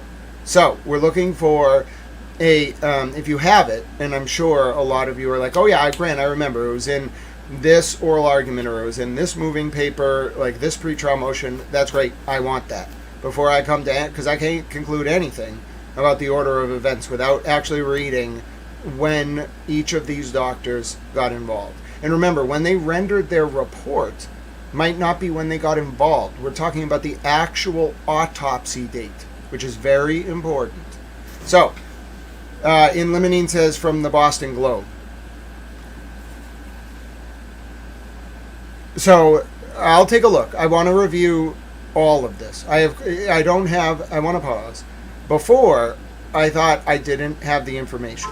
As of now, I still don't have the information, but I think I might be able to really track this down, so I'm not going to make any conclusions. I need to read in a document, not a news report. I need to read the federal document from the case that gives each date, not of Dr. Baden and Dr. Smock's reports, just so people understand what I'm looking for so they don't waste their time, but Dr. Baden and Dr. Smock's autopsies. So I'm going to look for that to the best of my ability. Wait, Dr. Baden reviewed the existing autopsy report?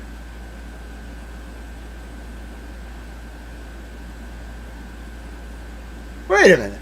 Dr. Baden never did an autopsy? Wait a minute.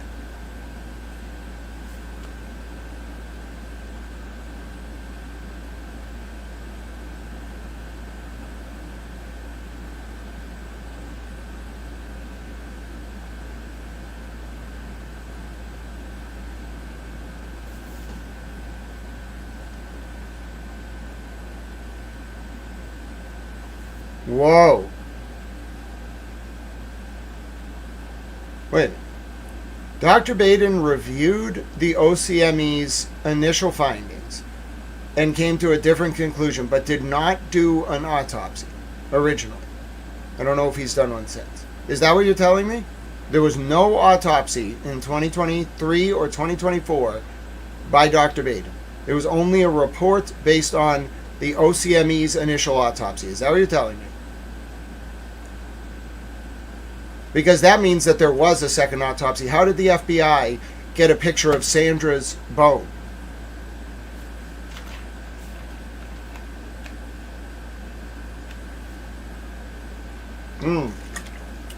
Oh yeah, I'm not asking, I know the bounds. I'm not asking for any information that could still be protected. I don't know, all the reports are redacted and sealed.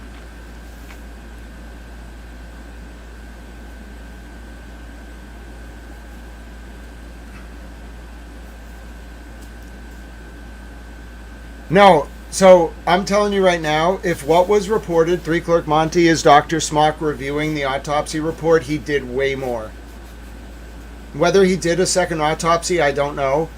But there's no way. Why would Dr. Smock call the FBI to have them take a picture of Sandra's bones unless they were in front of him?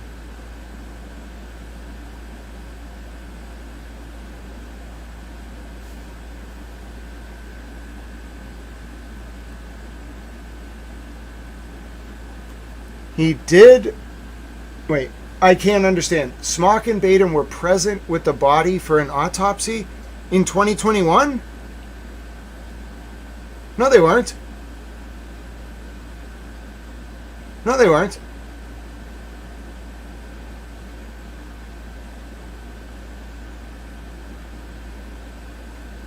Sandra was cremated in March of 2021.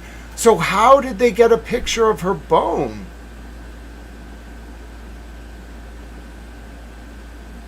Wait, please tell me if I'm missing something here, because I want all the facts. How did the FBI, at the request of their witness, Dr. Smock or Dr. Baden, we're leaving either one open, but it's probably Dr. Smock. Please tell me, how did they get a picture, the FBI, of Sandra's bone?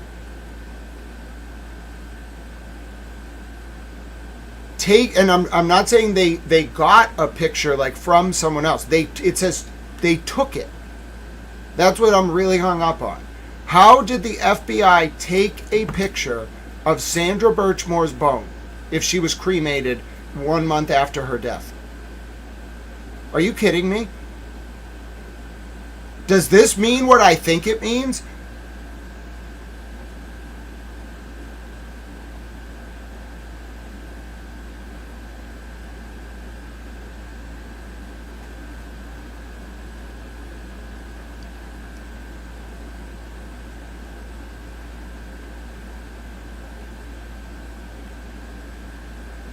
Whoa, you're right. First of all, I'm learning all this. I know a lot of the details of this case, but some of this is very specific to 2021 and the autopsies, which is a very hard topic for me to read about because I have a personal disability. I have vasovagal reactions to blood, so I don't read a lot of them. But I know a lot of them are redacted, and I understand this is more than just very in-depth medical findings. This is a statement of fact that is almost impossible to remedy if Sandra was cremated in 2021 March, which I have no reason to doubt Chat Mom Lynn. Yes, Chat Mom Lynn, I agree with you 100% that the ME should, but that's not what this document says. It says that the FBI took a picture of Sandra's hyoid bone. He ignores photographs of the hyoid bone itself taken by the FBI at the request of the government's expert, which clearly depict a hemorrhage at the fracture site.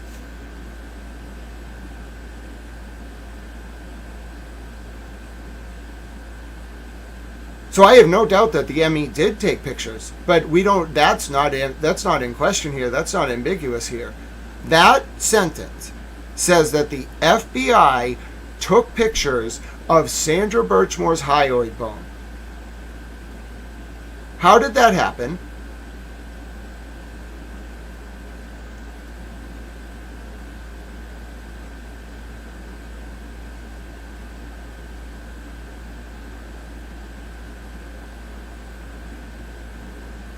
With respect to the fracture to Birchmore's right greater horn of her hyoid bone and hemorrhage of the left sternothoid muscle, Dr. Andrew, the proposed expert for Farwell, states, quote, "Of particular note is the absence of any description of hemorrhage associated with the fracture at autopsy." Period, close quote.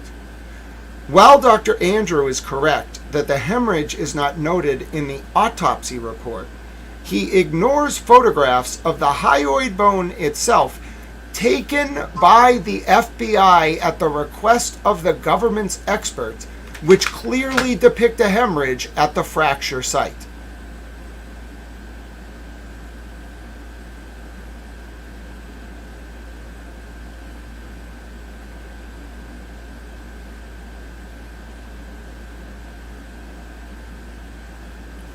Whoa.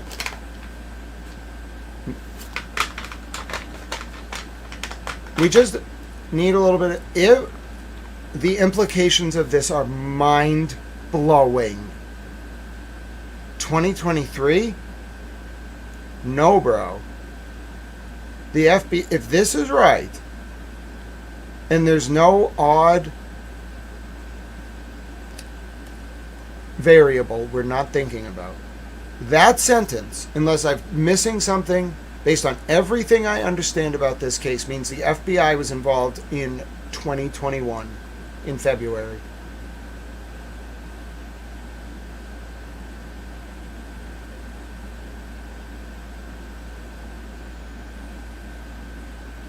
Three Clerk Monty. No.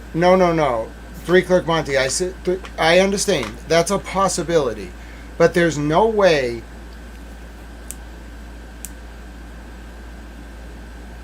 No. There's no way that this is referring to pictures of a picture.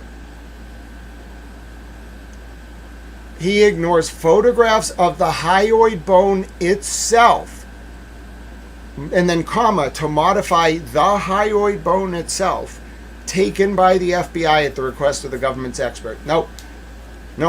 This can only mean one thing. Unless someone can, and I will get, I'm gonna ask a question. Not report this as fact, but if we can confirm everything I've been told in chat, then there is only one possible well, there's a very anomalous potential variable, but there's one Occam's razor explanation for that sentence. The FBI was involved in this case in February of 2021. Oh my God.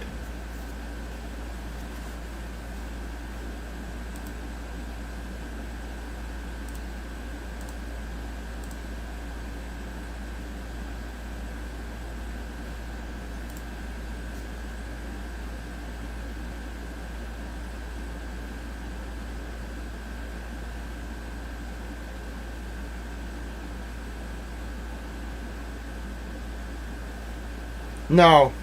There's no typo. There's no typos in this kind of document. Might be like an and is missing, a the is missing, a plural instead of a singular. No typos of fact. Impossible. Does not happen. Would never happen. Tom, that is a possibility. I'm not ruling it out. I'm not.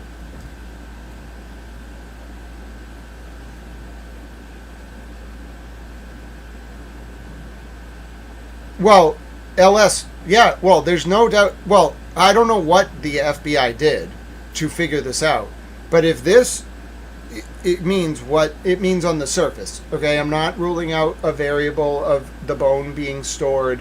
I'm not ruling that out. But even then, I mean, why would the OCME do that if she was just thinking, you know, doing what the state police and Canton police said. Why would she do that?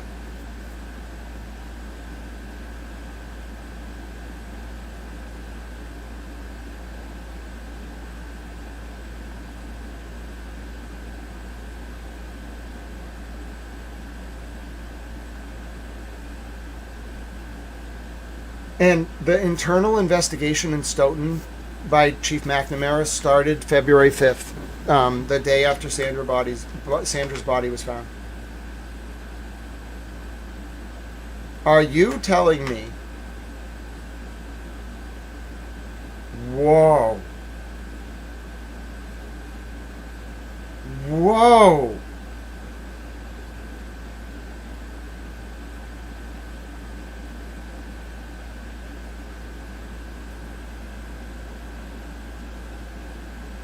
We have to be right.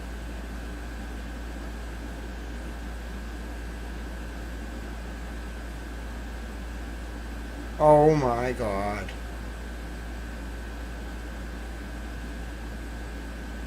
Oh my God. Oh my God. That can't be possible.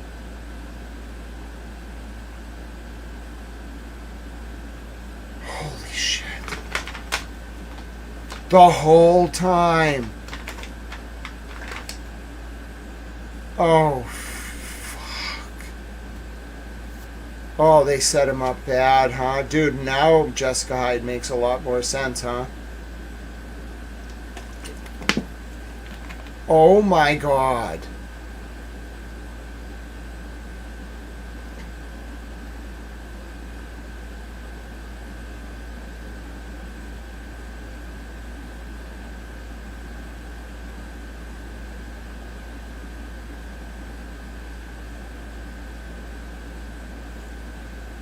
Oh, they better hope John was not involved. Oh, they better pray. Some of these people in Canton, they better pray. They better pray right now that John's unit was not involved. That you better pray to high heaven or you killed a federal witness.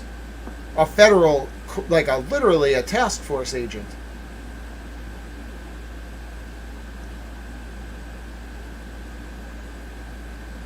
Oh my God. Holy shit.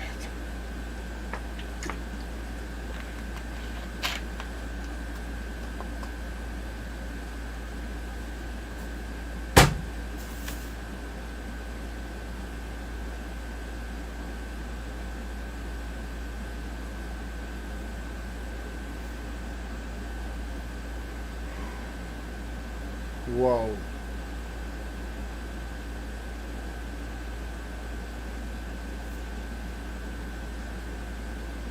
There's no way this can...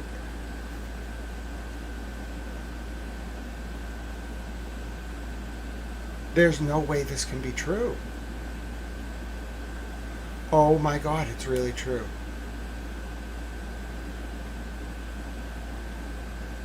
Oh my God.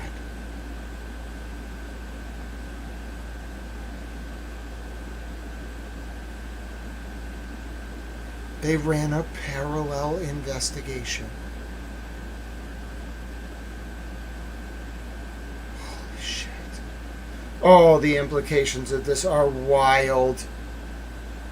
Oh, they're so wild because the Karen Reed grand jury came right before the Farwell grand jury started, and you investigate before you do a grand jury.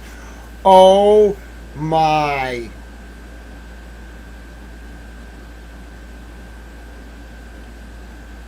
Oh, they said it really was. Oh, this is big. Oh my God, they were cover-up artists. And the feds knew from the jump. They built their own case and just kept it quiet, and they let them cover up her murder. Oh my God, John Fanning is literally going to go to federal prison. Oh my God. Oh my God, John Fanning's going to federal prison. Holy shit. They watched him do it. Are you telling me that's how they fucking knew he was in the parking lot with Farwell? They spied on them? Oh, fuck me. Oh, boy.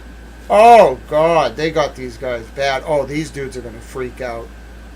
If this is true, these dudes are going to freak out.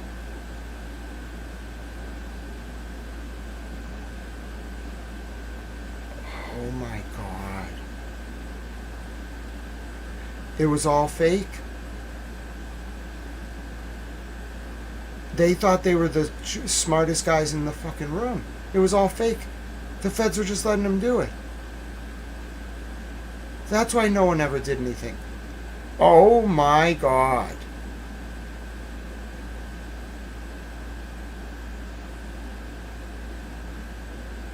Talking about giving them enough rope. Oh my God. Oh, this can't be right. This can't be happening. That would mean the end of these guys. No wonder they all got forced out. Dude, they're not getting retired. They're not getting moved around. They're going to get arrested.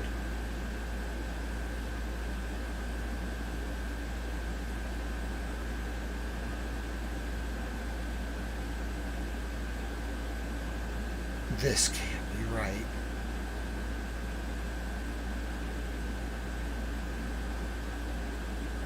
Holy shit.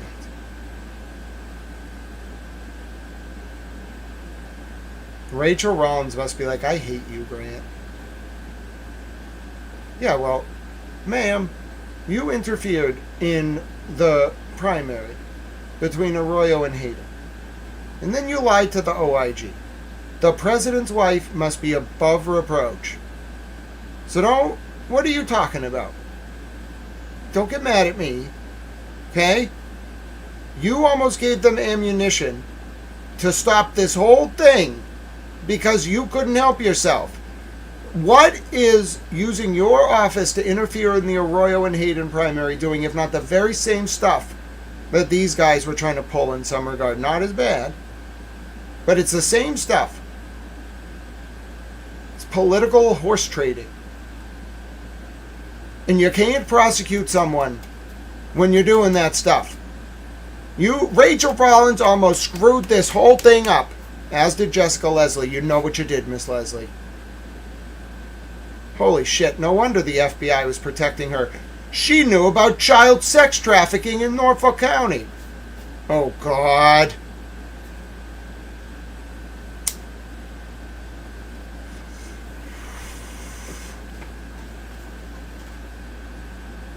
Jesus Christ.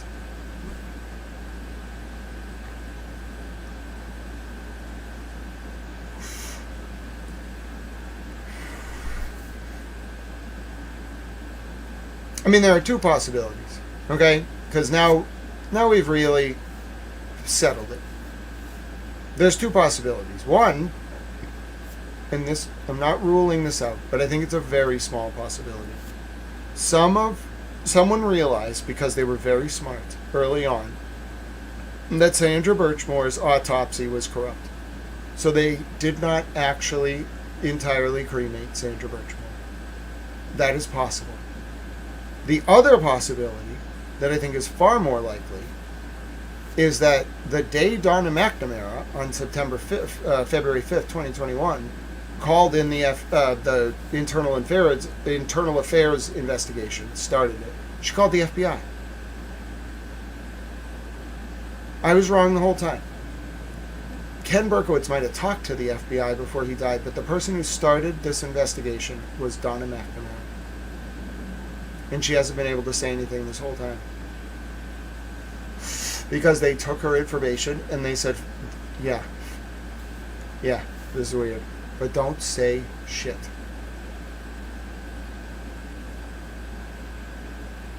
Don't say a word. Do your internal affairs investigation, you have to. Because of Farwell and the Police Explorers program, do it.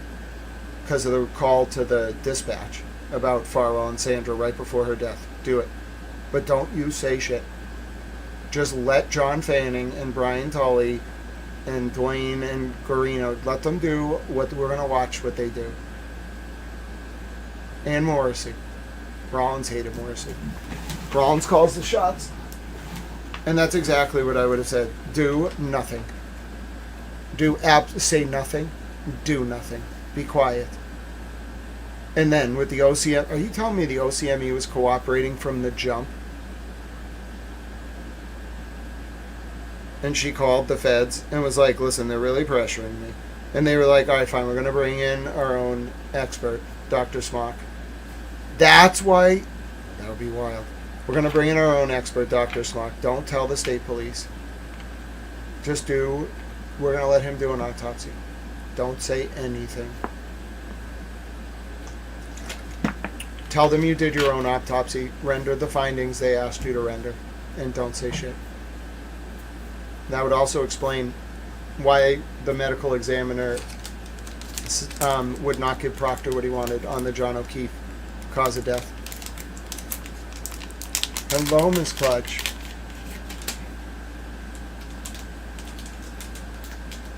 That's true, Florida dude. John O'Keefe was on the task force. Well, he was definitely on the sex offender registration unit. If he was on... So, you know what I'd like to see? Don't go looking for it, but if it ever just shows up, okay, like in public, I want to see confirmation that John O'Keefe was on a joint federal task force. Because if he was, I think they killed a federal agent, basically, a deputized federal agent. They are so stupid. Are you fucking kidding me?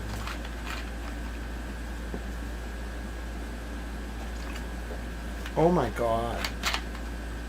And then, wait a minute. Are you telling me that there is a possibility that they were already looking into these guys for covering up Sandra Birchmore's murder? They knew exactly how they worked. And then the whole thing with Karen, like, she was basically told the same thing. Like, just let them, they're going to charge you. But we want to see how they do a cover-up.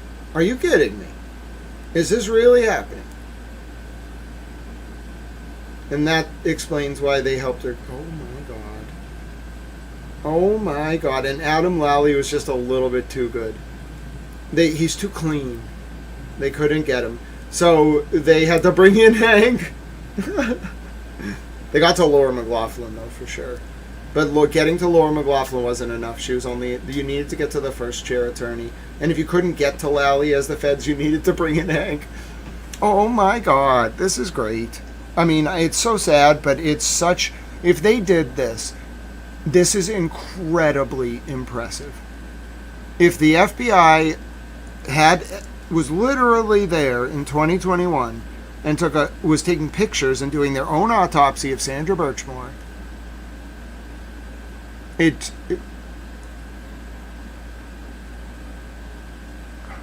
my god. Yeah, I've heard... So, Flood Duck, I know a little bit about the JTTF. I know a little bit about the task forces. I don't know anything about that one because those guys and girls, the work they do, I consider like very sacred, so I don't ask.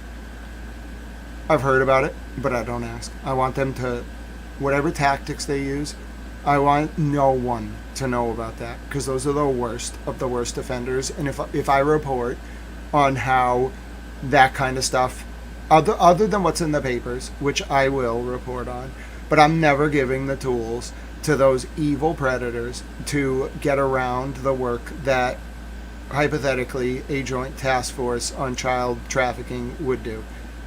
If the federal government discloses it, if it's in, or the local government or the police, if they write about it in a news story or an indictment, I will talk about it.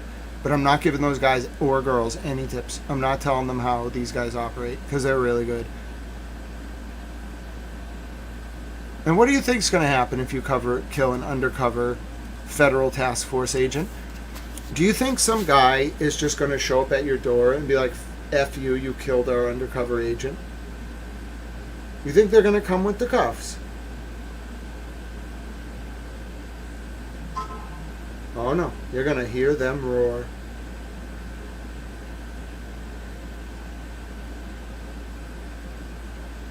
Holy shit. Anybody that worked with him, oh my god, they were sitting ducks the whole time, huh? That Discord server, Morrissey, the witnesses, Jen McCabe, Brian Tully, oh my god, Fanning. Dude, that meeting that Hank went to, did you know Hank did something that was so unethical that I swear to God, when I heard it, I was like, unless you have I didn't say it to him, but I thought to myself, this mother effer better had a really good effing reason for going to that memorial. He went to a vigil during the trial. No prosecutor would ever do that.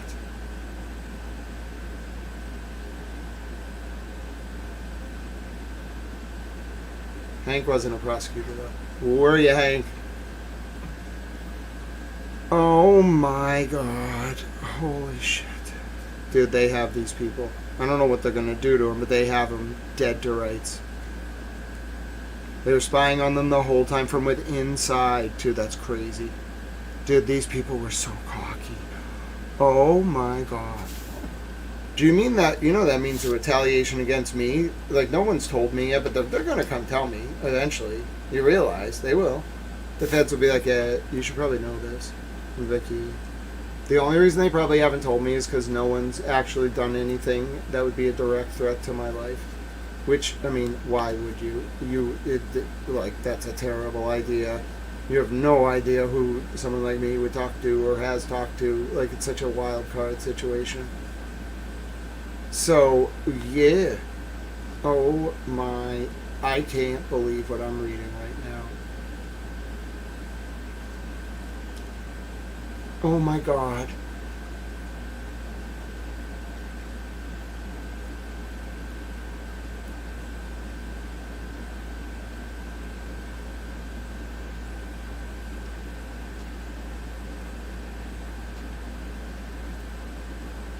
Whoa.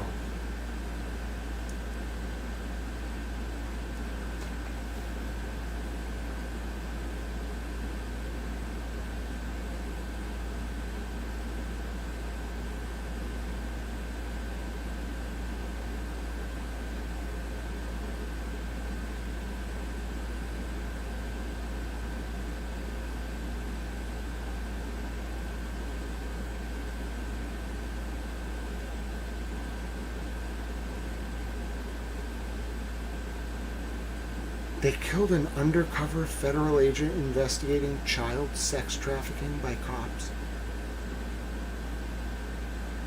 Holy fuck.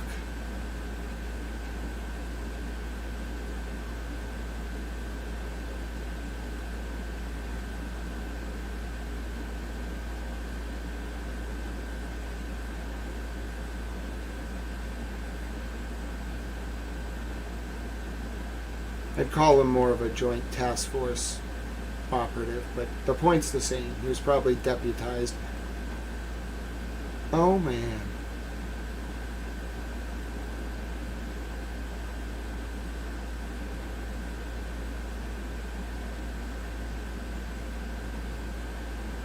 He's the perfect guy to do it, too.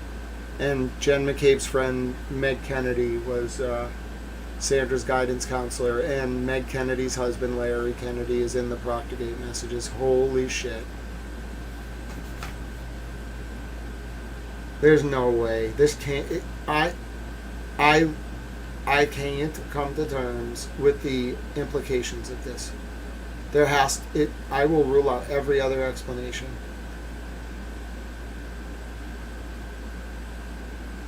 I'm not seeing one, though.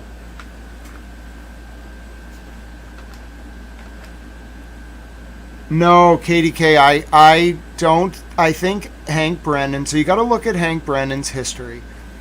Hank Brennan worked with Leah Foley in 2014. Like, she was the prosecutor, he was the defense attorney on, like, this federal drug case. They knew each other. Second, Hank Brennan was a lawyer for a woman in Stoughton who hit a guy on a scooter and killed him in the fall of 2020. But she was arrested in October and then indicted in December.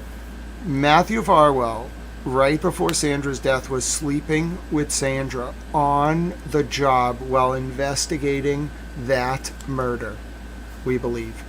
Which would mean Hank Brennan might have known about Farwell way back when, because of his role in being a defense attorney in that case. You got to investigate.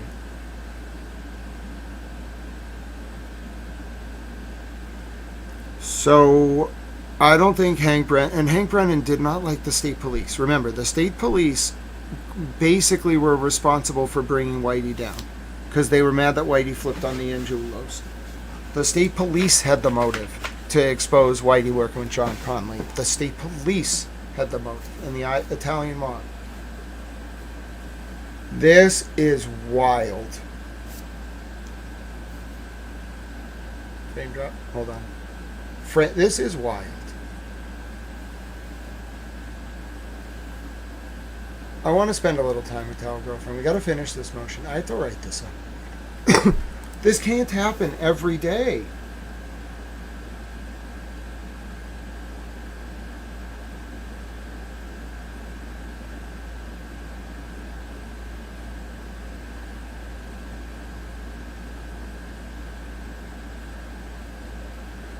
Who knew about that? Oh, In Limonene has started a membership parade. I'm going to read the names out.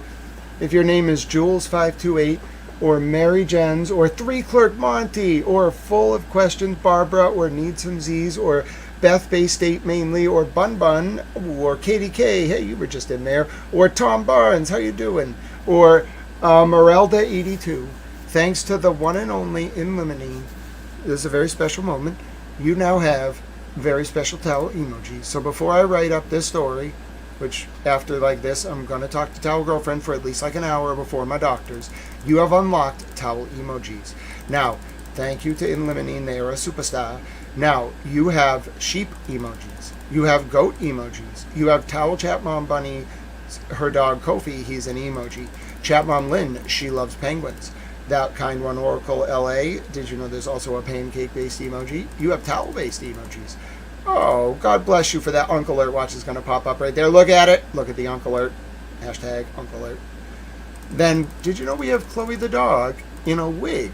Okay, we have David Yannetti. I made him into the man on the mountain from New Hampshire because only a dad from Massachusetts would take it as a compliment to be made into an homage to the man on the mountain in New Hampshire that fell down in like 2003. But I know David Yannetti. All right, I don't know him that well, but I did talk to him one time in court. He was very nice after my dad passed away. But I know the type, okay? He's right. He's a good man. He's a Massachusetts dad. His kids are probably like, yeah, dude, like every time we drive to like Mount Washington, he pulls over on the side of the road and he's like, you see that mountain? There used to be a face in that mountain. It fell down like 23 years ago, but we would pull over right here. We would get out of the car. We would look up and the man was in the mountain. I'm telling you. I don't know David Yannetti's kids, but I swear to God, if one of them were listening, they'd look at him and be like, how does he know? Trust me. It's like how I knew that if you're from Massachusetts and you have a woman in your life, okay, from Massachusetts, you better make damn sure between 3 and 5 p.m. on weekdays mostly, that clicker for the friggin' TV is within arm's reach at any and all times. Now, you might be saying to yourself, Grant, you do not literally, yes, I do. Listen, if you don't have an emergency clicker, you're not from Massachusetts. Now, I don't even have cable. Okay, I have no reason to have this. Okay, do you know why I have this? Because there might be a time or a day where a woman is around me from Massachusetts who's just screaming about her damn clicker, and I'm going to be like, you know what? Program this freaking clicker, and I'm just going to give it to her. All right? Because if you've never seen, and it mostly applies to women, but some men too, if you've never seen a mom in Massachusetts looking for her clicker between 3 and 5 p.m. as the like 4:35 p.m. news gets closer, or if her show's on, God help you if you don't know where that clicker is. Now, you probably did not cause the clicker to be lost. Those of you who were here before know I've talked about this, the mythical clicker. It probably was lost because an animal bit it and put it under a couch, like was playing with it, or a kid like threw it like somewhere. You probably did not cause the clicker to disappear, but you could be damn sure that if you don't locate that clicker or a suitable alternative, you are going to be held accountable. And it's probably not the best time for the clicker to go missing, so shit is already hitting the fan. So what you need, I'm just giving you men some advice. What you need to live in Massachusetts are a few things, one of which is an emergency clicker. So they'll program it. They trust me. They know how to program the clicker to work with their TV and their cable box. They'll complain about it for like 5 seconds, but then they'll be like, well, actually, you know what? I know the code. Just shut up. And then they'll go deal with the TV.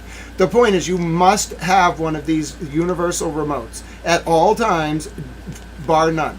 All right? Just don't even, just have one, put it in your pocket, put it in your backpack. And then, no matter what has happened to the remote, you can just hold up it's like a, like it's just silent. They not go silent. They'll still talk, but they will not scream. Okay, about the clicker. As long as you give them the clicker. But you can't fake it.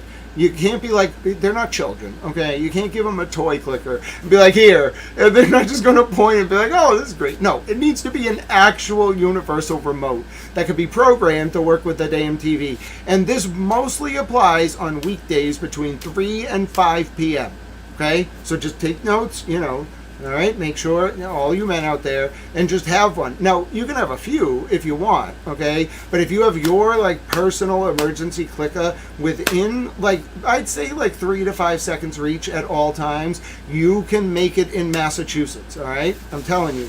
I've studied this. I've thought about this. I've developed a detailed plan, all right? Now, what this has to do with towel emojis, I don't know. I forget what. Oh, that's right. I was thinking about David Yannetti being the man on the mountain and his kids, being like, oh yeah, he totally makes us look at that overlook. There's no man on the mountain. It's just an empty cliff face, but he really, has fond memories. And then I was like, wait a minute. I should tell the story about clickers. And then I did. It was great. All right. Tom Barnes says, my best friend is first cousins with Ty and Freddie Gayas. Oh, the guy who took out Whitey. Freddie was the guy who ended Whitey Bulger and Fat Alfonso for the NYC. Yep, the super powerful name. Yeah, I don't know nothing about nothing. I've never heard. I don't know what that is. I bet they make really good tomato sauce. That's what I'm saying. Or they have very good dinners. But I don't know nothing. Me, look at me. I'm a towel. Okay. I don't know nothing about nothing. Not me person, okay? What do you want me to say? All right, that's all I'm going to say. What do you want me to say? Forget about it. I know, I haven't eaten lunch yet. I'm gonna get all yelled at. All right. I'm going to finish. I'm going to write up the story. I'm going to do it. All right. God, give me strength. I'm only asking a question, though. I'm not writing up a story, so... The couch swallowed the clicker. Yeah, inevitably the couch swallowed the damn clicker. But the point is, just have the clicker at hand, all right? You can't go wrong by having the clicker at hand, all right? A clicker is very useful. Listen, I don't know what you all are doing around the country. Remote? What the hell's wrong with you, bro? It's a clicker, all right? It's a clicker, all right? We all got to get on the same page. It's a clicker, all right? Say it with me. T.A. Sarah's going to quiz you on this. It's a clicker, all right? You gotta go down the park and drop the clicker before you go, all right? You can't bring the clicker down the park, all right? What the hell are you doing? What are you gonna do with the clicker down the park, all right? You're gonna change the fucking channel? That's not gonna happen, all right? So drop the fucking clicker before you go down the fucking park, all right? Everybody on the same page? All right? Yep, we're gonna write this down. Drop the fucking clicker before you go down the fucking park. All right? And if you can say that, you can live in Massachusetts. No bringing the clicker to the park. All right? That's what you got to tell him. T.A.'s like, clicker. Yeah, it's the clicker. All right? All right, we need a Friday song. I need to be able to write this up. I'm made, but I'm also blown away, astounded, and also I have a clicker. You might not believe me. I don't really care. I have a clicker. No, it's a clicker. Listen. We have to have a meeting, okay? We are having a meeting of the different regions of the United States and the world.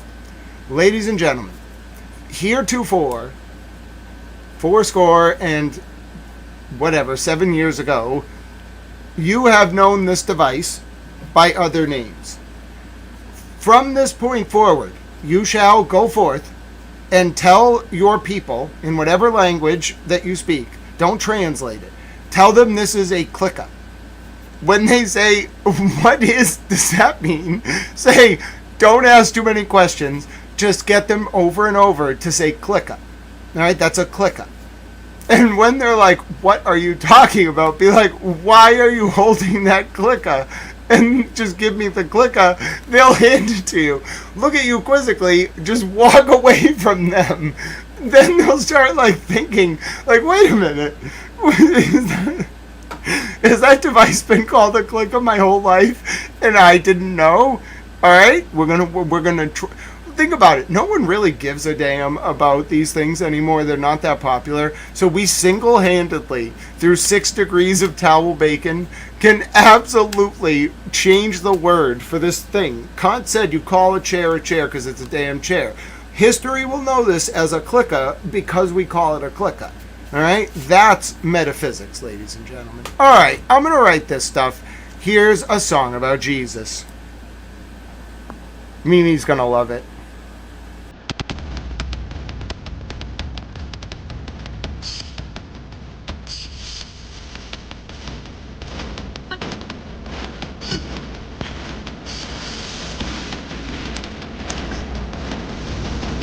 Wait a minute. Wait a minute. Wait a minute. Wait a minute. Wait a minute. Wait a minute. Wait a minute. Elizabeth. Under Standing Towel Rule 1. Standing Towel Order Rule 1. Under no circumstances will you come into this channel and degrade mental illness because you're unable to keep up with the pace of information or coverage thereupon. Ma'am, that is a fault of your own, not the very intelligent people who could outrun you any day of the week that may have various disabilities. Your inability to process information is not a character flaw, and it is certainly not a mental illness. It is mostly a byproduct of your own ignorance. So I'll teach you how to read, but you can't, and I'll teach you how to learn. I will teach you how to consume these documents, but you are named, and you may not return. You're named under Standing Order Rule 1, and you are banished permanently from the house because you disrespected my intelligence and the intelligence of your fellow commentators, and you degraded your own dignity. So enjoy that for your weekend. Think about that, mull that over, and ideally find God. Or Jesus. I like Jesus. Maybe you don't. Anyway, God bless you. Enjoy Elizabeth. Not any of you. She's gone now.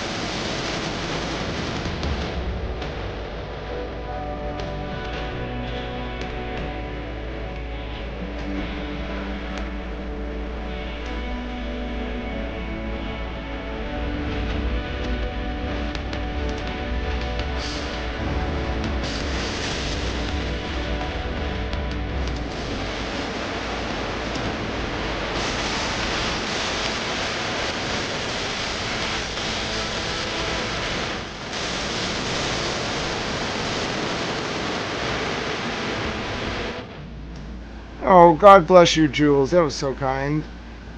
You're all wonderful. What are we getting at? What's this? What's this? Oh! T.A. Sarah!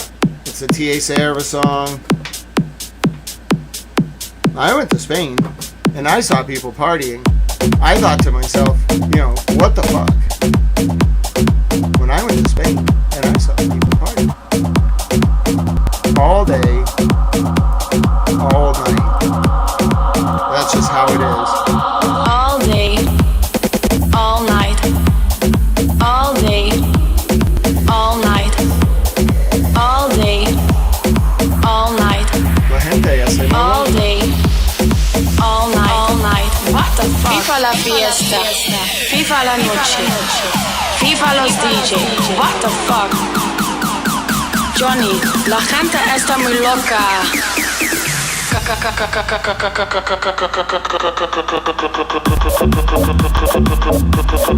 Oh, God bless you, Sunshine Cheryl. Dance party towel in the house. Did I forgot to start a new goal? What's going on? I'm so sorry. I thought I started another goal. I don't know how that happened.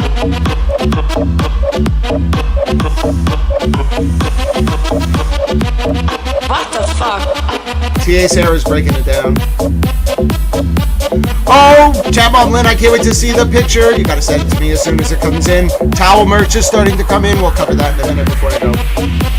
I gotta go soon though.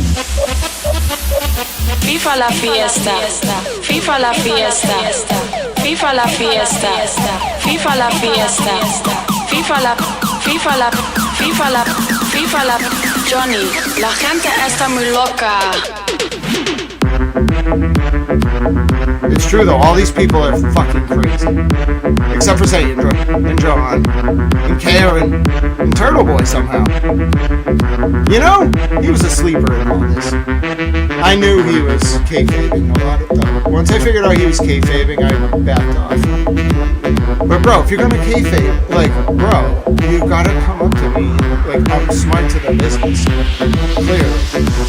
Like, don't kayfabe. But otherwise, he's cool. I think he's alright. Clearly. But don't kayfabe.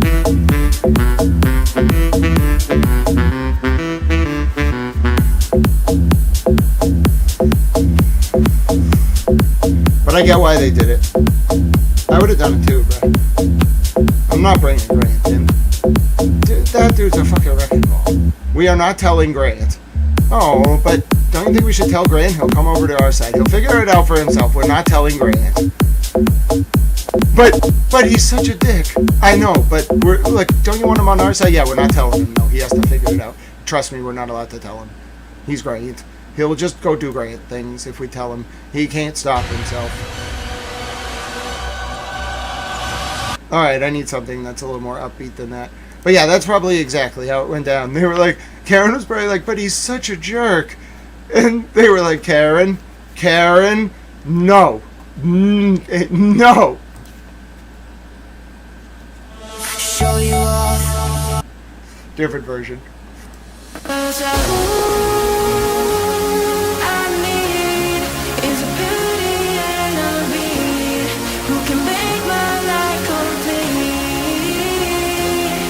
I think it's Store. When the music makes you move, baby, do it like you do. 'Cause I need is beauty and a beat who can make my life complete.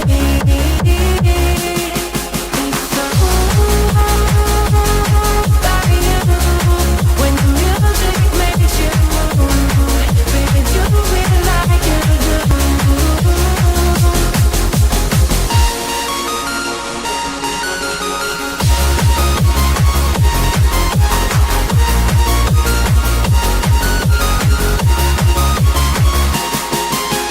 Show you out. Tonight I wanna show you out. What you got. A billion couldn't ever buy.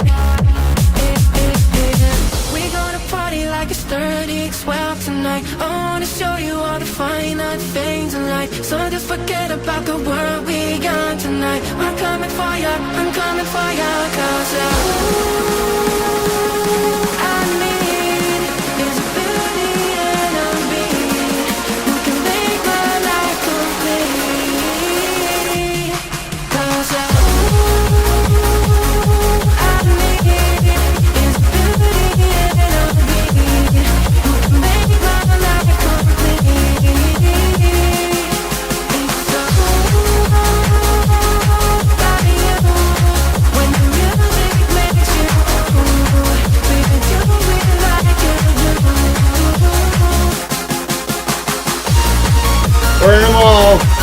Burn them all, Attorney Coley. Get them all.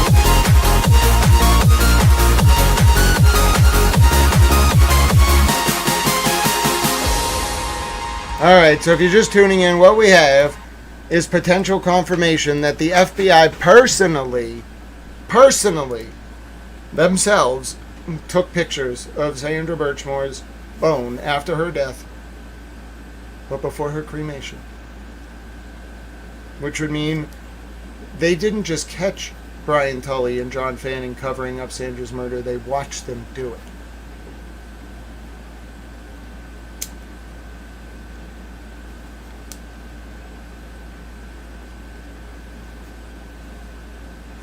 Did that explain so much?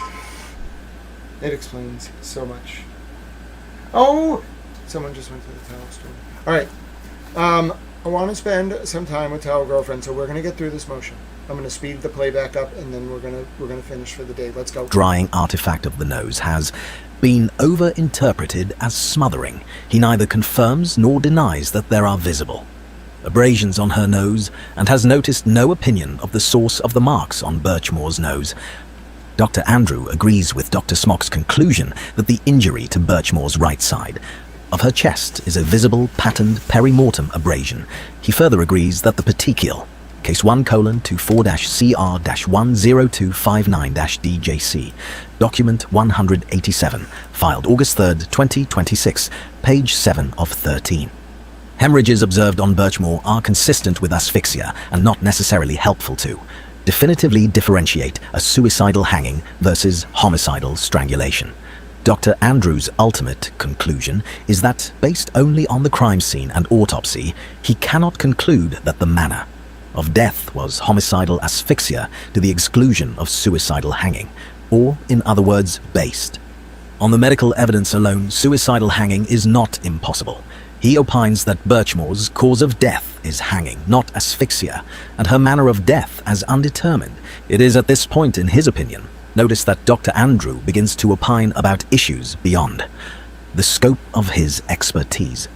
Dr. Andrew writes, "Of additional note is the fact that Miss Birchmore had been prescribed sertraline, a selective serotonin uptake inhibitor, SSRI, 12 days prior to her death, as far back as 2004, it was noted there appeared to be a subset of those prescribed SSRIs who were at increased risk of suicide early in treatment or with changes in dosage. Around January of 2005, the FDA required a so-called black box warning on all SSRIs and antidepressants, highlighting the increased risk of suicidal thoughts and behaviors in children, adolescents, and young adults up to 24 during the initial stages of treatment.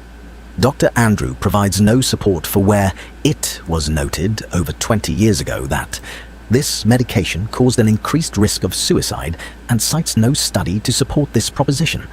Not only has he not disclosed the basis for this statement, but the defense has not noticed any training or experience that would render him qualified to offer an opinion to the jury as what sertraline is, what potential dosages are, what it is used to treat, or what the risk factors are.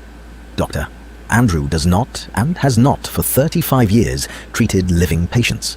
He has never worked as a psychiatrist or mental health provider.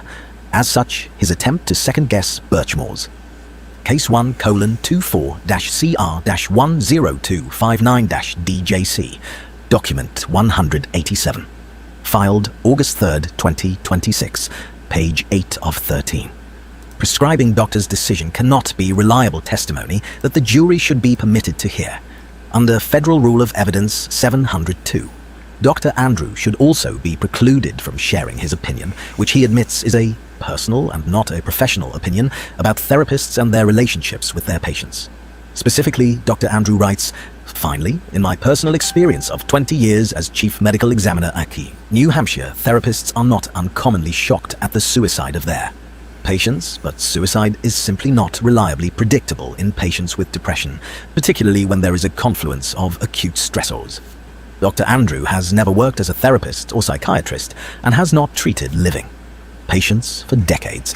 He did not engage with any of Birchmore's mental health providers, and his Personal opinion, generally, as to the relationships between therapists and their patients is an impermissible overreach. Relatedly, Dr. Andrews should not be permitted to offer his opinion as to non-medical evidence that he alleges favor suicide. Specifically, he writes that Birchmore had a documented history of suicidal behaviors. Among her writings are a note dated July 1st, 2017, that can be considered a proto-suicide note and a pros and cons analysis. Regarding suicide dated June 30th, 2017, suicidal threats prompted involvement of the Stoughton Police Department on May 14th, 2020, with involuntary evaluation at Good Samaritan Hospital. Wait a minute! Wait a minute! The police department where Farwell worked had Sandra involuntarily committed a year before her death? Not a year, 6 months before her death?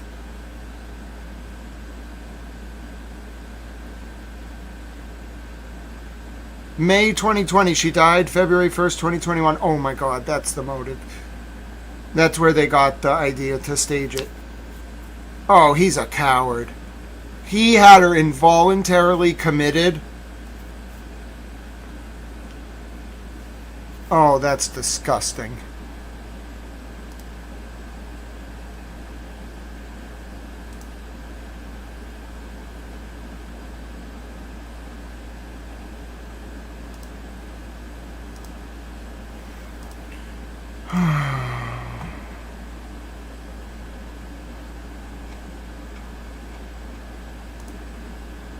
Now I'm mad. Should get my mask on. Rest in peace, Fulio. You know how.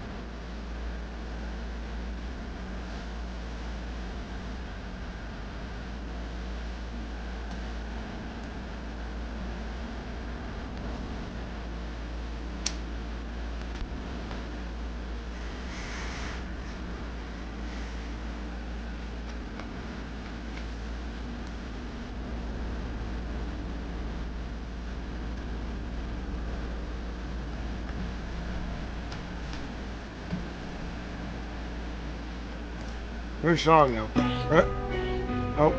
Oh, I don't know about this. Fine, we can do this, but I gotta take this off the screen.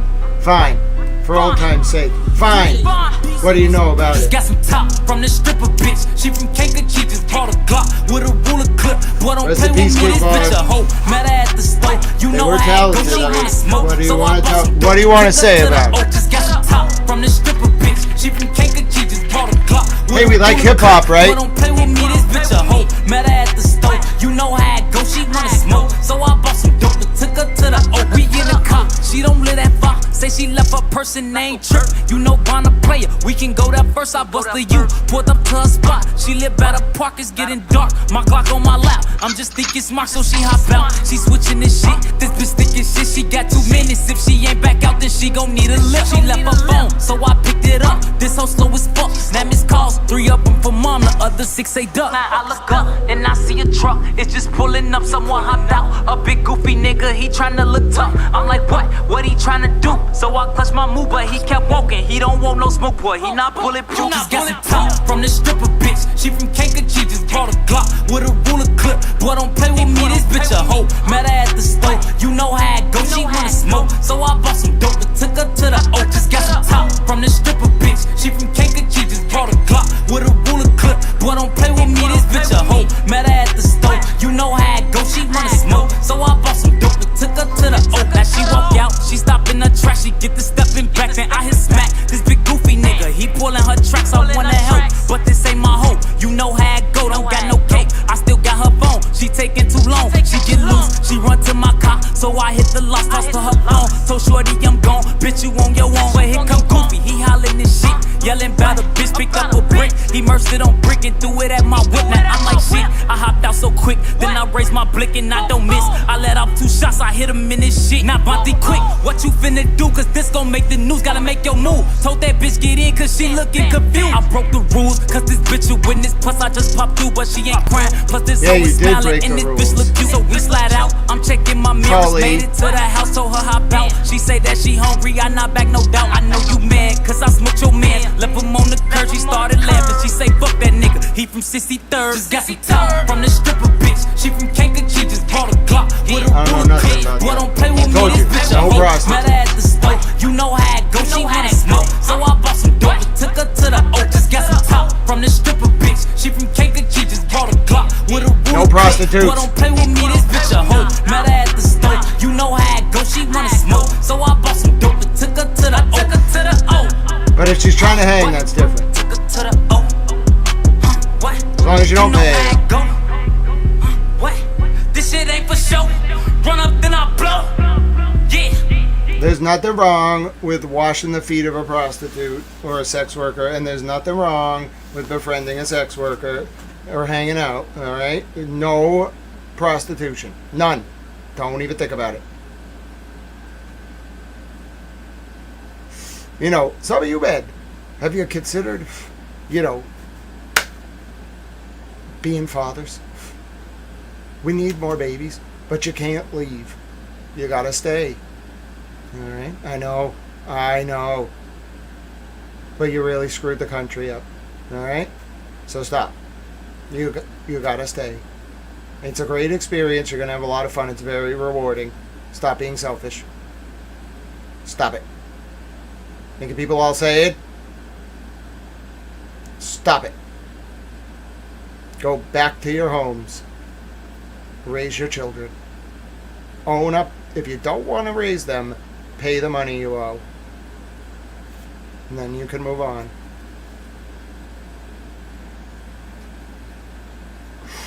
Unless you hurt the kids, then you can burn in hell. Go home. Go back to your homes. Go back to your families and raise your children. And if the prostitutes stop selling themselves, the men will be forced to do that because they won't have anywhere else to go. And ideally only have sex for love.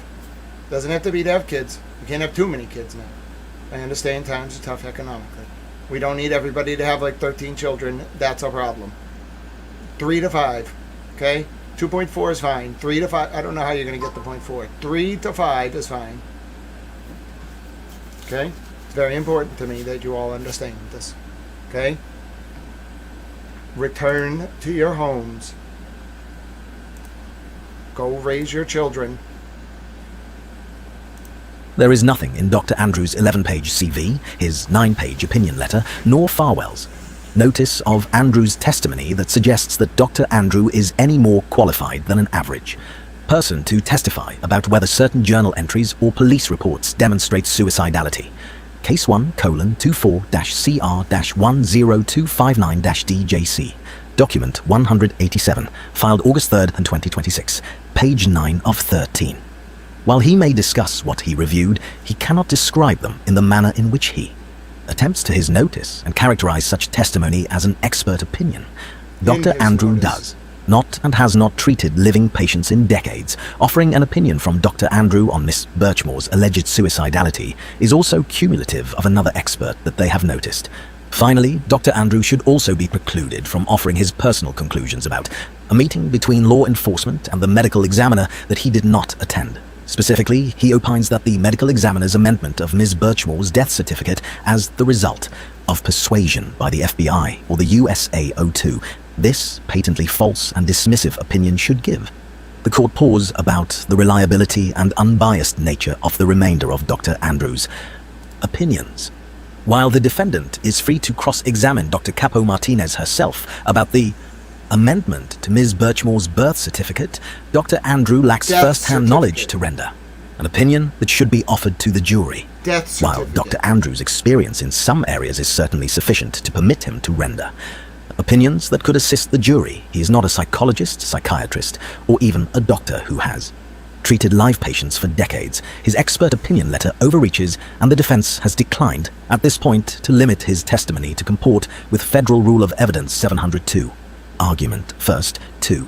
The court should conduct a Dobed hearing to determine whether to exercise its gatekeeping function and exclude Dr. Andrew as unqualified and slash or limit his testimony.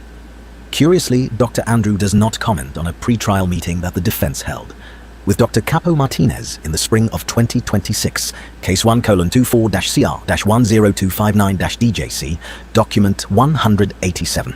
Filed August 3rd, 2026, page 10 of 13. Rule 702 governs the admissibility of expert testimony and provides that a proposed expert witness must be sufficiently qualified to assist the trier of fact, and that his or her expert testimony must be relevant to the task at hand and rest on a reliable basis. United States v. Stokes, 388 F3rd 2126, First Circuit 2004.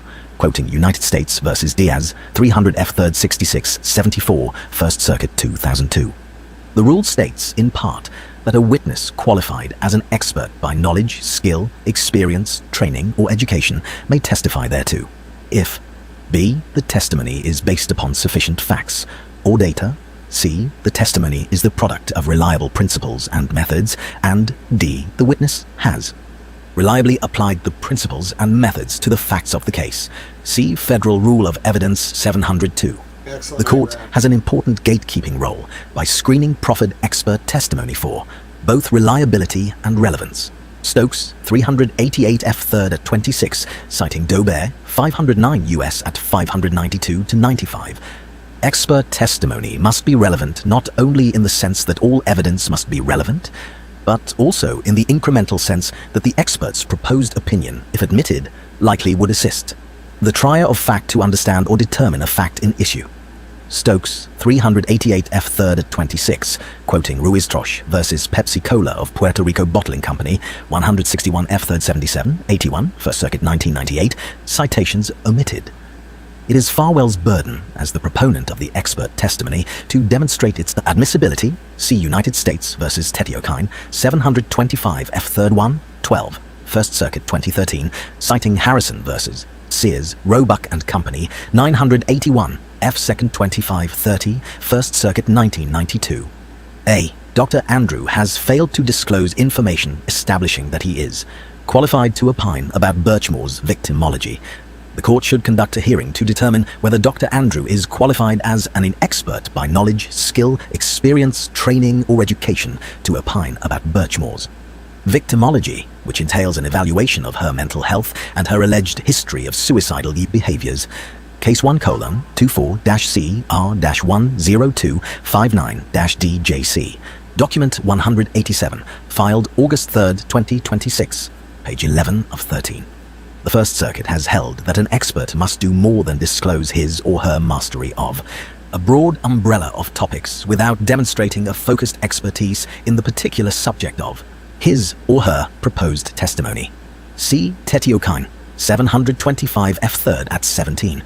In Tetiokine, the court held that the district court properly excluded expert testimony by Sergei Khrushchev, the son of former Soviet Premier Nikita Khrushchev, concluding that while Mr. Khrushchev may have possessed some expertise regarding world affairs and national security issues, that expertise did not qualify him to testify regarding family law and adoption customs in the former Soviet Union, which was the issue relevant to the proffered defense.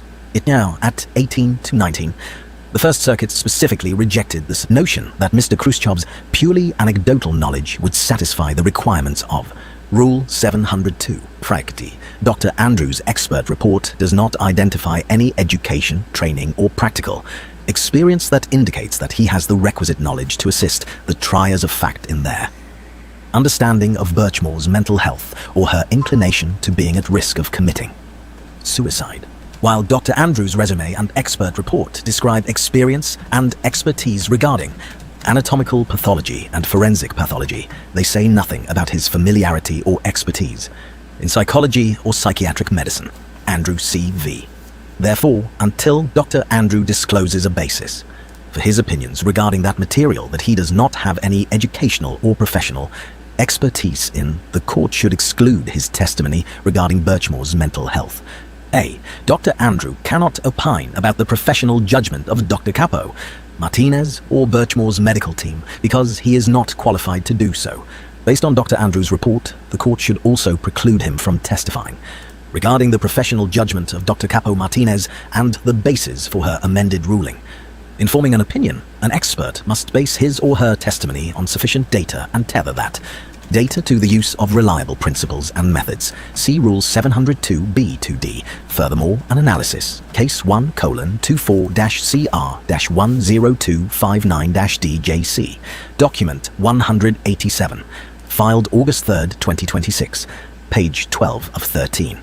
Of Rule 702B requires an evaluation of the expert's conduct. Here, Dr. Andrew has not disclosed any basis to support his accusation that Dr. Capo Martinez was persuaded by the USAO and FBI to amend the Birchmore death certificate.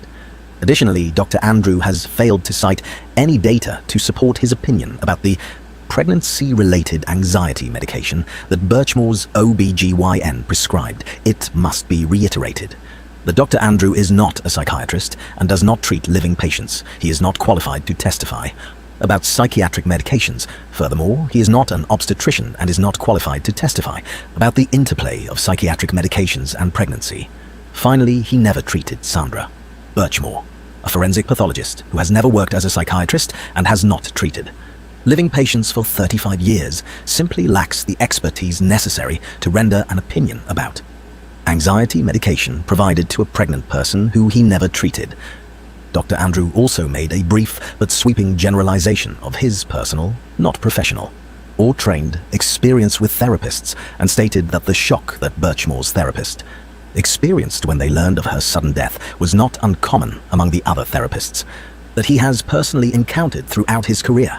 Again, Dr. Andrew has not reviewed the communication that Birchmore had with her therapist, nor spoke with the therapist, or even reviewed prior interviews with her to come to his overly broad conclusion, and relies on no professional or educational experience to opine such an imprudent generalization. Agreed. Accordingly, Dr. Andrew has failed to disclose a basis to opine about the discretion and efficacy of Birchmore's medical team. Case 1:CR-10259-DJC.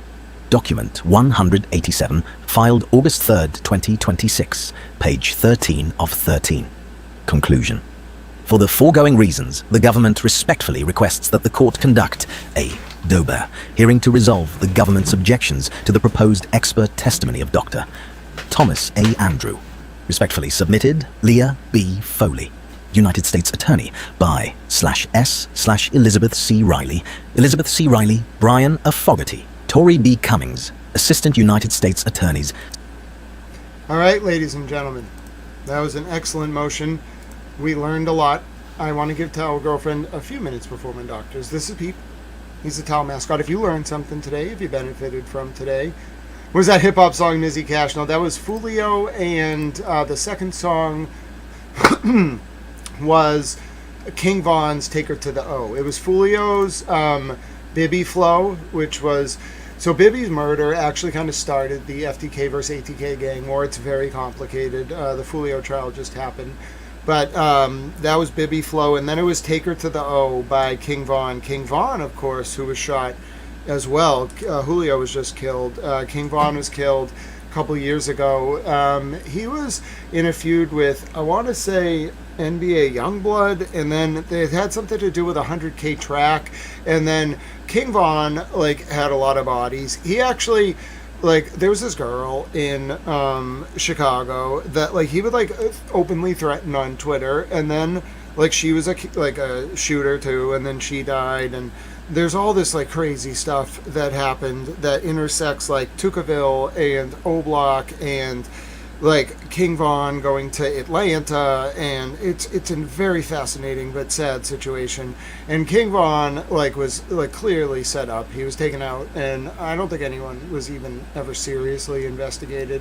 So both Julio and King Von met tragic ends. I've talked about it before. They represented a very talented group of artists, both King Von, Julio, and others, who died because of the violent culture surrounding gang wars in Florida, Jacksonville, Chicago, etc. It's sad. They were very talented artists. They have a wide canon, Fulio in particular. He had bodies, so did Vaughn. There's no debating it. But you have to kind of separate the person from the art. And they didn't just kill people. They oftentimes would have lost their brother to a gang shooting, and so they became an avenger for the honor of their slain cousin. And then what happens is they kill someone in retaliation, and then that person's cousin is or brother is what the fuck, bro? And then they retaliate, and then somebody else retaliates, and it just goes on for years, and it's back to back. It's over and over and over. It's a cycle of violence. It's very bad. And the feds did break up what was happening in Jacksonville, but the reality is it didn't stop until, and it probably has stopped now until Fulio died. Vanessa Carlton somehow gets involved in that one through a song called Who I Smoke, and then Fulio had a remix of it. I don't know why she cleared that sample. It caused a lot of problems. And then the King Von situation I don't know as much about. It's very complicated. But it ended with him being shot tragically in a parking lot. Just a weird situation. But I don't know. The cycle of death probably would have continued. I pray that it wouldn't have, but I think there just would have been more and more and more bodies, because it just was getting really out of hand. There still is a substantial amount of killing that takes place around the United States. Don't underestimate it. But that was causing... It was the problem, why it was becoming such a dangerous thing, is it was becoming social media fodder. And that was really dangerous. Open, shooting. Threatening people in a song, and then killing them, and then making a song about killing them. It was really bad. It was a huge First Amendment problem, because that isn't expressing an opinion. These guys would confess to murder in their YouTube videos and reenact the murder. All right, list of dead ops being a good example. My name is Grant Smith Ellis. I gotta go hang out with Towel Girlfriend for a little bit. I'm sorry I went on a tangent there. That was a response to Kevin from South Boston. And I don't want to just say oh, that was that artist and that artist, because it doesn't do justice to who they were as an artist or the context of the song. It's not just anger. It's a form of sort of social commentary where they're expressing their frustration through very angry rap and drill and hip hop. That is a form of pain. It fundamentally is they can take a lot of painkillers, they can drink, they can kill people. It won't take the pain away. And so the art is the outlet of the pain. And unfortunately, tragically, most good art comes from pain. That's why Kanye was better as a earlier artist, a younger artist. He's in pain now, but a different kind of pain. Real pain, being around, sadness, will produce great art, but at great cost. That's my reminder to go spend time with Towel Girlfriend. Let me get out of here. God bless you all. I'm going to do Tippecanoe and Tyler too. If you want to support Towel Stream, you can do so. There's a bunch of ways to donate if you want to help, hashtag Feed Towel. There's God bless you all. Thank you for being here. If you enjoyed today, if you learned something, you can support me, get me a coffee, get me a lunch, get me some dinner, etc. There's a PayPal, paypal.me/Grant Ellis. Find the link in the chat, the description. There's a Cash App, # Grant Smith Ellis. There's a Venmo at Grant-E1. There's also a towel store, so if you're new to the channel, if you're wondering are there more ways to support, yes, we do have a towel store. So if you do !store at any time, Nightbot will bring you to the towel store. Now the towel store is wonderful. All right, let me show it to you now. Give me 1 second. Which one did I have up? Oh, hold on. All right, now let me show you the towel store. All right, that's a towel store. People asked for it. I created it. All right, take a look at it. God bless you all. Thank you for your support of Towel Channel. Feel free to take a look. It's bonfire.com/store/towel shop. We have a towel apron. We have towels. We have a shirt. And then we have various sweatshirts, bunnies. That's Pete Bunny. He's a towel mascot. I made that. Then we have a blanket. So there's an apron. People are excited. Chat Mom Lynn said that her item is arriving today. I'm so excited. God bless you, Mimi. God bless you, so many towel friends. Let me do Tippecanoe and Tyler too and get out of here. So I like to list the presidents in order to test my mental acuity at the end of the stream. President Washington. Then we're going to get President Adams and President Jefferson, President Madison, President Monroe, President Adams Jr., President Jackson, President Van Buren, William Henry Harrison, don't know 10. Tippecanoe and Tyler too, so that's going to be Polk Taylor. Then it's going to be 13 is Fillmore, Pierce Buchanan, Lincoln Johnson, Grant, Rutherford B. Hayes, Garfield, Chester A. Arthur, Cleveland, Harrison, Cleveland, McKinley, Teddy Roosevelt, William Howard, Taft, Woodrow Wilson, Harding, Coolidge, Hoover, FDR, Truman, Eisenhower, Kennedy, Johnson, Nixon, Ford, Carter, Reagan, Bush 1, Clinton, Bush 2, Obama, Trump, Biden, Trump. How about them apples? God bless you all. Thank you for watching Towel Channel. It's coming up on 3:42 p.m. Eastern here in Boston, Massachusetts. My name is Grant Smith Ellis. You can find more from me, youtube.com/@Grant Smith Ellis. It is 9:43 p.m. in South Africa, 10:43 p.m. in Tel Aviv, Israel, and 11:13 p.m. in Tehran, Iran. It's Friday, August 14, 2025. If you learned something today, if you were educated, informed, or entertained, 20% entertainment, 40% information, 40% education, please consider paying it forward with a donation or a small act of service or kindness to someone out there. Our vets, our animals, our homeless vets or service members, charities like the Big Issue in the UK. Smile at someone on the street. Give someone, a family member, a friend, a call you haven't heard from in a while. Give 200 tomato plants away. Let's try to bring a new digital epoch around, defined by centering the realpolitik on preserving, expanding, and demonstrating our capacity for those small acts of service and kindness. And furthermore, let's also think about living up to our Tal Eudaimonia or Summum Bonum, our greatest good in the ancient Greek or Latin, respectively. And let's bring about a new digital epic defined by Aquarius the water bear standing tall and carrying a Pete Bunny towel. I believe it's possible because of you all. God bless you all. I'm so sorry I didn't get to say hello to all of you in chat. Thank you for your support. Thank you for being with me. Thank you for supporting the Towel Channel. God bless you all. May God protect us. God bless the United States of America. God bless Sandra and her unborn baby boy. And may justice reign. Good afternoon, good morning, good night, whatever the case may be. My name is Grant Smith Ellis. That concludes for now your broadcast day on Towel News. Be well, God bless you, and thank you for being with me today. Thank you for being you. And be well.